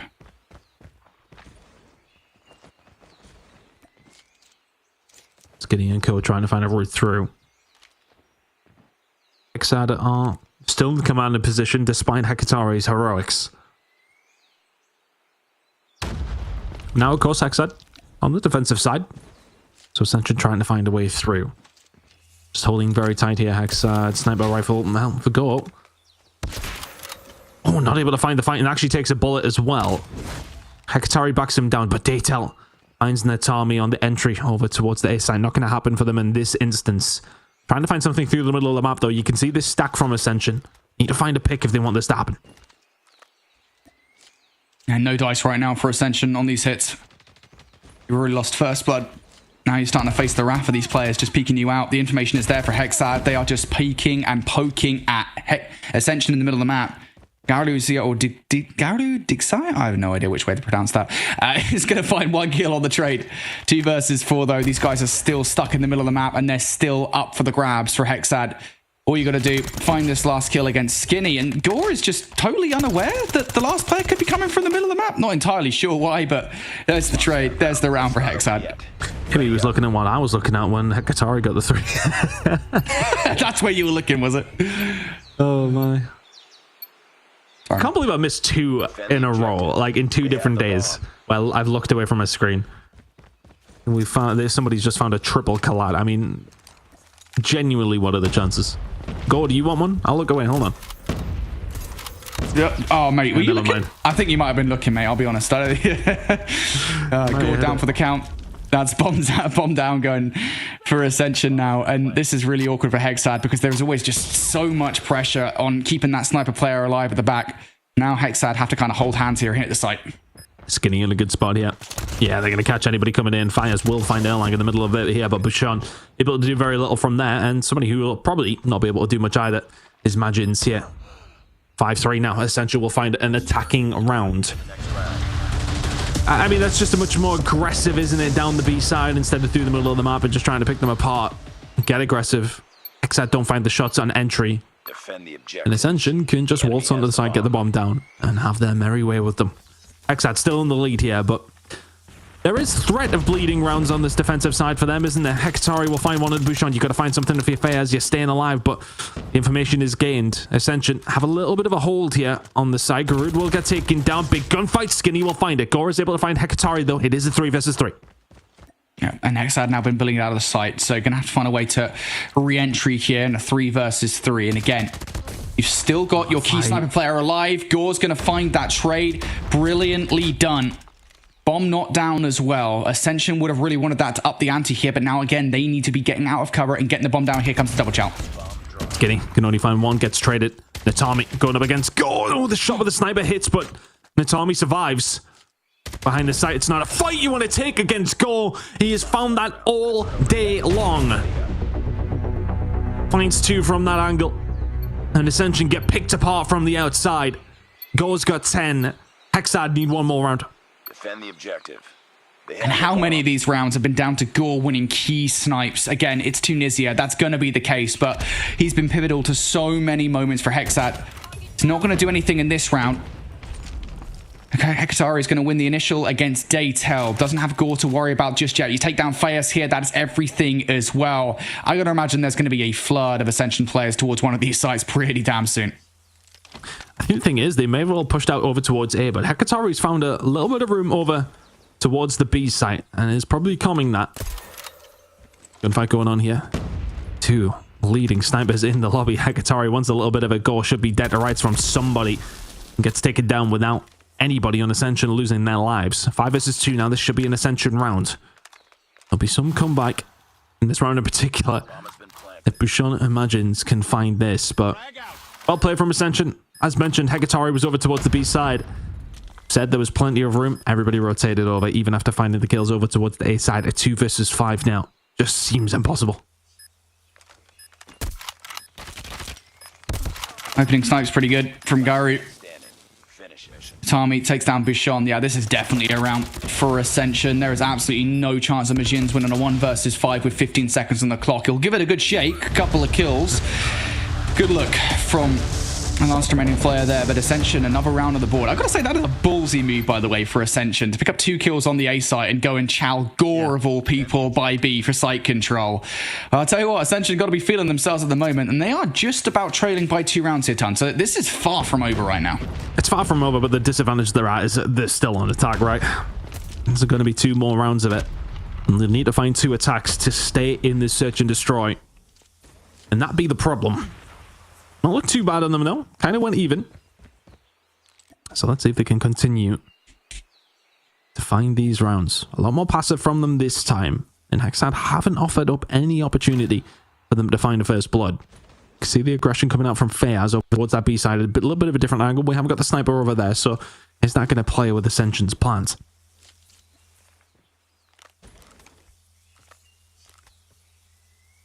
Ascension seems to be wanting to push this through the middle of the map.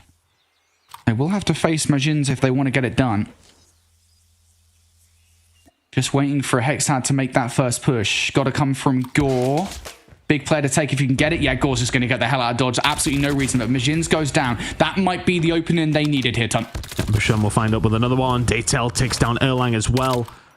And all of a sudden, the Tom left on his own, and that will be that. Hexad eventually get the job done.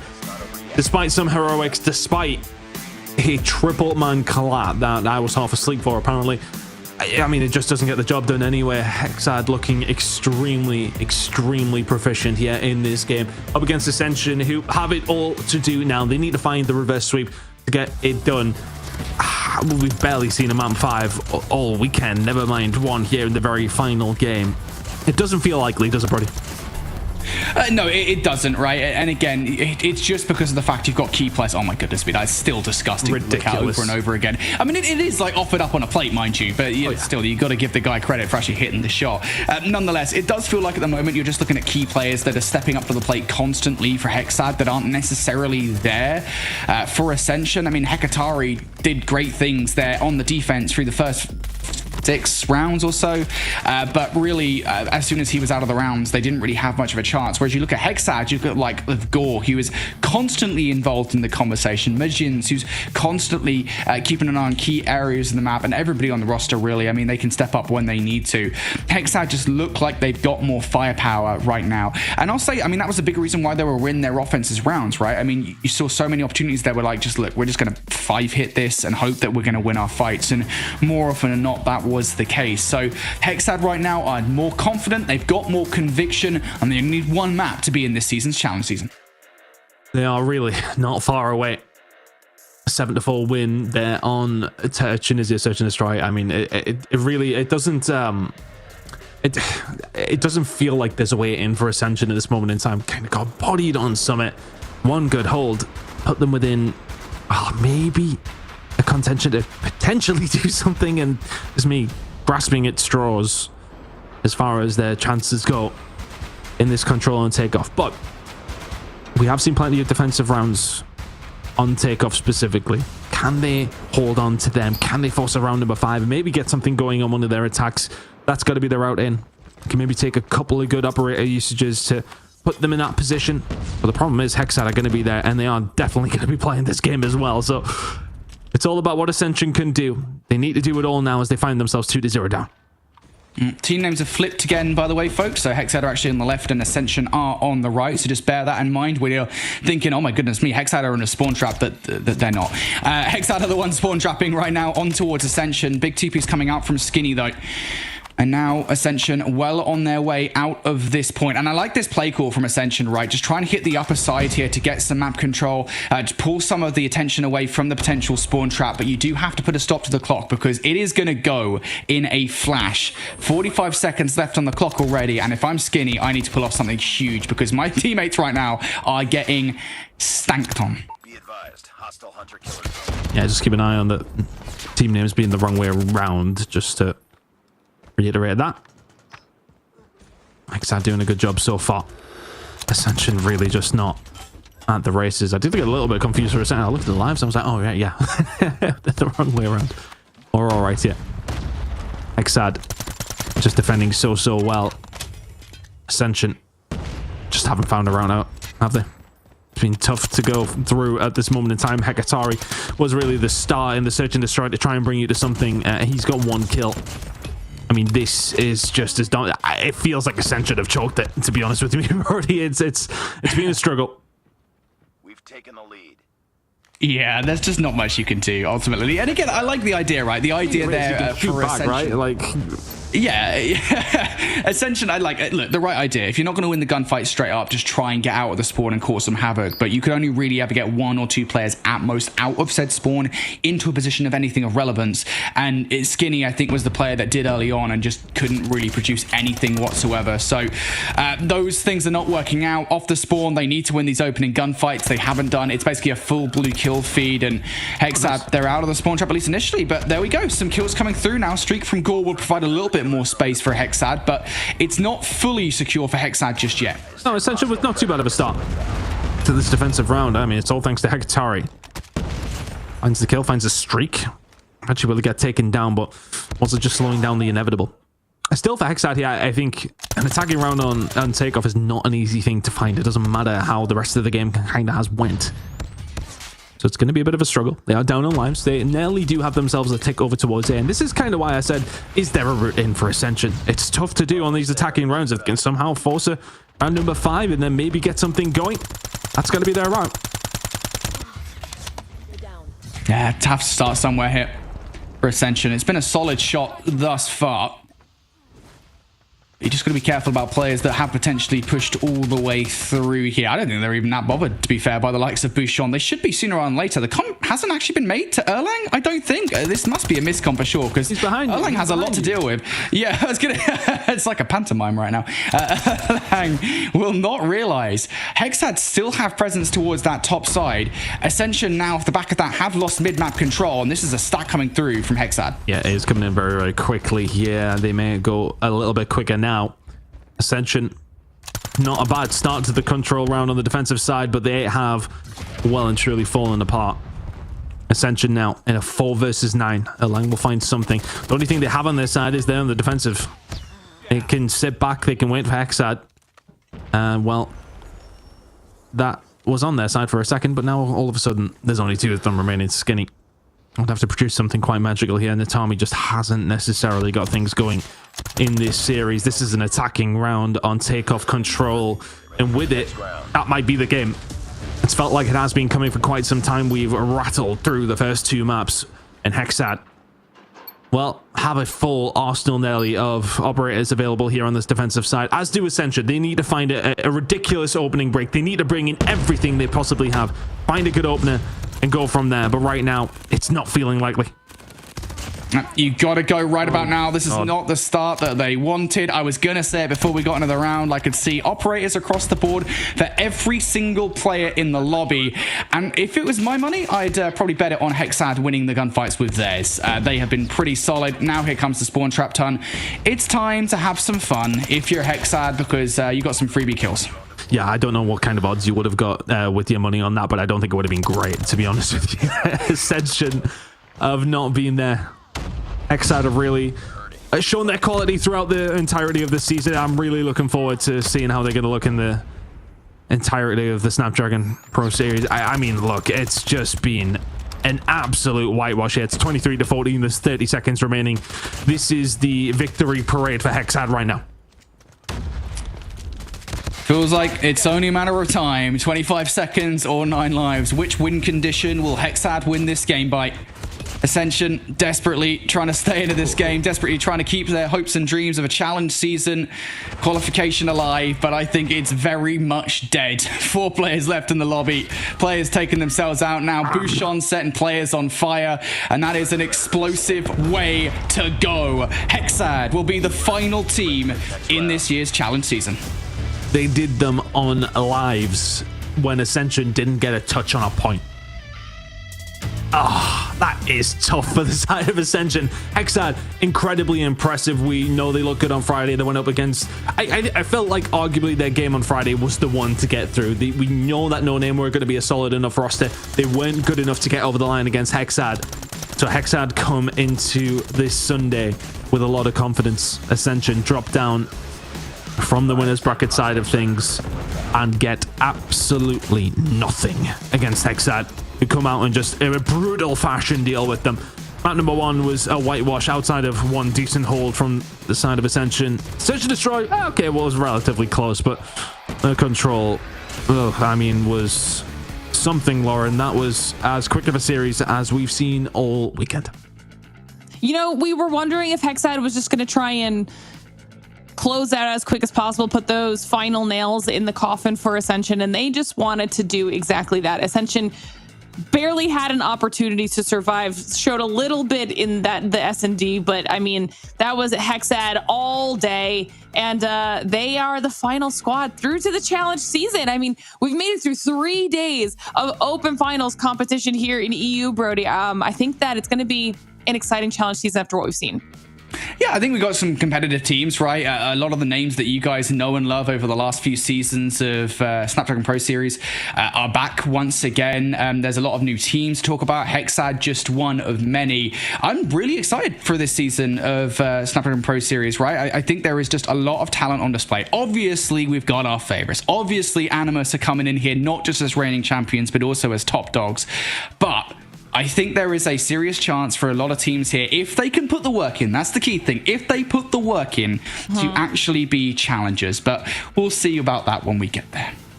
I mean, they've got a week now of time, Ton, whether that's to analyze what happened here this weekend or just kind of continue improving on what was already working here in the open finals for them. So not a ton, but a decent amount to try and implement some changes for the first week of challenge season. Yeah, look, they do have that time. They can refine what has been going well. They can look back on their mistakes. And I think this has been a good opportunity for some teams to kind of look at their maps and what they are working with and how their map feeders are going to really, really look.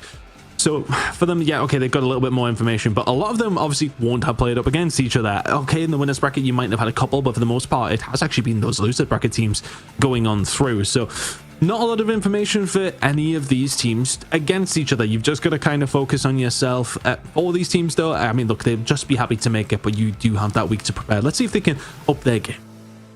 Yeah, we'll take a look at our challenge brackets here for the season now. This will be that first group, and we'll have to see how they are able to fare here when it comes through. At the end, it was our top upper bracket squads and then some of our lower bracket teams here. And they'll be able to play off against each other for a best of 5. And then, of course, that's how they will qualify through to the challenge finals. And then we have our second group bracket as well. It's only 4 squads right there. We have to go into our other 4 out of our top 8. And you'll see once again that things are mixed from the upper bracket with those squads in the lower bracket based off of their seeding, obviously, and how they performed in the open finals. So they will also have those best of 5s and then continue moving on. It will also be double elimination, just like you guys saw here this weekend. So if they do lose in that upper bracket, all of these teams have another opportunity dropping down into that lower bracket to still stay alive and try to qualify through to those challenge finals. The challenge finals, of course, is only the top 4 teams out of the top 8 in the region. So we will be spreading all of that out over the next 4 weeks of our challenge season, and you'll be able to keep up with all of that, whether that's live here on our streams or, of course, on our social media. Brody, now that we know where everyone is going to be seated, are you excited for the challenge season? No. Sorry, mate. No excitement whatsoever. Just That's because we've uninvited you. Oh God. Okay, sorry. Obviously, I'm excited. Come on, what kind of question is that? This is going to be a great season. We got Europe at the end of this season, the end of 2025. They're going to win the whole damn World Championship. Watch it right now. It's going to be exclusive. They're going to make a massive comeback. I'm European now. I don't care anymore. North America. Why is he European, Ton? Well, I'm. It's quite a couple of statements from Brody there. I've been called wildly off guard. I kind of did want to speak on that first group that we got to see there, by the way, because that looks stacked. I mean, Group B to me, I think looks relatively one-sided. I kind of know who's going to be going out of that. I think. Well, sure. In one team at least, anyway. But I mean, the first one though, it looks wild. We have 4 very, very competitive teams in there, so I'm really interested to see how it's going to go down. I'd love to have a discussion around that when we get back here next Sunday to see how things are going to go. But for me, I think one of those groups in particular in that bracket looks extremely competitive. And that's the exciting part about the challenge season. We went from top 16 at the start of this weekend in the region. Now we're down to top 8 in the region. And then those best top 8 are going to be whittled down in half again in order to make it through to the challenge finals. And obviously at the end of it, only one team can claim the trophy and the title of champion in the region. So we've got lots of exciting Call of Duty Mobile around the corner, suffice to say. And Ton's right, we do have some really good matchups to kick everything off based off of where our teams ended up from the seeding here in the open finals. So hopefully you all at home are as excited as we are to get into everything, because after today, everything we keep talking about it, and we're going to keep talking about it as we go through the challenge season, everything only gets harder from here, Brody. So expectations for this region, we constantly set them really high. We want to make sure they meet them this time around. Yeah, it is going to be more difficult. Again, like, this is the key thing. This is something we're going to keep on referring back to as we go through this challenge season, is Europe needs to do better. And I'm not just talking about the teams at the top. The teams at the top, obviously, yeah, we want to see more of those guys. But the teams, joining them, right, the challengers, as it were, we need to see improvements from everybody across the board. I'm pretty confident with what we've seen so far. But, again, need to see improvements, need to see everyone putting the time and the work in. Europe looks like a talented pool of players this time around. Whether or not they can actually deliver on that talent, though, big question to answer. I think everybody will also be keeping their eyes out to see if anybody can figure out both Animus and Exclusive's number. Will there be anybody that can kind of compete up against their ability, or will it only be them facing off against each other? Will we see a similar storyline that we got out of last year's season's done? I mean, it definitely feels like, look, we all know Animus are kind of sitting there as the number 1 team, where we are 100% on that. Exclusive, though, yes, okay, they dropped in the losers bracket. Did I make easy work of that? Absolutely. But for me, I was impressed with the couple of the other teams that we had in there. I think... realistically speaking, Vanquish, doing that to Queens, okay, it looked really, really good. X-Guns impressed me as well in their game, although I'm not 100% sure as far as what we have seen out of other teams, whether or not their competition had been that stiff. Hexcat looked really, really good there. So for me, look, there are teams who could potentially do something, but until you get up against that top opposition, that gap has been pretty significant over the past couple of seasons. Is that still going to be there? I'm not 100% sure, and I would love to be surprised to see if we are going to see some competition for those top 2 teams, especially if we can see some competition up against Animus. That's really what we want to see. We want to see a big fight. For reference, 2 days ago when you made the Hex-clad reference, when we first saw Hex-clad, I also, too, I knew what you were talking about. Brody might not have known. I have absolutely no idea. Is this like a 1980s thing that I don't know about? Excuse me. Okay. Well, it's like... No. How have you not seen? Do you have Instagram? We wouldn't even know that. No, it's fine. I don't have Instagram, actually. That might be why. That might be why, in fairness. I don't know. Is it a TV thing as well? I don't know. I feel like it's been on Instagram solely. Lauren. I don't watch TV. Is that Brody doesn't know much. No, we just have to get Brody on social media like everybody else, and chat should be on our social media, following along for everything that's going on in the Snapdragon Pro Series. But we are done here, okay? That is it here for our Open Finals. It was 3 days long for EU, and at the end of those 3 days, we do have our top 8 teams now set for our challenge season. And after what we saw this weekend, like we've heard the boys discussing, there might be some obvious squads that we are assuming will be at the top, but do not count out the rest of those teams because we saw lots of bright spots all weekend long. And I'm really excited to see what these teams can bring to the table when they have 4 weeks of time to really battle it out with each other across the entire season. And they don't have much time to rest. We've been talking about it, but our challenge season kicks off literally next weekend. So they have to get themselves reset and ready to go to then possibly be one of the best 4 teams that can qualify through to challenge finals. As always, a huge thank you to Snapdragon Elite Gaming and DHL for making this whole thing possible. And a huge thank you to all of you at home for hanging out with us and watching. We'll see you next week when we kick off the challenge season.